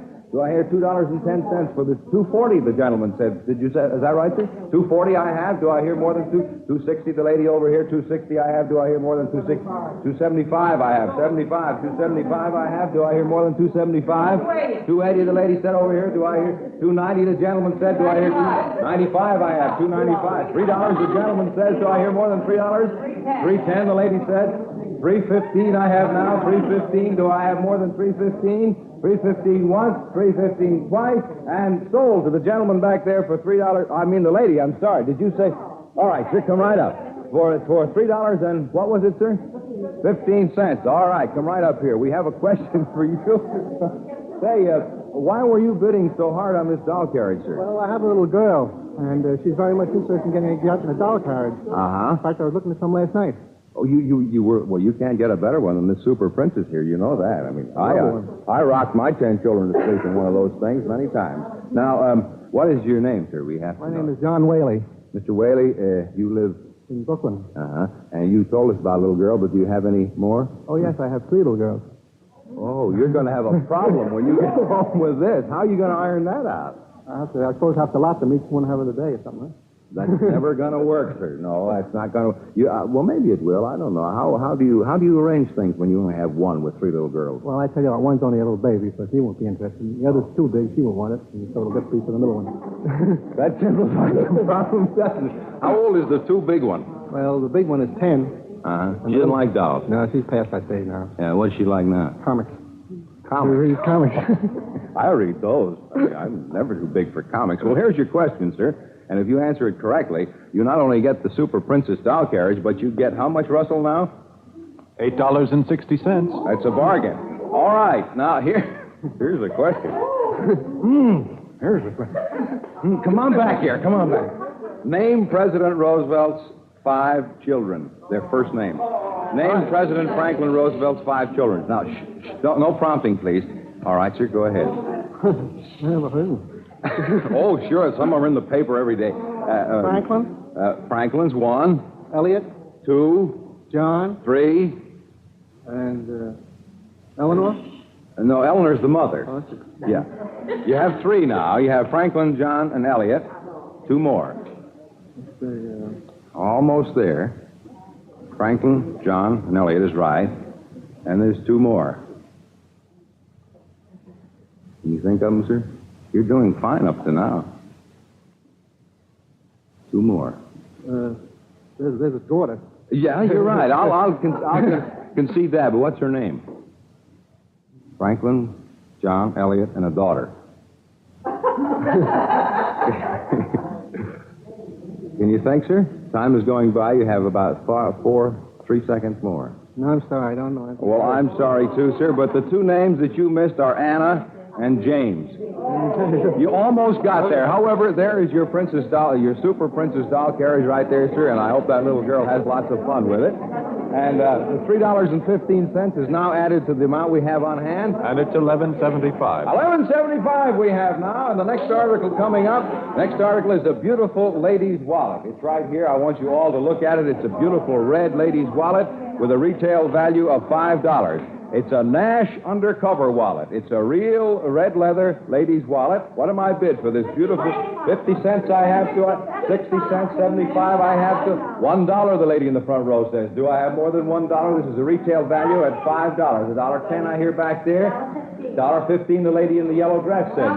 $1.25 I have $1.25. Do I hear $1.40 the lady said. Do I hear more than $1.40? $1.50 I have way in the back row, $1.50. Do I hear more than $1.50? $1.50 once. $1.60 the lady said. Do I hear $65? Do I hear $1.65? I've got $1.60. Do I? Yes, ma'am. $1.75. $1.75 I have. Do I have more than $1.75 once? $1.75 twice. And sold to the lady back there for $1.75, a retail value at $5. That's really a bargain. My goodness, it's a beautiful thing. Got a calendar in it. Place to put all your club cards and licenses and everything else. Come right over here, ma'am. I got to talk with you for a little while. How are you? Just fine, thank you. Did you need a wallet? Yes, I do. It's very pretty. Would you like to look at it? It's yours. It's yours anyway. Go ahead, take it. Isn't that nice? It's it's what they call a Nash undercover wallet. You see, it zips all the way around so that nothing falls out. Who are you, please, ma'am? I'm Elizabeth Summers from Danville, Illinois. From Illinois? Yeah. How did you stray so far in this heat? Oh, I have a friend here, and I'm to be here now till September. Oh, fine. You better get used to the heat then, I guess. Yes, I think so. Is it warm out in Danville, Ohio? Illinois. Oh, Illinois. I'm sorry. Illinois. Yes, it's warm there, too. I understand now, though, it's only about 80. The heat wave has come east. Apparently it has. You're right. Well, I have a question for you, and I'm sorry, what's your name again? Summers. Mrs. Summers. Mrs. Summers? Yes. Miss, I have a question. What do you do, Miss Summers? I teach school. Do you? Come on over here closer. Come on. What do you teach? Oh, I teach English in the high school. Out in Danville? I teach in a little town out of Danville. The town is Westville, Illinois. It's not one of those schools where there's all 8 grades in a high school in one room, is it? No, it's larger than that. How long have you been... No, I'm not going to ask you that question. Well, now, here's your... school teacher, I'll bet you can answer this all right. Probably not. Wait a minute. Now, let's recapitulate a minute. You have a Nash undercover wallet that you bid $1.50 for. $1.75 for. We have on hand now our cash disbursements of the moment. Our total what, Russell? $11.75. $11.75. Now, that's what you get if you answer the question, Miss Summers, and here it is. What is Babe Ruth's real name? Oh, I knew I'd get something on sports or music. You don't like sports or music? Well, his last name is Ruth. What's his real name? I read you the Ruth part. Yes, I know. Yeah. The last part I've always known is Ruth. That's right. But he had 2 other names. Now, what are they? I'll take a chance because I don't know. All right, what are they? I'll say William. No, it's George Herman. You couldn't have missed much, Miss Summers, but nevertheless, you have this $5 Nash undercover wallet for $1.75, and I hope you have lots of fun with it. Thank you, Miss Summers. Now, ladies and... you hold it, Russell. We're about to auction off, ladies and gentlemen, something which you may like. I don't know. It's champagne. It's Tierra champagne, the champagne of memorable moments. It's wonderful champagne, and the retail value is about $5 a bottle, as near as I can figure it out. That's right. So how much am I offered for this? Wait a minute. Lady, let me say it. Well, yeah, I want to say it. How much are we offered for this bottle of Tierra champagne? 75 cents I hear. Do I hear more than 80? $1 I've got $1.10 I have. Do I hear $1.20? $1.50 the lady said. Do I hear more than $1.50? $1.75 I've got. Do I hear $1.80? $2. I'm up to $2 now. What? $2? $2? $2.10. $2.10 I have. Do I hear more than $2.15 I have? $2.15 it is. $2.15, $2.20 I hear. $2.20 over here. Do I hear more than $2.20? $2.25. $2.25. Do I hear $2.35? $2.35. Do I hear $2.35? I have $2.25. $2.25 once. $2.25. $2.30 I have. $2.30 I have. Do I hear $2.35 or $40? I'll even accept $40. Do I hear $40? $2.40 the lady said. $2.40. $2.45 back there. My goodness, this is Tierra Champagne. Wonderful Tierra Champagne. $2.40 I have. Do I hear $2.45? $2.50. $2.50 is the bid. $2.55. Do I hear $2.75? $2.55 I have. Do I hear $2.75? $2.55 once. $2.75 the gentleman in the front row says. Do I hear more than $2.75? $2.75 once. $2.80. $2.80.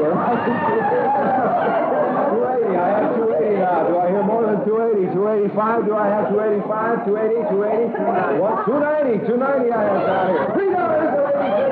$3. Do I have more than $3? $3 I have once, twice, $3.10. $3.15 is the bid from the lady back there. She will not be undone. $3.15. $3.20 the gentleman. $3.20 I have. Too bad I can't keep this money over here, Russell. $3.20 I have. Do I hear three more? $3.20 once? Twice? $3.25 the lady said back there. $3.25. $3.50. $3.50 I have. $3.50 once. $3.60 the gentleman says. $3.60. Do I hear more than $3.60? $3.60 is the bid. Do I hear $3.75? $3.55. $3.55 once. Twice. $3.60. $3.60 is the bid. $3.65 the lady says. She's taking it up from where the other lady left off. $70 I have. $3.70. $3.70 once. $75. $3.75. $3.75 is the bid. $3.80 I have now. $3.80 do I hear? $3.85. $3.85. Do I hear $4? Do I hear $4? $3.85. $3.90 I have. $3.90 do I hear? $3.95. $4 I have to stop coaching him, lady. $4. Do I have $4? $4 once. $4.10. $4.10 I have. $4.10 is the bid. Would you care to go any further? $4.15. $4.11. Accept that. $4.11. $4.15 the gentleman says. Do I hear more than $4.15? $4.15 I have. Once, twice. Beg your pardon? $4.20 is the bid now. $4.25. $4.25 is the bid. $4.25. Do I hear $4.25? I heard $4.25. Do I hear $4.30? $4.30. $4.25 once, twice, and sold to the gentleman in the front row for $4.30. Come on. Well, now look, we have on deposit right now, Russell. $13.50. We have $13.50 on deposit. Sir, you have just purchased yourself a bottle of Tierra Champagne, and I assure you you've got a bargain even at $4.25. $4.25. Hard work, too. It was hard work. You had a lot of female competition. But I'll tell you, in view of the fact that the lady was assisting you so well, we could, well, you can decide that later, what you want to do with the bottle. I have a question for you, but first I think we ought to become acquainted. Your name is? Lloyd Converse. And Mr. Lloyd Converse, you are from? Montreal, Canada.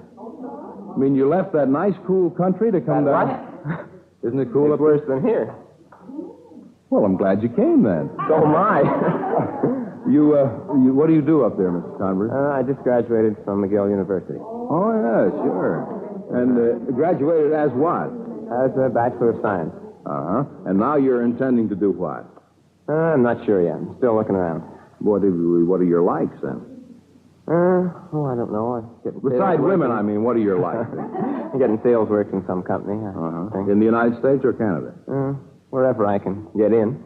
Well, he's not fuzzy at all. Well, I better give you the question, Mr. Converse. Now, here is the question. And remember, if you get this question correctly, you get the bottle of champagne, the Tierra Champagne, without paying for it. And you also get all of this accumulated money that we have here. You don't care about that? No. All right, here's the question. What was the first name of General Patton? Old blood and guts he was called. George? George is right. Mr. Converse of Montreal. You have a bottle of champagne free, and you have, how much do we have, Russell? $13.50. You did well. Congratulations. I don't know how my funds are running down on my vacation. Well, your vacation is well taken care of right now. And there is the bottle of champagne, and thank you very much. Come and see us again. Thank you, sir. Right. My goodness. Now we back again. We have 24. We have 24 Almond Joys, Peter Paul Almond Joys. I think there's 24. Let me look. They look awful good, don't they, Russell? Sure do. 1, 2, 3, 4, 5, 6, 7, 8. Yeah, sure. There's 3 layers there. They're worth 10 cents apiece, I'm told, and I'll be very glad to share these with whoever buys them. Now, what am I offered, please, for Almond Joys? 25 I have. 30. 45, 50, the little girl. 50, 55, 75, the young gentleman. $1 I have. Do I hear one more than $1? $1 once. $1.05, the little girl said. $1.06. Oh! We've got a young gentleman and a little lady back there. $1.06. $1.10 I have. $1.12. $1.15, yes, $1.60. 17, we got 20. 20, we have 20. 25, we have $1.25. $1.25, do I hear more? 26. $1.27. Do I hear $1.28? 28, I have back here. 29, I have here. Do I hear more? $1.30, I've got. $1.35. $1.35 once. Twice, and sold to the gentleman right over here for $1.35. Come right up here. Come on over here. He's just the man I want to see. How are you? Okay. Glad to see you. Who are you? Tim Goff. Tim? Yeah. Where are you from, Tim Goff? Plainfield, New Jersey. Are you? Yeah. Hey, somebody else is here from Plainfield, New Jersey. That was me. That was you. You here alone today, Tim? No. Who's with you? My grandmother. Your grandmother's here? Where is she? That's not your grandmother. Yes, it is. That's your mother. That's my grandmother. My mother's home. She isn't old enough to be your grandmother. My mother's home working in the garden. Your mother's home working in the garden, yeah. Tim? Does she mow the lawn and stuff? No, I do that when I'm home. You do that when you're home, but she tends to the garden. Well, my father does that. I'm not sure when he's home. But don't apologize for him. It's all right. I mean, if any man who can get his wife to do it, my estimation is all right. Now, Tim, we have a question here for you. If you answer it correctly, you get all of these Almond Joys of Peter Paul's free, you know. Here's the question. In what state was Abraham Lincoln born? No prompting. In what state was Abraham Lincoln born, Tim? Kentucky. Kentucky, yes! There's your box of Peter Paul Almond Joys, absolute free, Tim. What are you going to do with them? Eat them. Well, don't forget the little girl back there who helped you. Go on back and sit down, Tim. Thanks a lot. Give the boy. Okay, now we have ladies and gentlemen, we have something now that I think you all like. It is a beautiful table lamp, a very gorgeous thing, furnished by the Washington Upholstery and Furniture Company, 7 Springfield Avenue, Newark, New Jersey. They're manufacturers, designers, and decorators of living room furniture since 1889.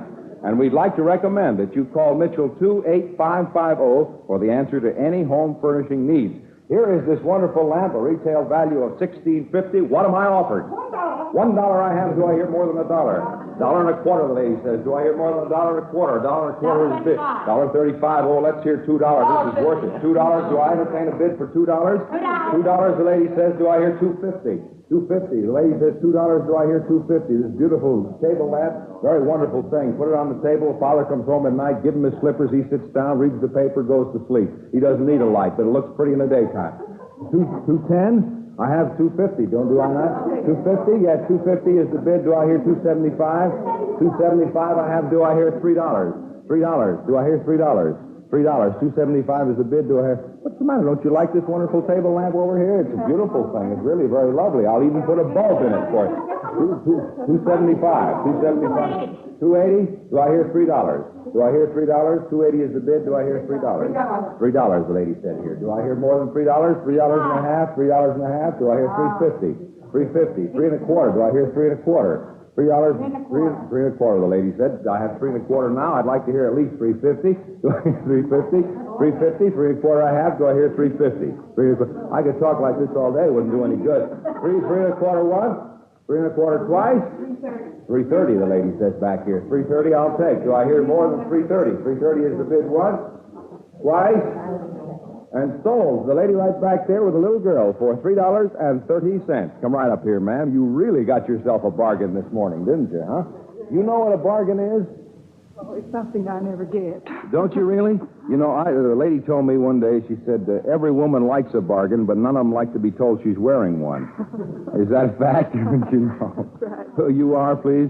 Mrs. Clausen, Mrs. Clausen from... Amarillo, Texas.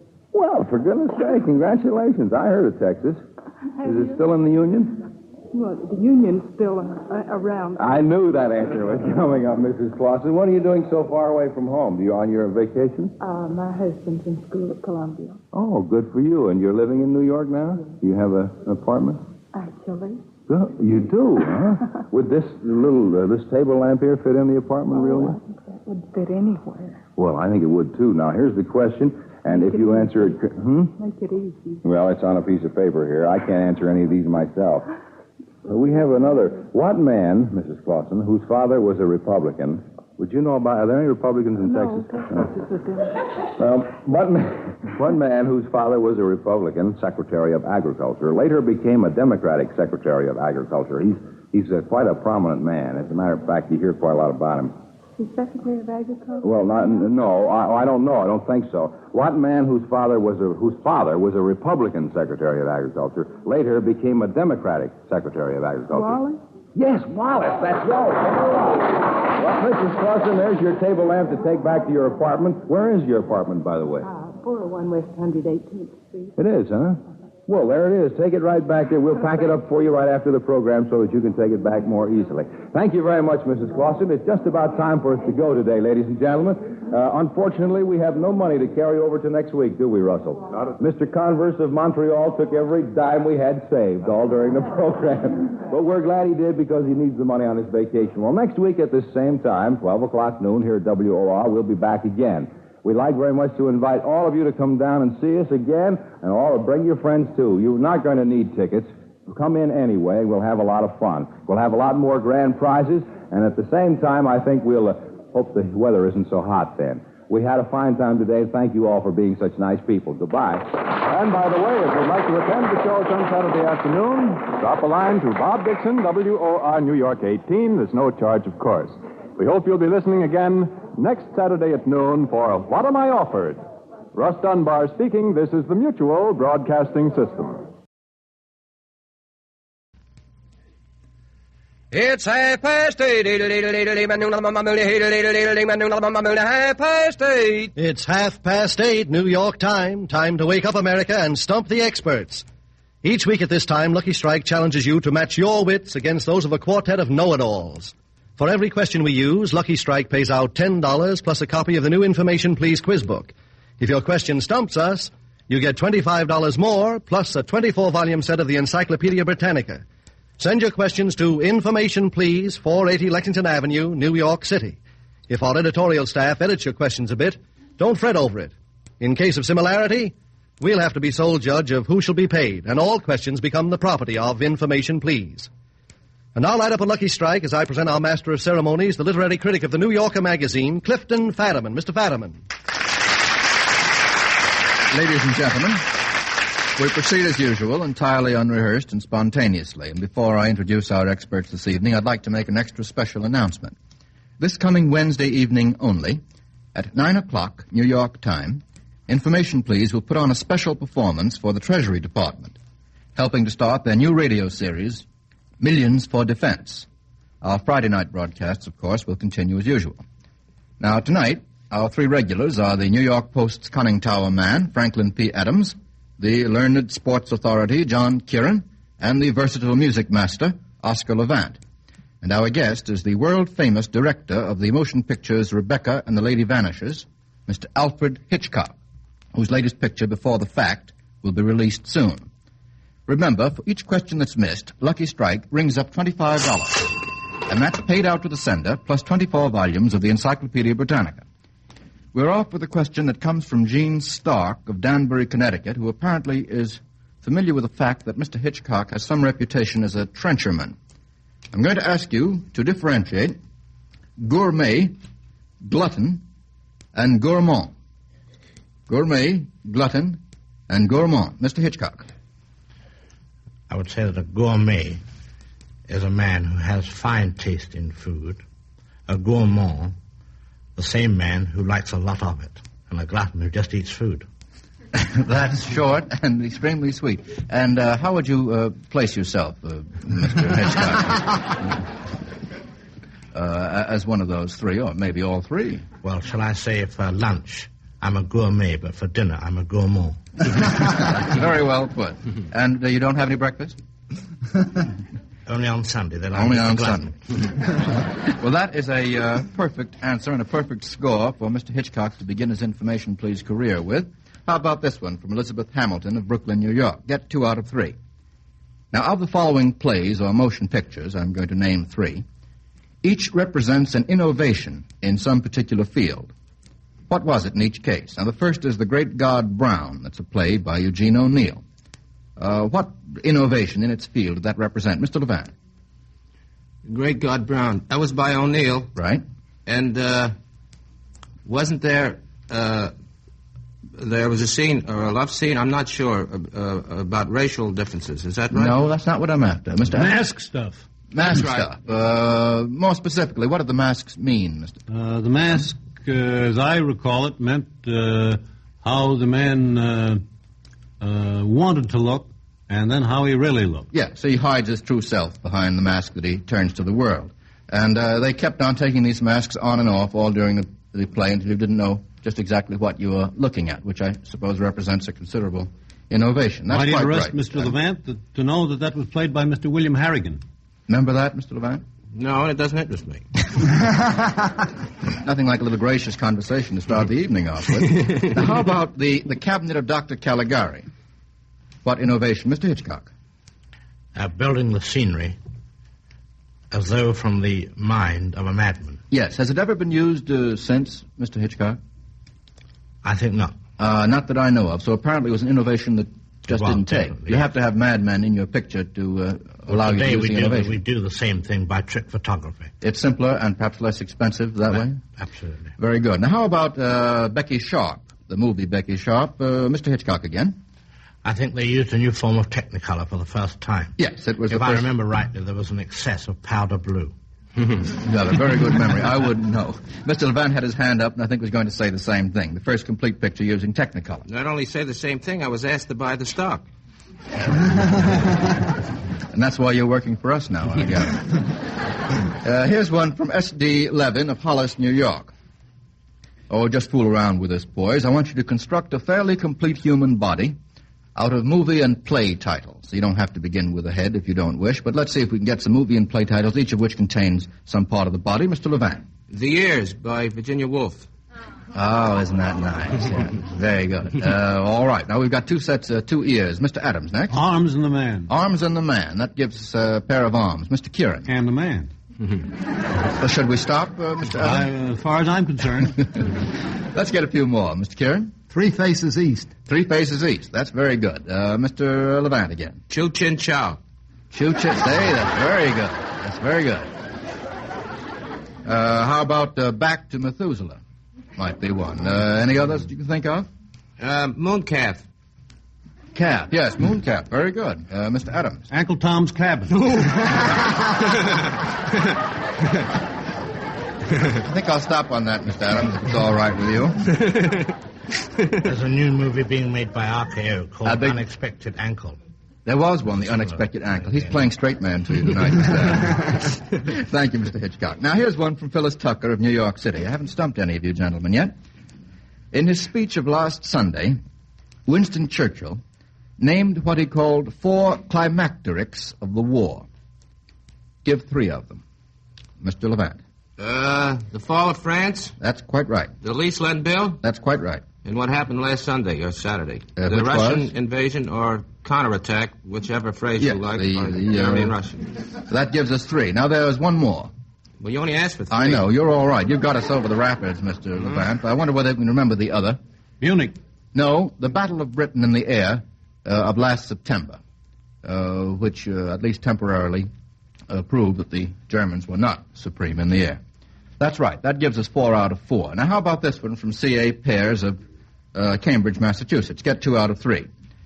Identify these scenes of suspense in literature or the movies. I think Mr. Hitchcock is famous for his magnificent manipulation of scenes of suspense. And by the way, I don't think any of these have anything to do with pictures that you made yourself, Mr. Hitchcock. Well, in the first case, a wounded man hangs from a cable car. A wounded man hangs from a cable car. What picture? Is that The Peril of Pauline? No. Now, it might be. I wouldn't know. I don't go back as far as you do, Mr. Levant. What's a cable car?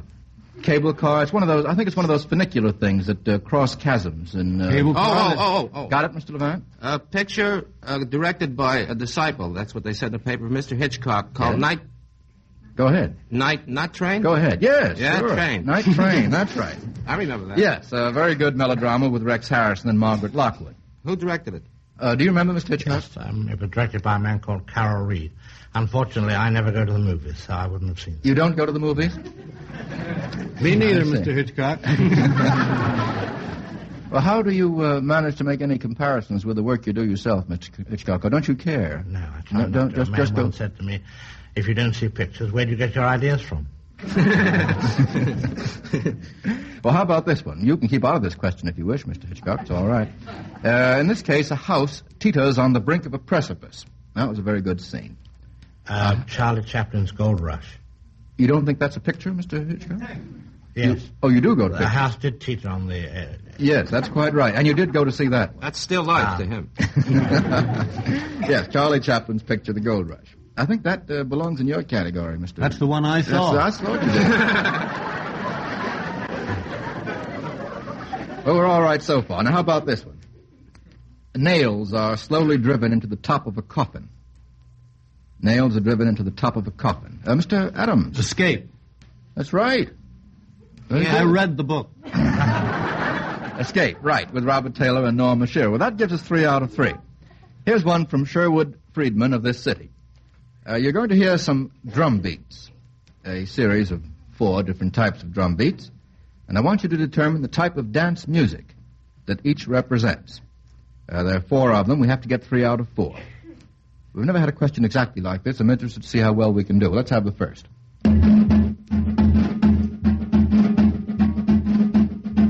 Mr. Hitchcock. Rumba? The rumba is right. Yes, very good. Now the second. Mr. Levant. That's a Viennese waltz, not Absolutely to be confused right. with any other waltz. Absolutely right. Now the third.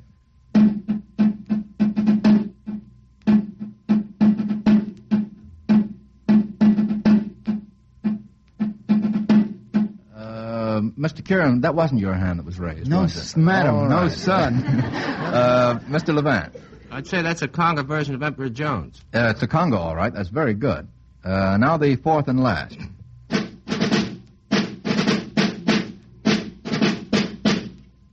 That's nothing. How about that? We're safe. We've got 3 out of 4. Any guesses on that? Want to hear it again? No. All right, then you'll hear it again. That is...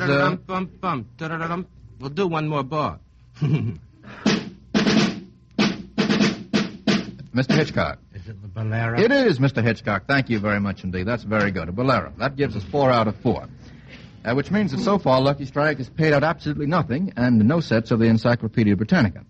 Now Mr. Cross points out that knowing the facts about tobacco comes in handy today. Mr. Fadiman, that's because most of us are smoking more in 1941. So, of course, we want a milder cigarette, one made from the lighter, milder tobaccos. Now, tobacco like that costs more than the ordinary kind. Yes, it costs more at auction after auction. But Lucky's pay the price to get it. For example, last season at Carthage, Tennessee, the American Tobacco Company paid 23% more per pound for the tobacco it bought for its cigarettes and other tobacco products. Yes, 23% above the average market price paid for all the various types and grades of tobacco sold there. And the best we bought will go to Lucky's. Now, so it goes at market after market. We pay the price to get the finer, naturally milder, better-tasting tobaccos. Mr. Fadiman, have I demonstrated why Lucky's are in tune with the times? I believe you have, Mr. Cross, and in just 52 seconds. Now, this evening's performance doesn't please me very much. I haven't been able to stump any of you. Hope I can do better during the second half of the program. Here's one from Mrs. Henderson Rogers of Winston-Salem, North Carolina, right in the heart of the Lucky Strike country. Quote at least 4 lines of poetry in which the poet has made use of the number 7. When I say 4 lines, I mean 4 separate and distinct lines, in which the word 7 is used. Mr. Adams. We are 7. All right. A simple child who lightly draws his breast. Good enough. That's right. Wordsworth's lines of We Are 7. That gives us one set of 7s. How about another? Mr. Kieran. Well, I believe it was Jean Ingelow wrote a whole series of poems, 7 times 1 or 7 and so forth. Child's poem? Yes, they're rather nursery style. All right, good enough. That gives us 2. Mr. Levant? 7 come 11, I'm going to heaven or something like that? That's perfectly good. A classic couplet, come 7, come 11. I don't know that I'd call it poetry. Mr. Kieran? If though one were strong as 7, he too with death would dwell. That's from Swinburne. Gee, I don't know that one. The Garden of Proserpina. Very good. Sins which are 70 times 7. That's right. That gives us 3 or 4. There's a one from the Walrus and the Carpenter about 7 maids with 7 mops. That's right, Swept Mr. it for half a year. That's right. And there's a famous one from Mother Goose about the St. Ives incident. Remember that? I met a man with 7 wives. And it goes on with a great many other 7s. That's perhaps not a very difficult one. How about this one from Richard Ahern of New York City? How does each of these figure in fact or fiction? Rickshaw, Bradshaw, Earnshaw, Hawkshaw. We have 4 Shaws. Mr. Hitchcock, you want to start us off? Hawkshaw was a fiction character.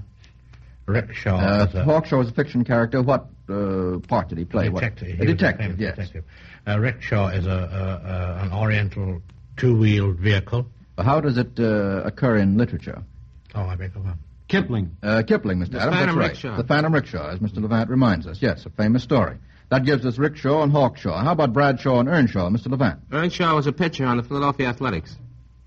Well, I can't help never that. thought He of was that. very good. All right. Perfectly okay. He figures in fact. There's another Earnshaw that figures in fiction. Probably not as good. Mr. Adams? I was thinking of the baseball player. It's the only one I ever heard of. We've had him. What do you want? Only Earnshaw, I know. Bradshaw is a railroad guide. Right. What country? England. In England, that's right. Well, there is an Earnshaw who figures in fiction. It's an Earnshaw in one of those English novels. Yes, so which one? It's There a aren't wide many. field, Mr. There aren't Kieran. many. No, it's one of those Bronte. horror novels. Yes, you're all right, Mr. Adams. Which one? Wuthering Heights. That's right, Mr. Kieran. Wuthering Heights. Kathy Earnshaw in Wuthering Heights. Well, that finishes the Shaws. What's a kickshaw, by the way? Does anybody know? Shows. It comes from the French shows. I never expected. Diminutive. Wonderful, Mr. How about Kieran. G.B.? We should mention him, yes. G.B. Shaw, Rickshaw, Bradshaw, Earnshaw. I think that cleans up with the Shaw business. Now, how about this one? From Condon Riley of Springfield, Massachusetts. Here's a motion picture. Come music question. Get 2 out of 3. In what motion picture did you hear each of these musical selections that are important to the plot? And get 2 out of 3. Let's have the first.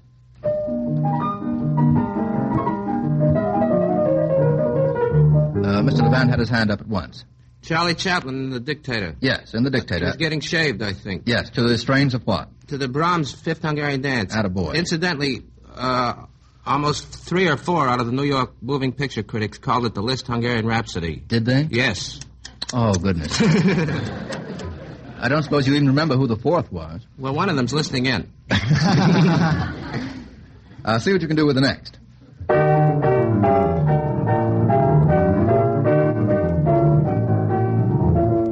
Now we have Mr. Levant again. Mr. Kieran looking a little quizzical. Sounds to me as though I had Paderewski play that. Well, that may be. But No, it may be. I don't think in a motion picture. Mr. Levant. I want to correct you. Paderewski did never play it. He did never play it. You correct me now. All right, he did not never play it, Mr. Kieran. He never played it. He never played No, it. it's the Ninth Symphony. What picture? I don't know.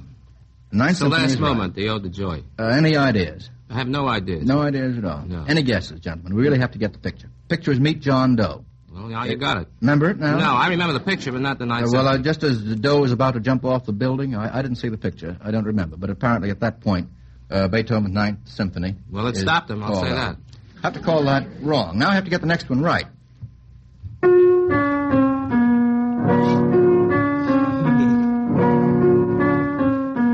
Mr. Levant again. It's a Tchaikovsky B-flat concerto. Good enough. And the picture. The picture was the great lie in which Mary Astor gave a very good portrayal of a very nervous pianist. That's very good, Mr. LeBand. I don't think very many people would remember that. Why? That's It's all the way going. through the picture. Is it really? All the way through. Which you might have to see in order to answer. That's pretty snobbish, Mr. Adams. Well, that gives us 2 out of 3 and passes us safely on to a question. How about you, Stuff? Boys, control yourselves. Here's one from Amelia Edgerton of New York City. For what famous artist did each of these women model? The first is Lucrezia. For whom did she model? Lucrezia. Famous artist. Was that before unions? This is a long... Yes, it's before George White. That would have to be probably either Raphael or Michelangelo. No, not necessarily. No, the famous Italian painter Andrea del Sarto had sort of a combination model here. Lucrezia acted as his wife also. She appears in the poem Andrea del Sarto by Browning, Mr. Kieran. Do you happen to recollect that? The Faultless Painter. That's right. That gives us one wrong, however. Now, for whom did Lady Hamilton model? Mr. Hitchcock? Romney. George Romney, yes, the English artist George Romney. And for whom did Saskia model? Saskia, S-A-S-K-I-A. Sounds like a trade name. Any ideas? Who was around in those days? Well, this was sort of 17th century-ish. Oh, that wouldn't be the Dutch painter, would it? Which one? Yeah, there's only one real wonderful... Go ahead, John. Tell him the Dutch Rembrandt. painter. Yes, Rembrandt is right. She was both the wife and model of Rembrandt. That's quite right. That gives us 2 out of 3. Now, here's one from Jack Lozzato of this city. Can you tell who, in literature, consumed these enormous quantities of food? I think we ought to get all on this. Who consumed the milk exclusively provided for him by a herd of 17,913 cows? Mr. Kieran. Gargantua. Gargantua. That's right. During what period of Gargantua's life? And when he was a child. When he he was did a better mere when he child. grew up. Yes. He just trained on the milk of 17,000 and so forth cows. And where will you find the story of Gargantua, Mr. Kieran? In Gargantua and Pantagruel. Yes. By whom? Rabelais. No, I think not, Mr. Adam. Now, how about this one? Who consumed elephants brought to it by its mother? Who consumed elephants brought to it by its mother? This is some going. These are full-size elephants, gentlemen. What's he doing now? He's just suffering. Well, gentlemen, it's a tough one. It's the mythical animal, the rock, in Sinbad the Sailor. Does that come back to any of you now? Well, that's one wrong. Now, how about this one? Who consumed 20 wagon loads of meat and 10 wagon loads of wine at a meal? Mr. Kieran. I think that was Dr. Gulliver. Yes, Dr. Gulliver. When he was among the Lilliputians. Yes, actually, it probably would be just a normal... just a snack. Well, if he hadn't been among the Lilliputians, it would have been a normal or ordinary Hitchcock meal, but as it was, it amounted to considerable among the Lilliputians. Well, that gives us one wrong and sends $25 in encyclopedia to Mr. Lozzato, courtesy of Lucky Strike. How about this one from R. Thorvald Kroc of San Francisco? Get 2 out of 3. Who watches or overhears each of these scenes or incidents? Who overhears their own funeral oration? Their own funeral oration. Mark Twain. You're on the right track. Well, he made the remark. No, I don't think so. You mean my reports of my death have been exaggerated? Yeah. I don't mean that. But as a matter of fact... Max Schmeling. No. Certainly. That's true in a way. You mean... It's true, definitely. Somebody in Huckleberry Finn. You've got the wrong book, Mr. Tom Sawyer. Yes, it's Tom, Joe, and Huck in Max Tom Schmeling Sawyer. in Tom Sawyer? Pardon? He's not in Tom Sawyer. I bet he wishes he were. I think I have to count that wrong, Mr. Adams. Don't you think so? All right, we'll count that wrong. That means I have to get the next 2 right. Who overhears his stepfather praying? Mr. Kieran. Hamlet, That's Prince the one and of only. Denmark. That's quite right. And who overhears 2 women discussing the infidelity of their friend's husband? That's a kind of complicated situation. Who overhears 2 women discussing the infidelity of their friend's husband? Mr. Adams. Would that be in the Merry Wives of Windsor? No, but a modern version of it. Merry Wives? No. Oh, the women. Women, yes. Yeah. Claire Luce's play The Women. And who does the overhearing? Well, everybody in the audience. That's true, but particularly one on the stage. Oh, the alleged nice girl, played sometimes by Norma Shear. I don't think it was. I think it was the manicurist. Oh, that's right. She may have been a nice girl, too. I'm not saying anything against the manicurist. I think you have to count that wrong and send another $25. And instead of the Britannica, courtesy of Lucky Strike. I guessed everyone right. You called everyone wrong. No, we, Max Schmeling was right, and the women he didn't overhear his actual oration, did he? Oh, I'm sorry, you're right. I mean, he was reporting it on the radio. Yeah. But I don't think there was a real oration pronounced. I withdraw. Impolitely. All right. How about this one? Here's a single-part question, gentlemen, from Frank Manley of Detroit. What is the name of the country bounded by the USSR, China, India, and Iran? Mr. Hitchcock. Turkestan. No, it would not be. Turkestan, is Turkestan a country, independent country? Or even semi-independent? Or rather a region, part of the Tibet. USSR? No. Mr. Kieran. Afghanistan. Afghanistan would be the right answer. You rushed in where Kieran's feared to tread, Mr. Hitchcock. And that's going to cost us $25 and a set of the Britannica going out to Mr. Manley. Now, how about this one from Mrs. Joseph Dobos of Bridgeport, Connecticut. Identify these boy meets girl situations in various movies and plays. Get 2 out of 3. In the first case, a rich young man meets a white-collar girl at her father's home in Philadelphia. Mr. Levant. Kitty Foyle. Kitty Foyle, that's right. Now, here's another boy meets girl situation. They meet when she sticks her foot out to trip him. When she sticks her foot out to trip him. Oh. Got it, Mr. Yes, Levant? Preston Sturges' picture with Barbara Stanwyck and Henry Fonda. That's right. And I don't know the name of the picture. The Lady Eve. Thank you very much, Mr. Hitchcock and Mr. Levant. The Lady Eve is quite right. And now, in this case, he falls in love with her at a masquerade ball. Mr. Kieran. Romeo and Juliet. Romeo and Juliet. There's no question about that. Gives us 3 out of 3. How about this one? From Mrs. A. Knockman of Brookline, Massachusetts. I'm going to ask you to identify each of these terms that are used in connection with the preparation of food. Here's the first phrase, à la Creole. À la Creole. What would that mean, à la Creole, if you saw it on a menu? Mr. Kieran. Well, it would mean cooked in the Southern style or a New Orleans style. Which would mean specifically probably what? with a sauce on it. Made out of what? Okra. No, they might use okra in it, Mr. Adams, but more particularly what? Mr. Hitchcock, any ideas on à la Creole, Mr. Levant? Well, it all depends where you get it, but it usually has tomatoes and spices and pepper and yes. Old things in it. Not necessarily old things, but tomatoes and green peppers. Now, suppose you saw something described as à la printanière. À la printanière. That I know. You do know that, Mr. Levant? That's with vegetables. Yes, with various fresh vegetables. Bouquetier is the same thing. Spring vegetables, quite right. Greenish, probably in color. How about maître d'hôtel? What would that mean if you saw it on a menu? Maître d'hôtel, Mr. Hitchcock. I think it's a butter mixed with parsley. Yes, butter sauce, lemon juice, parsley, salt, and pepper. That gives us 3 out of 3. Now, how about this one from F. Lewison of New York City? I'm going to ask you to give me the actual names of these famous females. Several of these have been made famous on this program. At least one of them has. First of them is Lady Godiva, Mr. Adams' favorite female. What was her real name? If you wanted to look her up in a phone book, Mr. Adams, what would you look for? Mr. Kieran. Well, she was a lady. She was a wife. I'd look her up in the Coventry book. Yes.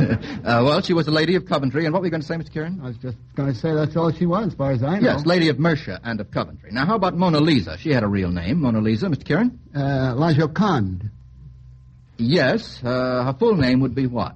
Madame Joconde. Lisa del Giocondo. And the third lady of the lamp would be what, Mr. Kieran? Or Mr. Hitchcock? Florence Nightingale. Yes, Florence Nightingale.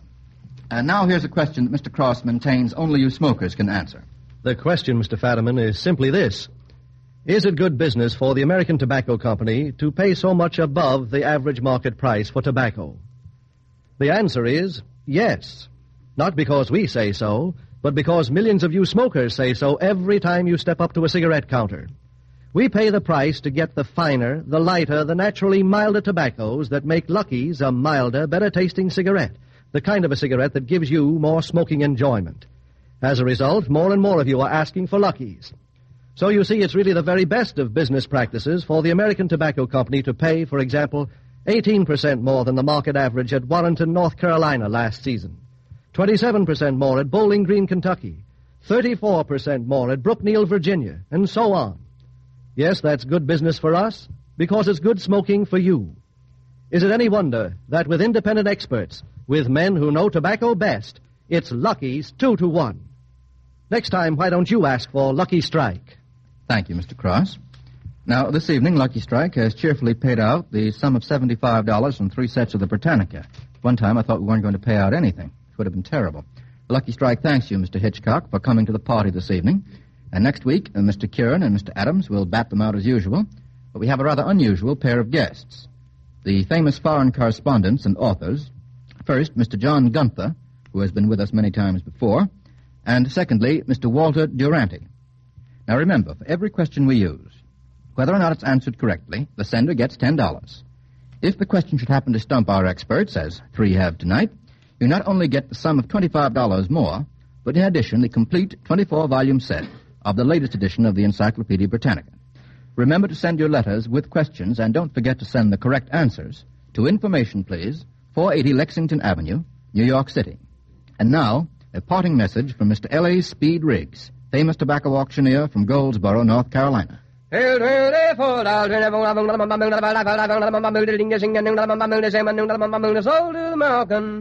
that chant, ladies and gentlemen, is just another way of saying that if you haven't tried a Lucky lately, you don't know what you're missing. By the way, if you're going visiting this weekend, we suggest that you bring your host or hostess a carton of Luckies. It's sure to make a hit. Remember, with independent tobacco experts, with men who know tobacco best, it's Lucky's 2-to-1.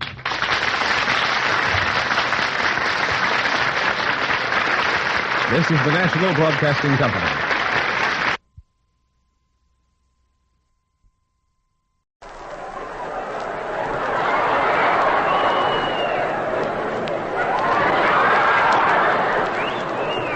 From Philadelphia and Warner Brothers Boyd Theater, Phenom presents Double or Nothing.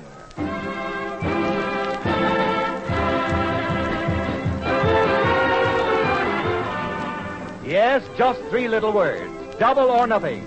The quiz with the $100 question presented by Phenom, the modern chewing gum laxative. Music by Nat Brusiloff, songs by Frank Forrest, and our master of ceremonies, John Reed King.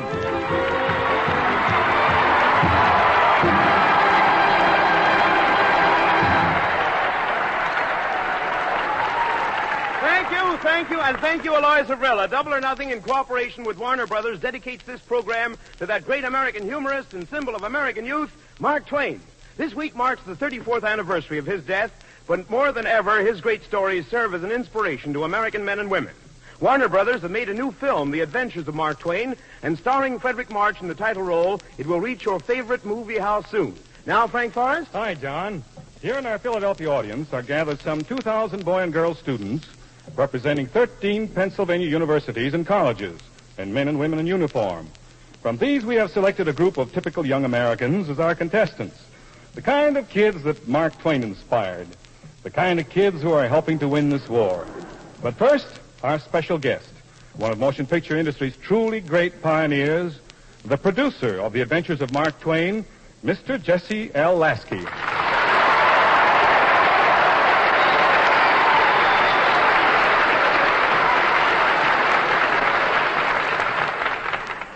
Thanks, Frank. Thanks very much. You know, I'm often asked why I've chosen to bring Mark Twain to the screen in this time of world turmoil. Well, I think Mark Twain himself has the answer. Against the assault of laughter, he wrote, nothing can stand. Yes, healthy, cleansing humor has always marked our American progress. And Mark Twain, that lovable, warm-hearted, deeply American man, was a great humorist.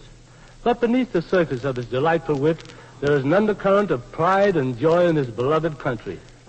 And so in this picture, The Adventures of Mark Twain, we tried to show him for what he was, even beyond the charming storyteller of Mississippi Tales, of Tom Sawyer and Huckleberry Finn, a great citizen of our land who, in the course of an amazing, colorful career, said many things which are repeated stirringly and beautifully by Frederick March, who brings Mark Twain so vividly to life in this picture. We know when you see Mark Twain on the screen, the lovable, familiar figure you all know so well, you will agree with Mark himself that the reports of his death have been greatly exaggerated.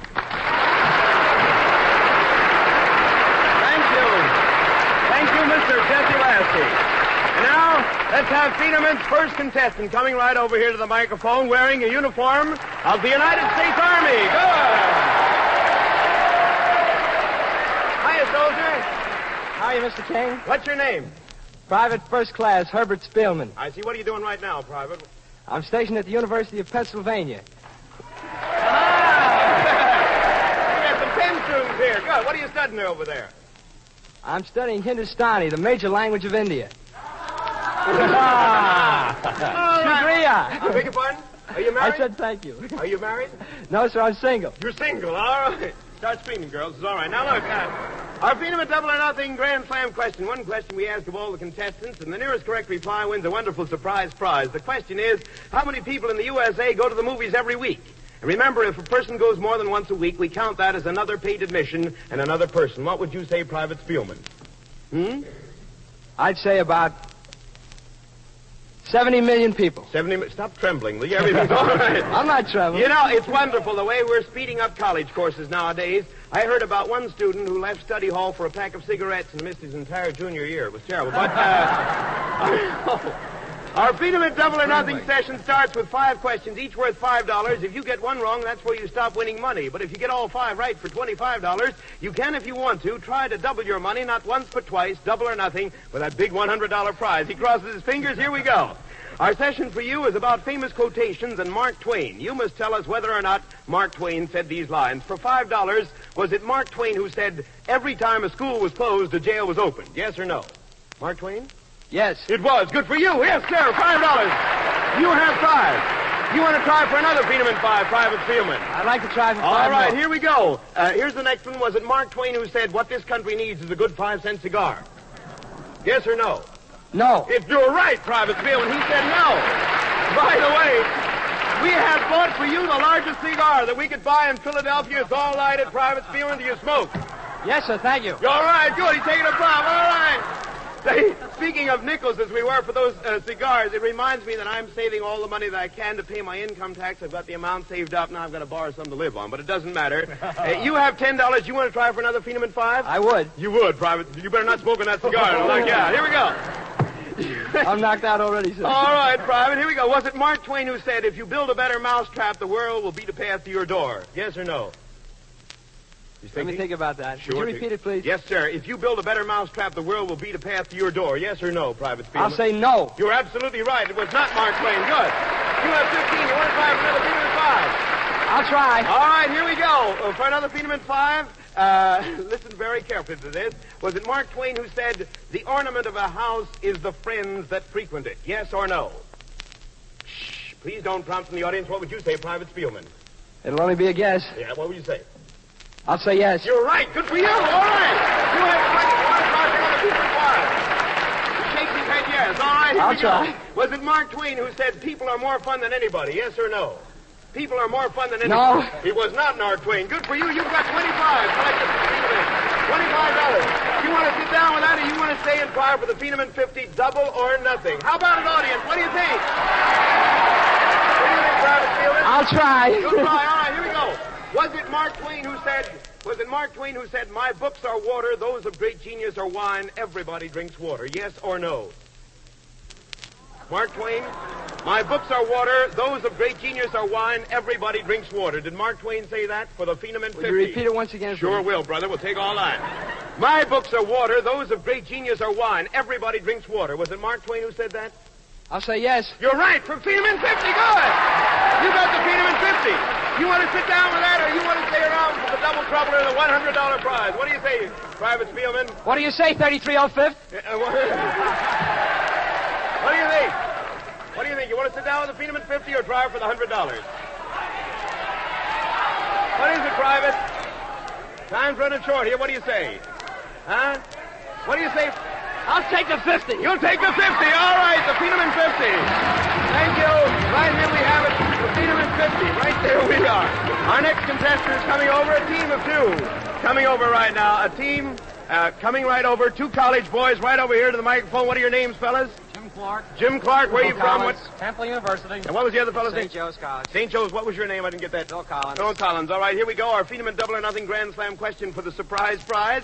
How many people in the USA go to the movies every week? Mr. Collins, what would you say? I should say 80 million. 80 million. What would you say, Mr. Clark? 4 million. 4 million. Things are getting bad everywhere. Now, our Feeneman Double or Nothing session for you is musical. Nat Brusiloff and the orchestra will play songs that mention the names of rivers. You have to name the river. For $5, what river is it in this song? Listen.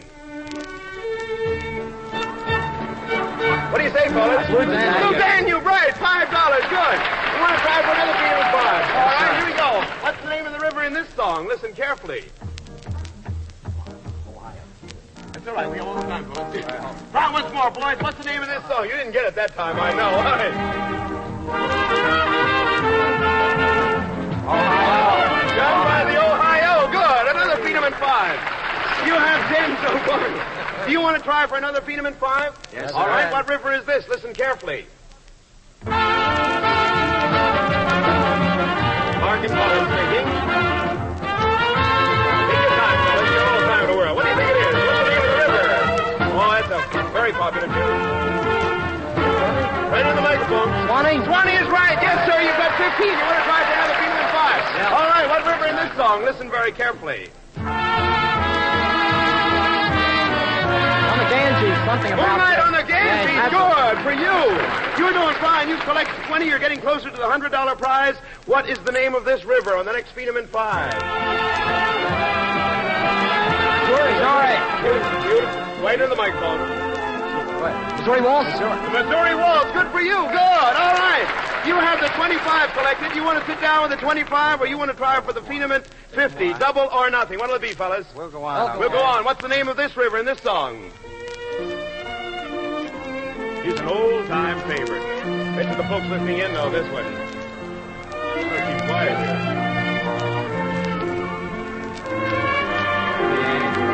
Now take your time, fellas. What's the name of the river in this song?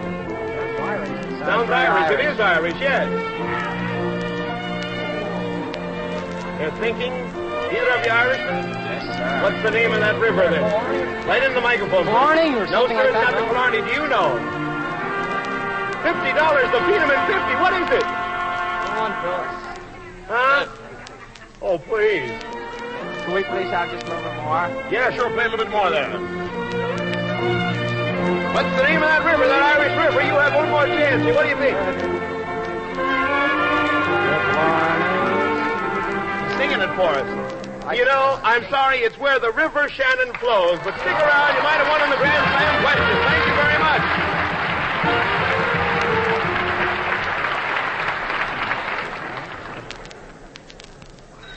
Uh-oh, the telephone. There we are. Yes? Hello? Yes, he's here. It's for you, Alois. Oh, all right. Thank you, John. Hello, this is Alois Everett speaking. Oh, you want the name of that delicious modern chewing gum laxative you hear so much about? Why, madam, it's Feenament. What's that? Oh, you wonder if your children would take Feenament without making a fuss?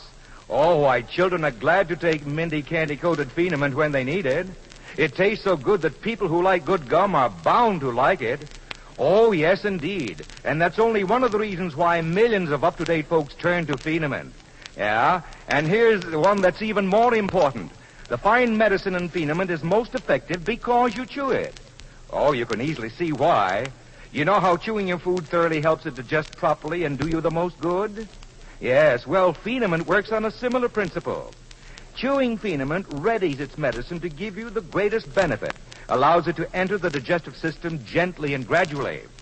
Yes, so when you or anyone else in your family is headachy and out of sorts because a laxative is needed, chew minty, delicious Feenament exactly as directed on the package and feel like a million again. Oh, that's right, ma'am. Yes, just ask your druggist for Feenament, the tasty modern laxative you chew like gum. Oh, you're welcome. Goodbye. That's all, Alois. And now Feeneman's next contestant is a young lady coming over wearing a flowered dress. What is your name, please?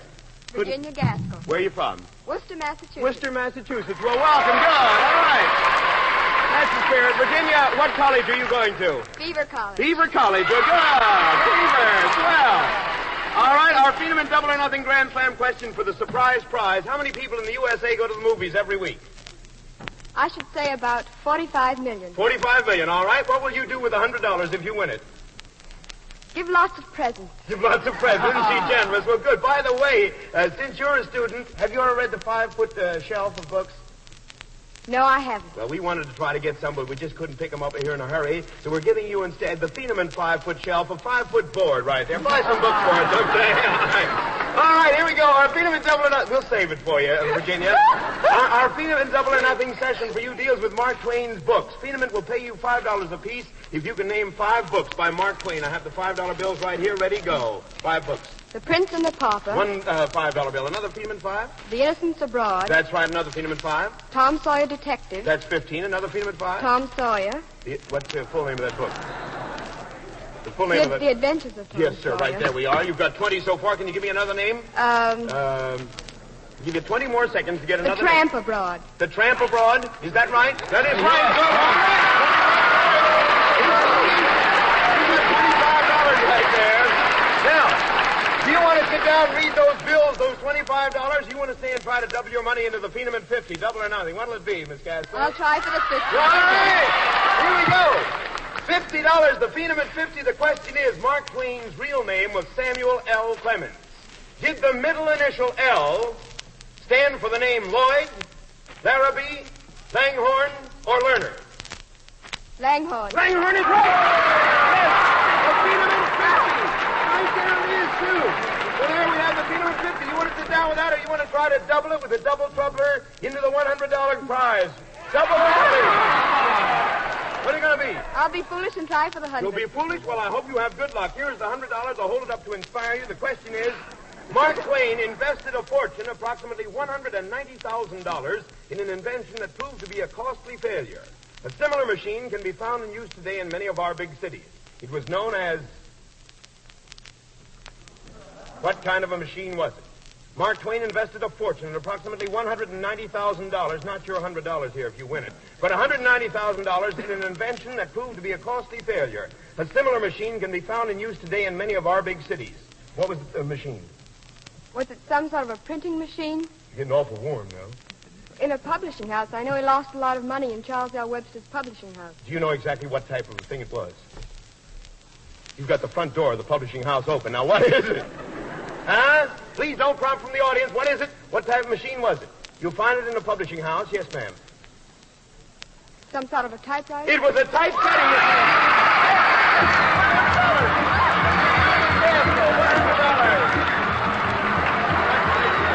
You almost made it there. Oh, that's wonderful. Hey, Frank Forrest. Frank, tell me who's next. Oh, Phenom wants you to meet a movie starlet from New Hope, Pennsylvania. She played the romantic lead in the Henry Aldrich films. What few girls would have the courage to do, she did. She gave up a promising screen career, joined the Waves, and is back in Philadelphia. Not as a glamour girl, but as an apprentice seaman. Here she is, lovely Joan Mortimer. How do you do, Miss Mortimer? I take it you've just joined the Waves, is that right? Yes, that's right. When do you go? I leave on May the 4th. Well, what are you going to do after the war, Miss Mortimer? Back to pictures? That's right. I'm going right back to my career. So you've joined the Waves. Well, by the way, we have an extra prize for you. A pair of lovely water wings right here. We make it very seaworthy. You'll find out. Now, look, our Phenom Double or Nothing Grand Slam question for the surprise prize. How many people in the USA go to the movies every week? What would you say? I should say about 90 million people. About 90 million people, all right. You know, I met a Wave here today who wore a very unusual identification bracelet. I turned it over, and on the back were engraved the words, "Hands off, she's mine, Harry." But anyway, our Phenom Double or Nothing session for you takes us to the movies verbally. I will give you currently popular movie titles about the war, and Phenom wants you to tell us what army, war event, or fighting force each is connected with. For example, for $5, the picture North Star deals with what part of this war? The German invasion of Russia. That is right. Good for you. All right, there's the $5. You want to try for another Phenom $5? All right, here we go. The picture Gung Ho has to do with what fighting force on what island? Carson's Raiders on Macon Island. You're right. Good for you. You want to try for another Phenom $5? All right, here we go. You're getting close to that $100 prize, too. The movie The Moon is Down deals with what people in this war? The Germans and Norwegians. That is right. The Norwegian resistance to the Germans. You want to try for another Phenom 5? Yes, sir. She's holding on to the water wings, too. All right, here we go. The picture Action in the North Atlantic deals with convoys going to what place? To Russia. To Russia, right. More maps in Russia. Oh, you have $20 already. Miss Mortimer, would you like to try for another 5 from Phenom? Yes, I think I would. All right, here we go. The picture in our time tells about another nation resisting the Nazis. What people do the resisting in this picture in our time? The Poles. The Poles. Good for you. $25 from Phenom. You want to sit down with a 25 or you want to stay and try to double it into the Phenom 50? What do you think? I think I'd like to try. You'd like to try. All right, here we go. The picture, the Purple Heart, has to do with what famous incident of this war?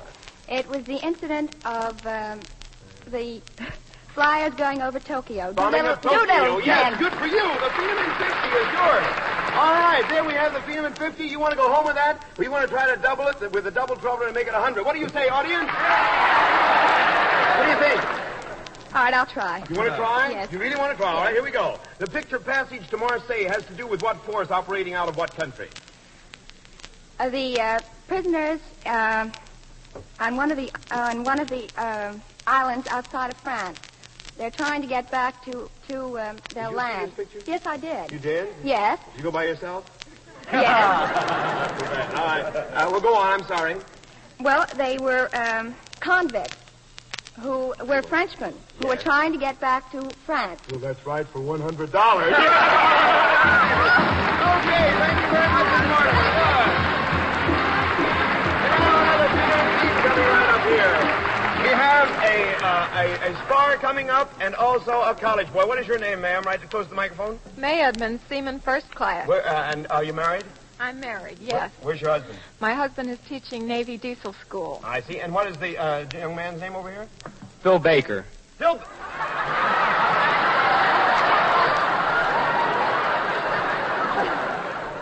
I see. I understand that you're a war veteran. That's right. I have an honorable discharge, medical discharge from the Army. How old are you? 20. 20. All right, here we go. Our Phenom Double or Nothing Grand Slam question for the surprise prize. How many people in the USA go to the movies every week? Seaman First Class Edmonds, what would you say?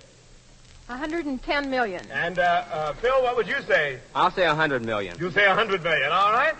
Here we go with our Phenom Double or Nothing session for you. It sends us on the trail of another big $100 prize.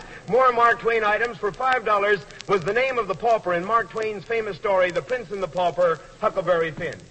No. It was not good. All right. All right, you want to try for another Phenom 5? You have 5? All right, they both shake their heads Sure yes. we do. All right. Was the book Roughing It by Mark Twain a story about Teddy Roosevelt and the Rough Riders or about the West? It was about a story about the West. You're right. You have $10. You want to try for another Phenom 5? Yeah, we'll try. All right, here we go. Which of these characters were not in books by Mark Twain? Becky Thatcher, Aunt Polly, Pudd'nhead Wilson, Penrod and Sam, and Injun Joe.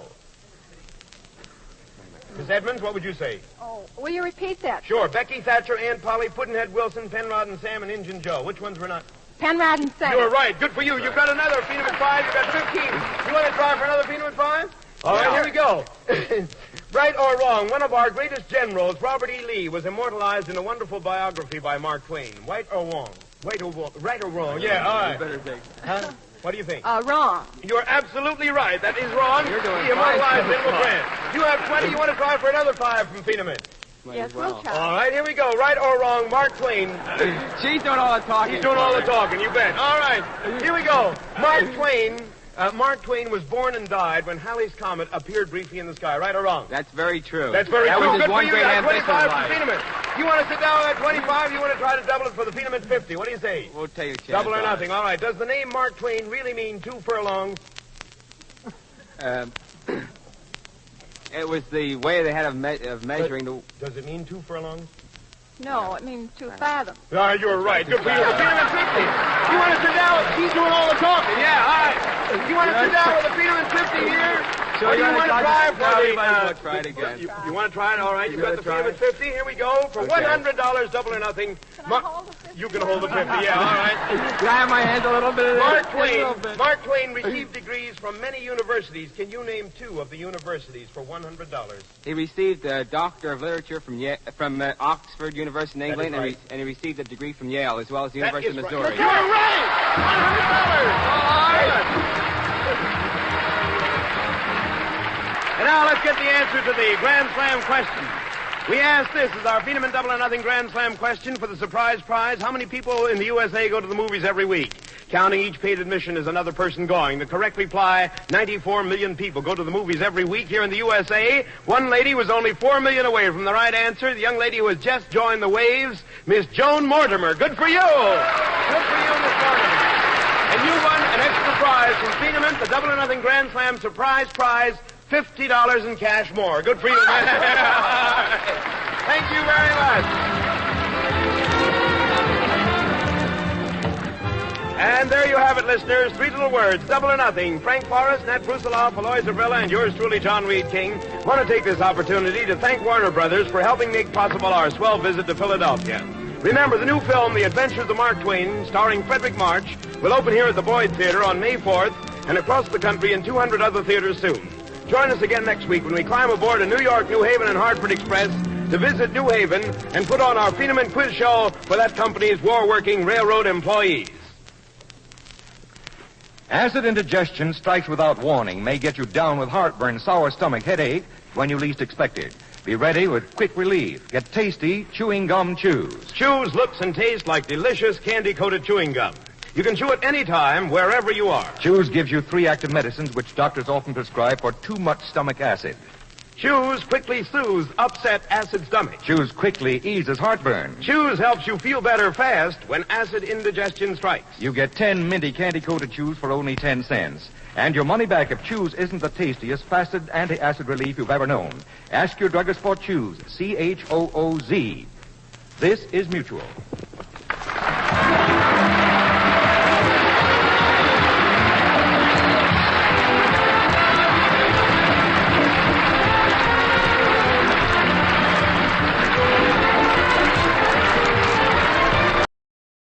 Come on, gang. Let's play 20 questions. Is it animal or mineral? Is it a living American man? Would I wear it at the beach? Mr. Placey spell it? Does it stand on its hands? Yes, everyone is playing 20 questions. And now, here's the man who knows the answers, Bill Slater. Thank you. Hello, everyone. Welcome to 20 Questions, the absolutely unrehearsed program where you listeners send in subjects for our questioners to identify in 20 questions or fewer. I'm the mystery voice off stage in a soundproof booth. I'll tell you what the subject is, and the poster will inform our studio audience. But we won't tell our questioners. Who are Fred Vandeventer, famous newscaster, Florence Renard, musician and teacher, Bobby McGuire, amazing 15-year-old schoolboy, Herb Palazzi, radio and motion picture producer, and our special guest tonight is the glamorous star of stage, screen, and radio, Miss Glenda Farrell.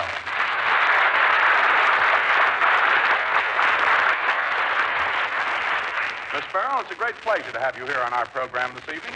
Thank you. You add a lot of luster and glamour to our board of questioners. Are you ready for the game?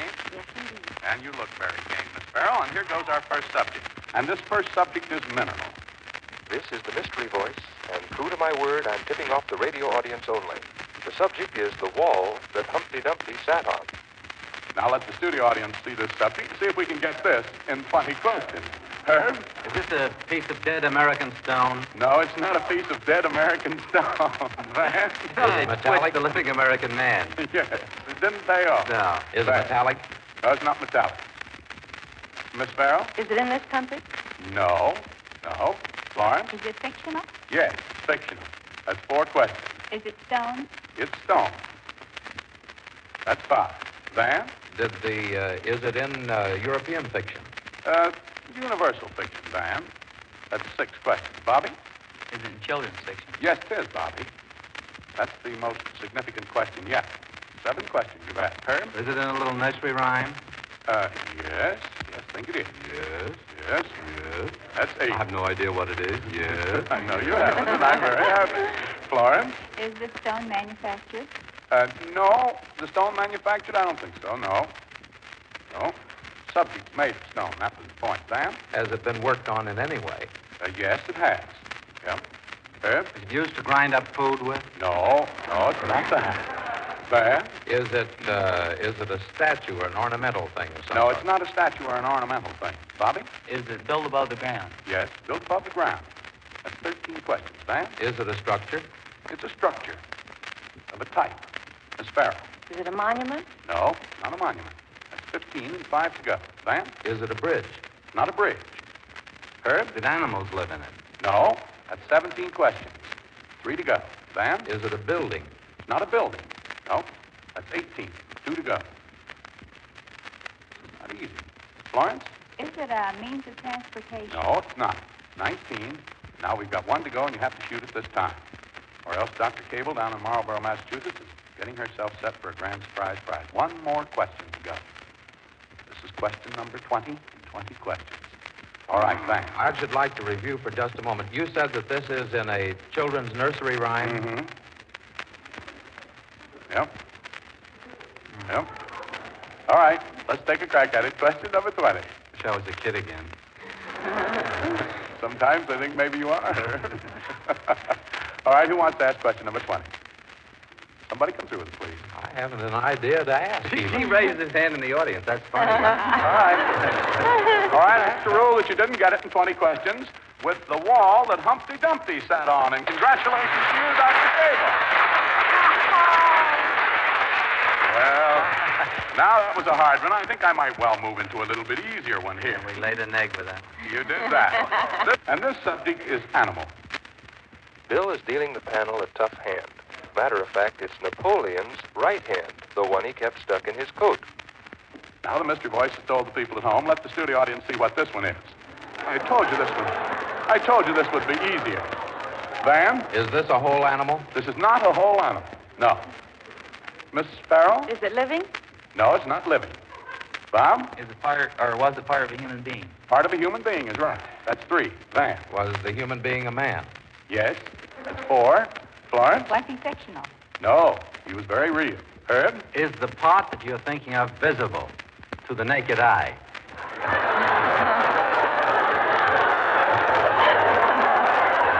All one question. All right. Is the part that I am thinking of visible to the naked eye? And I have to say that sometimes it is and sometimes it isn't. Oh, well, no. I didn't think we'd get into that. Van? Is this man or was this man an American? No, he was not an American. Van again. Was he European? Yep, European. That's 8. Van? Would he have been Germanic? No, he was not Germanic. That's 9. Florence? Was he English? No, he was not English. That's 10. Van? Was he Latin? No, he was not Latin. That's 11. Now you ought to know what he was. Yeah. Bobby? Was he Greek? No. No. No. That's 12. Van? Well, was he Slav? No. No. Florence? Was he Scandinavian? No. No. Herb? Was he French? He was French. What else did he that? Well, French All is right, Latin. 15 questions. French is Latin. That's a Latin country. I studied French and Latin. I don't know. I don't believe it's usually regarded as one of the Latin countries. Anyway, the man is French in 15 questions, and it's a part of his body you're after, Herbert. Was he a ruler or a king? Yes, that's 16. Was it the little guy with the 3-cornered hat? What was his the name little, again? It was the little guy with the 3-cornered hat. It was Napoleon. Now, what part of his body was it? Well, the hand that he... Oh, the hand he stuck in his coat. That's very good, though. Very good. All right. I can the see him hand that standing there Napoleon now. stuck in his coat in 18 questions is very, very good. Now, let's see how you'll do on this one, which is mineral and vegetable. I'm in again with a subject sacred to the memory of Colonel Travis, Davy Crockett, and beloved of Texans everywhere, the Alamo. Now, the mystery voice has told the people only at home. Let the studio audience see what this one is, and I think you can get this in 20 questions. Bobby? Is it manufactured? In a factory, no. No. Miss Farrell? In America? Yes, it's in America. Van? Well, is it put together by man? Oh, yes. Yeah. Mm-hmm. Florence? Is it a structure? Yep, it's a structure. 4 questions. Bob? Is it east of Mississippi? No. No. That's 5. Van? Is it west of the Rocky Mountains? No. That's 6. Herb? Is it in Texas? It's in Texas, Herb. Could I take one more guess? Take one more crack at it. Is it the Alamo? Oh, Herbert!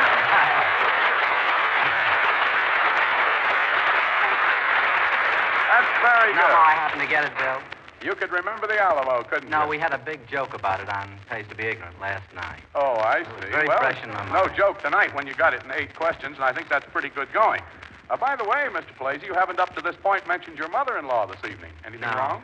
No, nothing needed wrong. to. She was over the house last night. We weren't in. She left a little note. Bill, I must tell you what it said. Just said, Killjoy was here.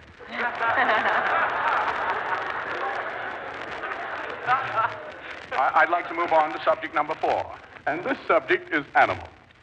Our expert questioners will look sheepish if they don't guess the wool that you pull over somebody's eyes. All right. Mystery voice has told the people at home. Now, audience, I wonder if they can get this in 20 questions. Van? Is it a living American man? No. No, not a living American man. Bob? Is it a human being? No, not a human being. Miss Farrell? Is it a four-legged animal? No. No. Van? Is it a part of a four-legged animal? Yeah. Yeah. That's 4. Florence? Is it wool? Yes, it's wool, Florence. Is it wearing apparel? No. That's 6. Is it a flat piece of cloth? Yes, I think so. Yep. Yep. That's 7. Van? Is it woven? Not necessarily, no. No. No. Herb? Well, is it in a saying? Yes. Like the wool you pull over your eyes?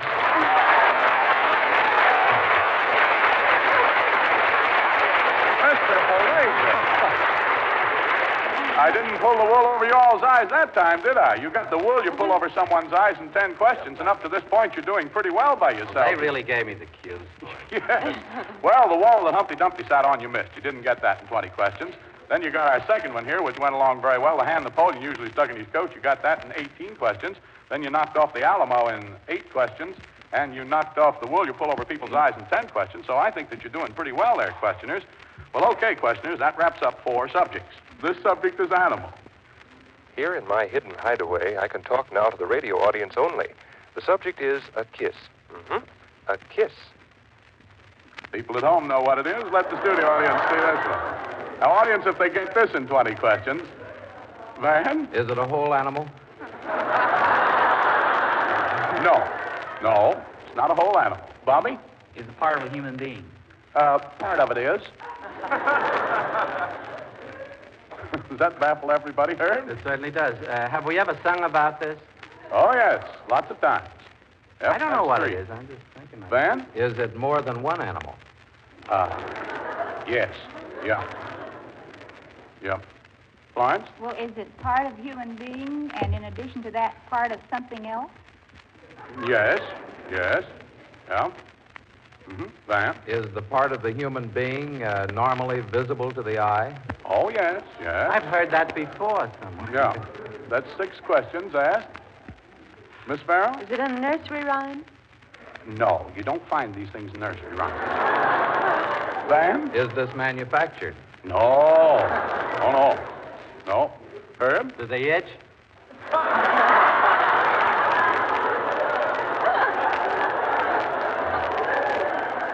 Well, none that I ever knew about. No. Since 9. I'm scratching the wrong thing. You are that. Okay, who's next, Van? Is the part that is not human... Oh, you look mystified now, didn't you say? Nobody said any part wasn't human, Van. Well, Miss Renard asked if it was made out of something that was part human and then part something else. Yes. Something else wouldn't be human. I just... She wanted to know if it was part of a human and part of something else, and I said yes, it is. But it's all animal?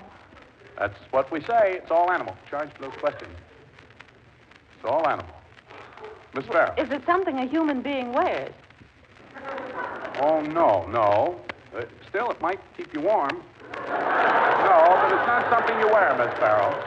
Van? Is this article, does it belong to some certain person? Oh, no. Universal, practically, in its ownership. That's 13. 7 to go. Heard? Do you ever see him in a movie? Yes, oh, sure. Sure, 14. 14? The 14 questions. Oh, you see more than 14 in the average movie. Van? Is this part of the face? Yes. Yeah. That's 15. Van has a light in his eye. Does it have anything to do with the mouth? Oh, yes. Yes. That's 16. Van? Does it have anything to do with a kiss? It is a kiss, man.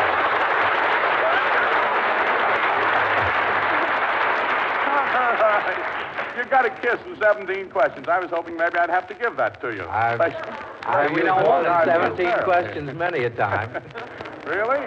I wouldn't have believed it. Bill. All right. We don't want the kiss from you. It's La Farrell we're after. Oh, well, I will oscillate to another question while you osculate on that one. This is the one where we're going to let you people at home play it right along with us. The mystery voice will not give out with this one. The studio audience will know what it is. And it was sent to us by Mrs. J. Wiley Johnson of Kennett Square, Pennsylvania. And this subject looks like animal, but it's really mineral. Let the studio audience see what this is. Now, if you get this in 20 questions, you're good. Here we go. Florence? Is it something that's carved from mineral in the shape of an animal? It's not carved. It's not carved. Was it carved from stone? No, it's not carved from stone. I mean, is it stone? No. Let's count that as two. Van? Is it manufactured? Yes. Yeah. Herb? Well, is it printed? Yes. Yeah. Imprinted? Imprinted. Yeah, that's 5. Bob? Is this a class object? Yeah, there are quite a few of them. But it's distinctive just the same. Florence? Is this a picture of an animal? Yes, it is. Is it emblematic of an organization? Yes. Count each question, please. Van? Is the animal which we look at, is that of the horse family? No, it's not. That's 9. Bob? Is the animal a human being? No, it's not. That's 10. Miss Farrell? Is it a lion? No, it's not, Miss Farrell. That's 11. Herb? Is it an election symbol? No, it's not. Florence? Is it a bird? Bird? No.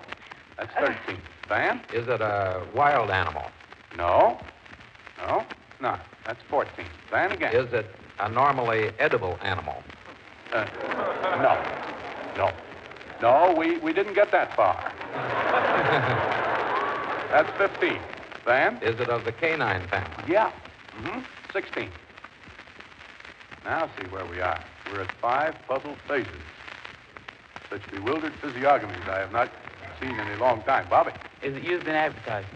Yes, it is, Bobby. Is it the Greyhound and the Greyhound bus? Oh, Bobby!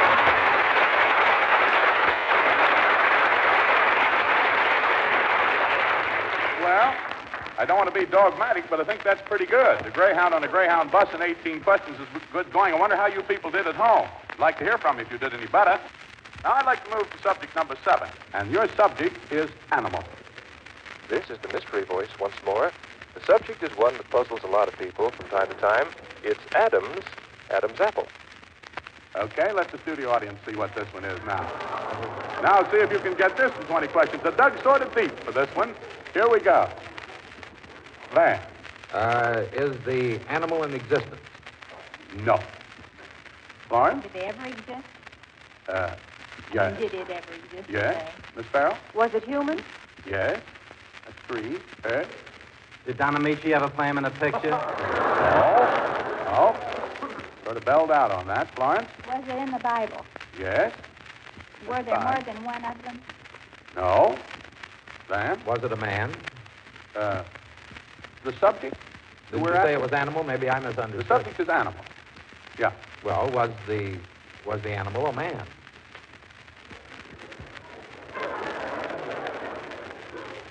Yes, the animal subject we're connected with is connected with a man.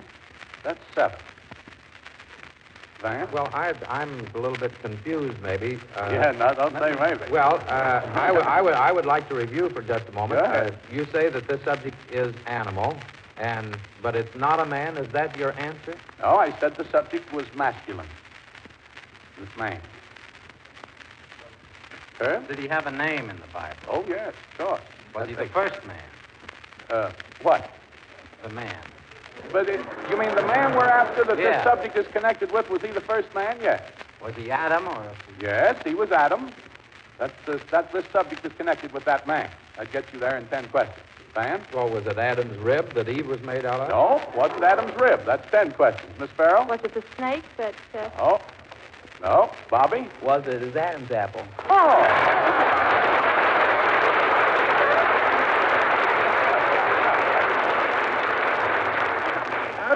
Adam's apple is what it was, Bob.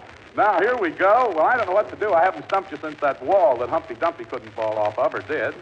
Now let's move to this. Oh, here's one. We're not good on construction. Well, let's try this one. And this one is mineral. The subject this time is those little electric mules, the engines that pull the ships through the Panama Canal.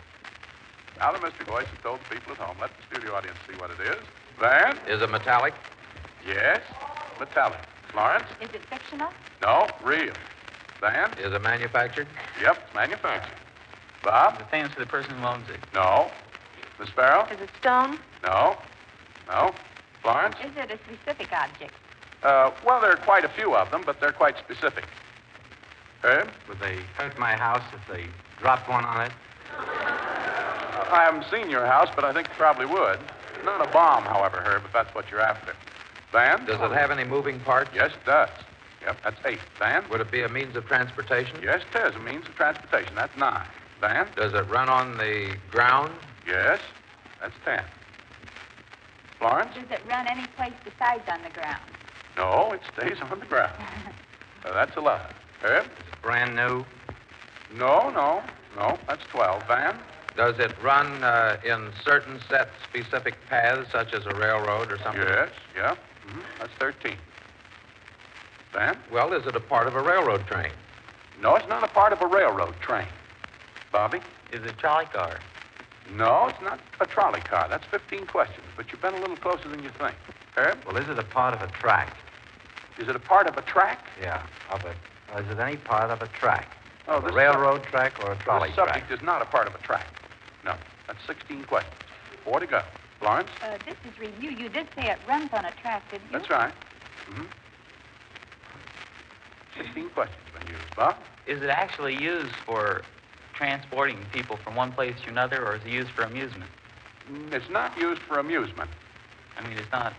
Is it actually a train that runs from one town to another? No, it's not a train that runs from one town to another. No. 17. You've got 3 to go.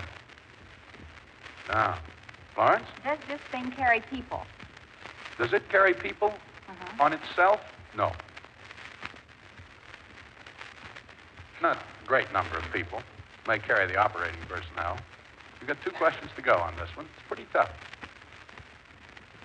Van. Well, you say that it's not part of a train, and yet it runs on a train track. I just want to be sure about that. Runs on a track.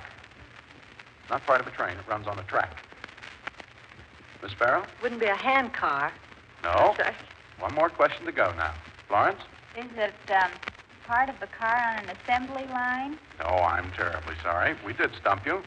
The electric mules that draw ships through the Panama Canal. That's a pretty tough one. Congratulations to you, Miss Faraday.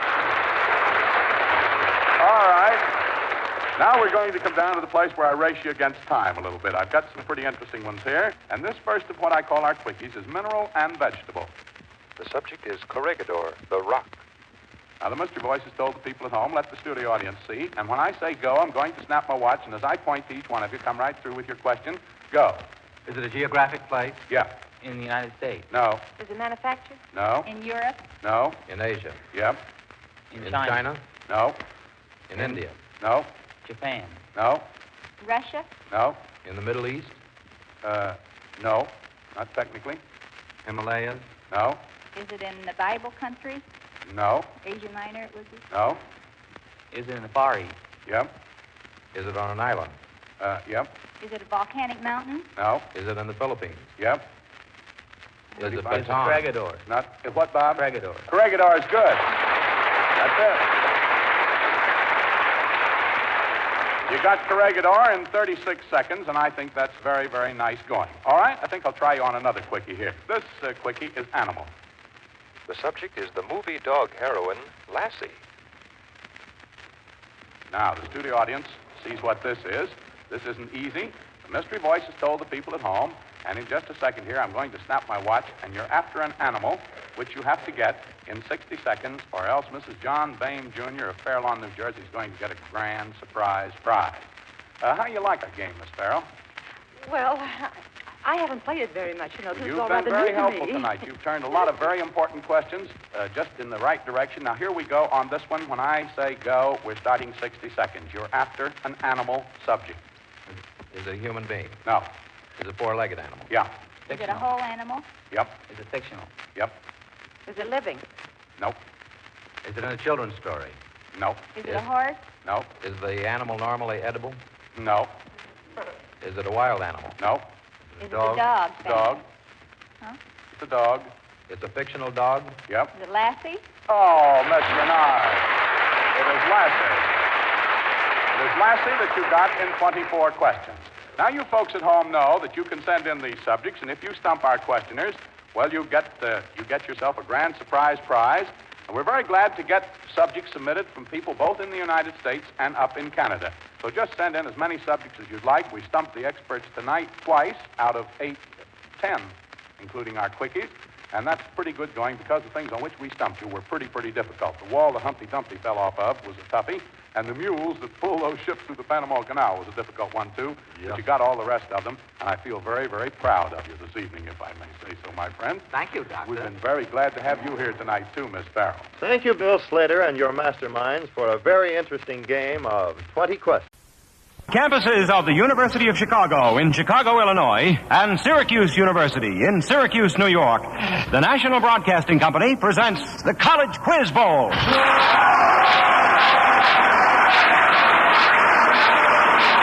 Tonight, the University of Chicago is back to defend their title here in the Quiz Bowl. And to challenge them, we have the varsity scholars from Syracuse University in Syracuse, New York.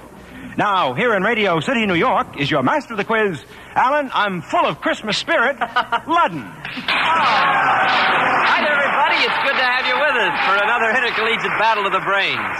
Before we get along with our game tonight, let's meet the teams. First, we're going way upstate to Syracuse, New York, and Syracuse University, where Bob Whitney of station WSYR is standing by to referee for the Syracuse team.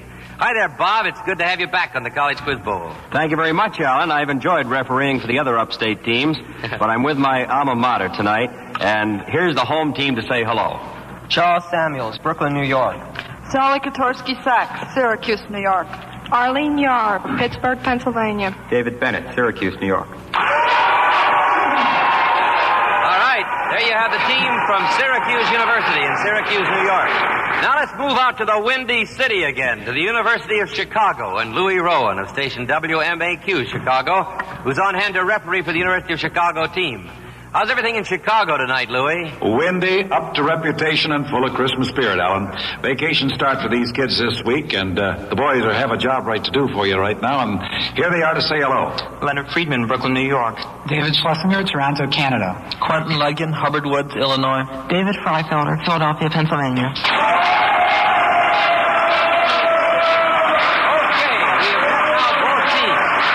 Before Roger Tuttle explains our rules, may I point out that we recognize the fact that here in the College Quiz Bowl, we're putting the emphasis on a quick recall of specific facts. But we're also trying to give you an opportunity to meet a few of the many remarkable, well-rounded personalities to be found today on every American campus. Now, how about the rules, Rog? Right, Alan, and here they are. Alan Ludden asks a toss-up question worth 10 points. And the first team to signal it knows the answer gets a chance to answer it. When Syracuse University signals, you'll hear... And when the University of Chicago signals, you'll hear... By means of a special electronic selector, the team which signals first, even by a split second, activates its light here in New York City and makes it impossible for the other team's light to flash. If a team gives a wrong answer to the toss-up question, the other team is given a chance to answer it. And whichever team gives the right answer gets a bonus question worth a stated number of points. The team with the most points at the end of the game is the winner and returns next week to defend its title here in the College Quiz Bowl. All right, now remember, teams, you may interrupt a toss-up question before I've finished asking it. But if you do, and if your answer is wrong, your team will be penalized 5 points, and I'll repeat the question, giving the other team a free crack at it. Okay, those are the rules, and that's the opening whistle, so let's go. Your first bonus question tonight is worth 20 points, and here's the toss-up that might get it for you. For 10 points, you are to rearrange the initials of the name of Harry Truman's predecessor in such a way as to form the initials of a well-known governmental service. Chicago. David Schlesinger. RFD. RFD. FDR arranged to rural free delivery. 10 points for Chicago. That was very fast. Okay, here you go, Chicago, with a 20-point bonus question on American history. You know, throughout our history, December has been an important month. Now, for a very quick, and I want quick speed here, 5 points apiece each. You are to identify the significant event that took place on the following December dates. December 21st, 1620. Chicago. Manhattan Island? Is that... No. Landing in Plymouth Rock. Plymouth Rock, right, for 5 points. Now, very fast. December 16th, 1773. Boston Tea Party? Right, for 5 points. Boston Tea Party. All right, December 17th, 1903. Kitty Hawk. The flight at Kitty Hawk. Right, for 5 points. Wright's first successful airplane flight. Now, you'll get the whole 20 points if you'll tell me what happened on December 25th, 1776. Did Washington declare the first Christmas? No. Trenton? No, I'm sorry. Valley Forge. Time is called. No, that's when Washington crossed the Delaware. Okay. Everything's done, wasn't it? Here we go. December 25th, 1776. He crossed the Delaware. We have a 30-point bonus in the offing. Here's your toss-up for it for 10 points. What poet wrote a poem, the first line of which reads, "What if a much of a witch of a wind?" Leonard Friedman. Chicago. Dylan Thomas. Can you take it, Syracuse? Sally. Who's that? E.E. Cummings? E.E. Cummings is right. What if a much of a witch of a wind? E.E. Cummings. Okay, by waiting, Syracuse, you got it. Here's a 30-point bonus. 30 points. Poe wrote, distinctly I remember it was a bleak December. Now, for 10 points apiece, you are to identify the authors of each of the following descriptions of winter weather. Freeze, freeze, thou bitter sky, thou dost not bite so nigh as benefits forgot. Oh, dear. Shakespeare, right, for 10 points. Okay, I'm looking for the authors, and the authors alone. All right, ring out wild bells to the world. Tennyson. I didn't think I'd finish that. Tennyson, 10 points. The wind was a torrent of darkness among the gusty trees. Noise, the highwayman, before I finished it. The full value. Now, before we move along to another toss-up question, let's find out what the stakes are in this game, Roger. Each week, the National Broadcasting Company will award to the school of the winning team a $500 cash award to be administered by the college. Now, this may go to a scholarship fund or to a campus activity. And each member of the losing team will receive an attractive and dependable Whitnauer wristwatch, a distinguished product of the Longines Whitnauer Watch Company. Since 1866, makers of watches of the highest character. Well, those are the stakes. Now, with 15 minutes to go, the score, University of Chicago has 25. Syracuse has climbed ahead with 40 points. Back to another toss-up, Alan. All right, I have a 20-point bonus in the offing, and here is a musical toss-up. You got to work fast on this one. Listen to this music and tell us why the last name of the artist on this record is very popular this week with American Institutes of Learning. Chicago. David Freifelder. That's Ford. That's right, and I didn't even get to hear a great record. Tennessee Ernie Ford. Now, the answer... Wait. Why? The Ford Foundation just gave a grant to 126 schools in the United States. That's right. Of how much money? $500 million. That's right. We'll talk more about it later because you got some, didn't you, Chicago? Lots and lots. All right, good. You got a 20-point bonus, too, by recognizing that very quickly. A very popular record right now, the first note you recognize. Here is your 20-point bonus, Chicago. For 10 points apiece, tell us, who is Queen of the Netherlands? Juliana, right, for 10 points. Who is Queen of Greece? Frederica. Right, for 10 points. Full value. Score and time, Roger. Right now, Alan, 13 and a half minutes to go. The University of Chicago has now climbed to 55 points against Syracuse's 40. All right, and I have a 25-point bonus in the offing. A man from Texas has been described as the country's second most distinguished heart... Chicago. Leonard Friedman. Oh, Snyder. No. All right. Lyndon Johnson. Wait a minute. Hold it. I must penalize you 5 points, Chicago. You interrupted a toss-up question. I take only one answer on a toss-up. I heard Snyder, so I must repeat it all for Syracuse. A man from Texas has been described as the country's second most distinguished heart patient. Who is he? Syracuse. Heart patient. Lyndon Johnson. Lyndon Johnson is right for 10 points. You got it, Syracuse. Sorry, Chicago, but I got to rule this thing very strictly. Okay, Syracuse, here's a mathematical bonus. Get your papers and pencils. You ready? All ready. You're to take the number of shopping days left till Christmas. You're to multiply by the only date signified by the title of a Shakespearean play. The date signified by the title of a Shakespearean play. You're to multiply by that. And to your result, you are to add the number of Santa Claus's reindeers. You don't know. Minus 141? All right. Wait a minute, Alan. Wait, 141? 100. No. All right. Now we're running. 139? Time is called. Mr. McGregor's called your time. You did not get the 25 points, Syracuse. I'll run it down quickly. 9 shopping days till Christmas. Multiplied by January 6th, which is the date signified by the 12th night. I asked for the date. 12th night is January 6th. That equals 54 plus 8 reindeers equals 62. Okay, scoring time, Roger. All right, now, Alan, we're even up. We've got 11 and a half minutes to go. They both have 50 points. All right, 50 points, tied up, huh? We got a 30-point bonus here in the offing. 30 points coming up. Here's your toss-up. The commander of the armies that won at Marston Moor and Nasby once said, put Chicago. Leonard Friedman. Cromwell, Richard Cromwell. That's right. You interrupted it, but you got it this time. Oliver Cromwell is right. He once said, put your trust in God, men, and keep your powder dry. Who was he? Oliver Cromwell. Chicago? You got it. Here is the 30-point bonus question. Now listen carefully. This is kind of a toughie. Central America is comprised of 6 independent countries and a crown colony.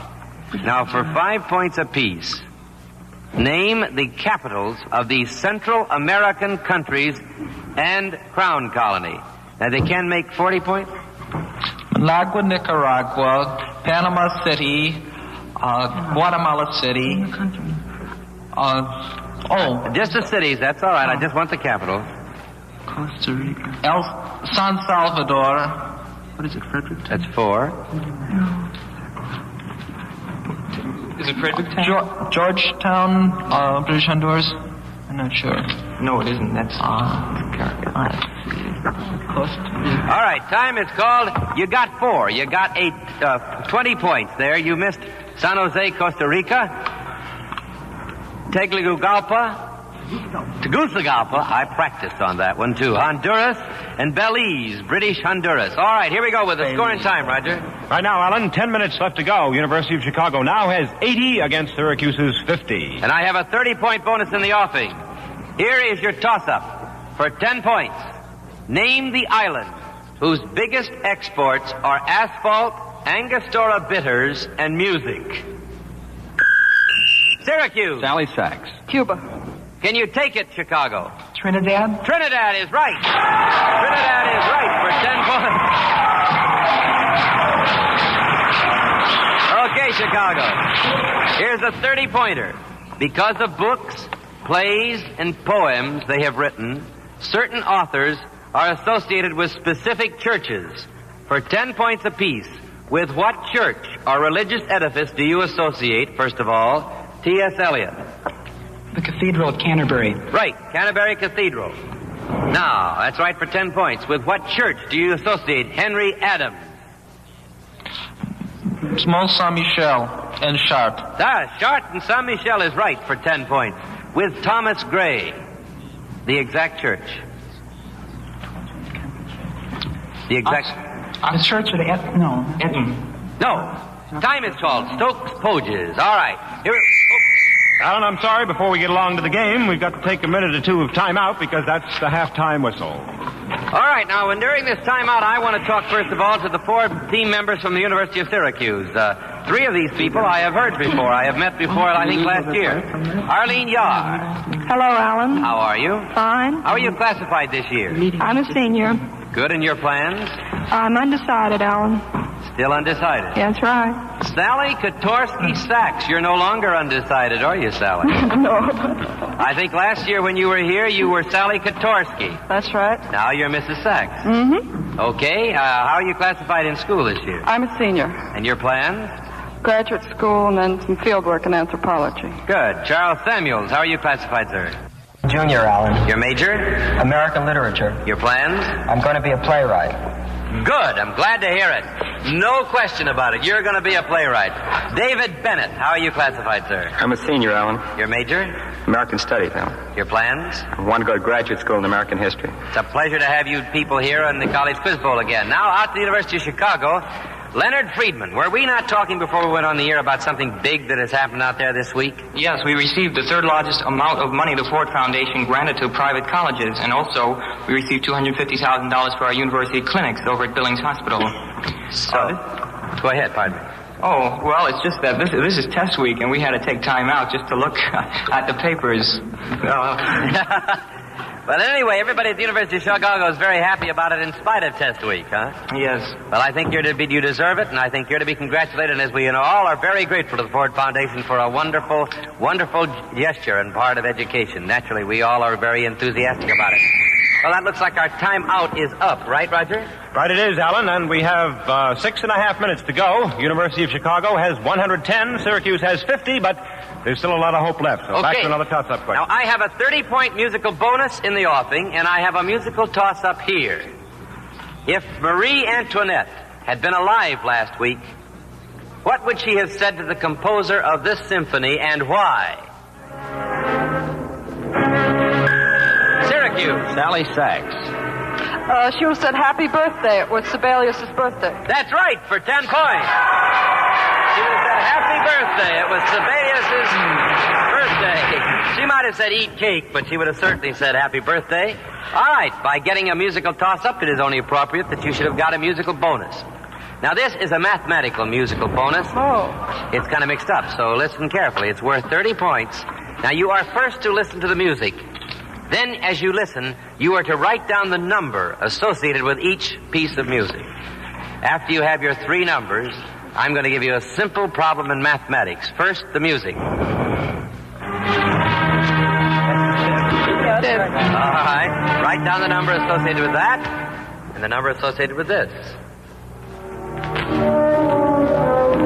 That's Tchaikovsky's 6. All right, now think very carefully. What number is connected with the subject of this music?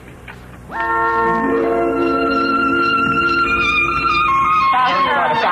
All right, now, you are to subtract the number associated with the first from the number associated with the second. That's one. Then multiply the result by the number connected with the subject of the third. 1001. All right, and your correct answer? Now think carefully. You are to subtract the number associated with the first and the number associated with the second. No. What is your answer? Quickly. It's minus 1001. All right, I am afraid I cannot give you the 30 points. Time is called. The answer is 0. That's what I said. But too late. Mr. McGregor had ruled time. I had said it was too late. Oh, I'm sorry. 5 from 5 is 0. Multiplied by 1001 leaves you 0. Right? Ruling? Yes. Oop, that's the way we got to play it. All right, we got a 20-point bonus in the offing. Here's a toss-up.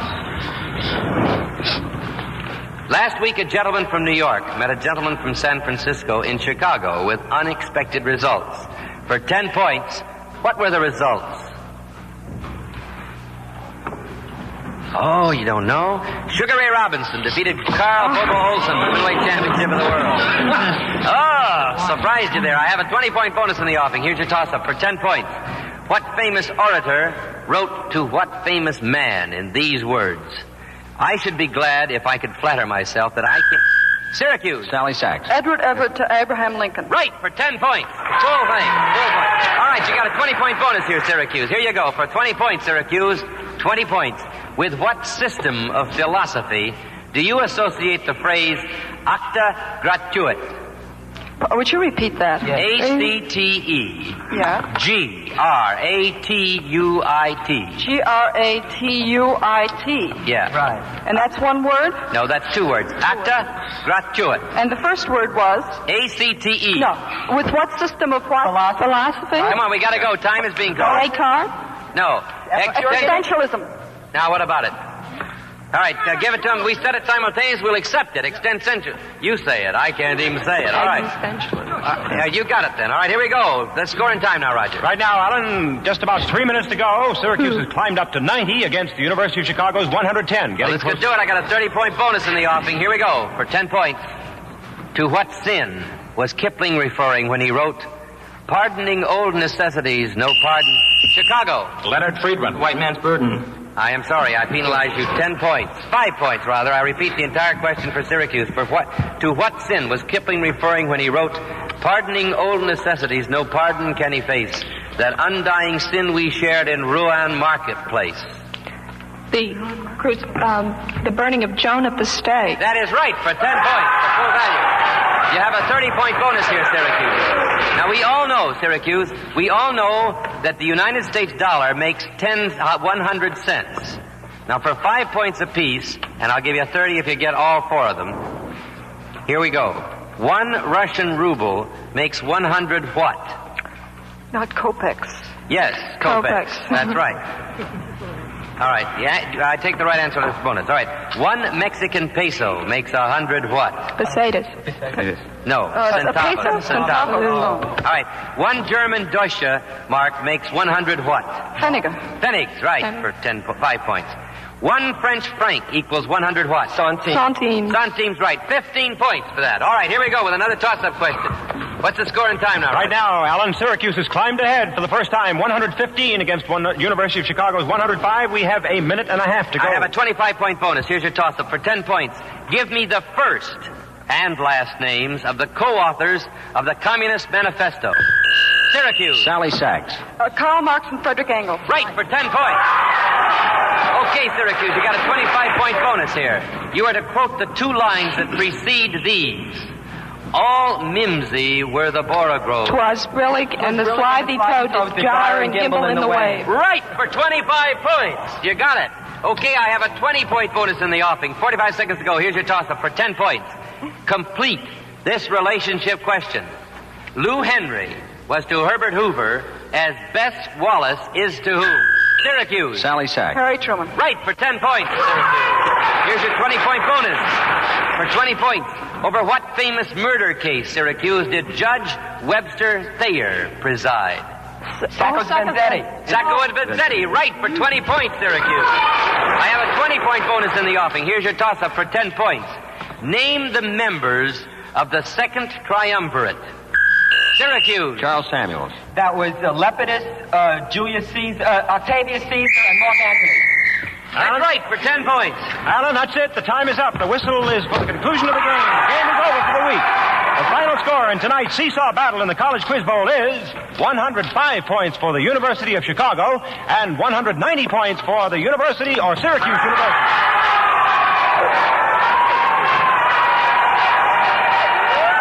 To each member of the University of Chicago, it's our pleasure to award an attractive and dependable Whitnor wristwatch, a distinguished product of the Longines Whitnor Watch Company.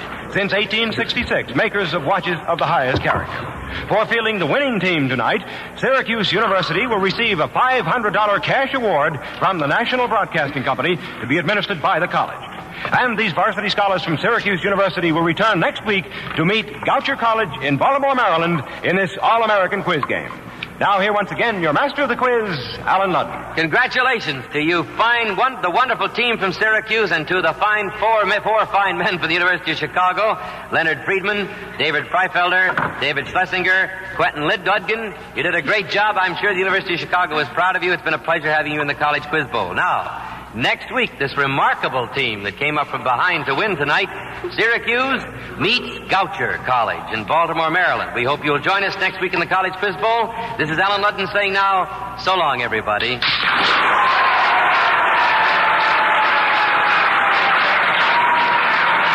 referees tonight were for Syracuse University, Bob Whitney of station WSYR in Syracuse, New York.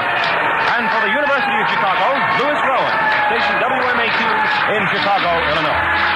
College Quiz Bowl is an NBC Radio Network presentation, originated and produced by John Moses and Don Reeves, written by Nancy Forbes, and directed by Ken McGregor.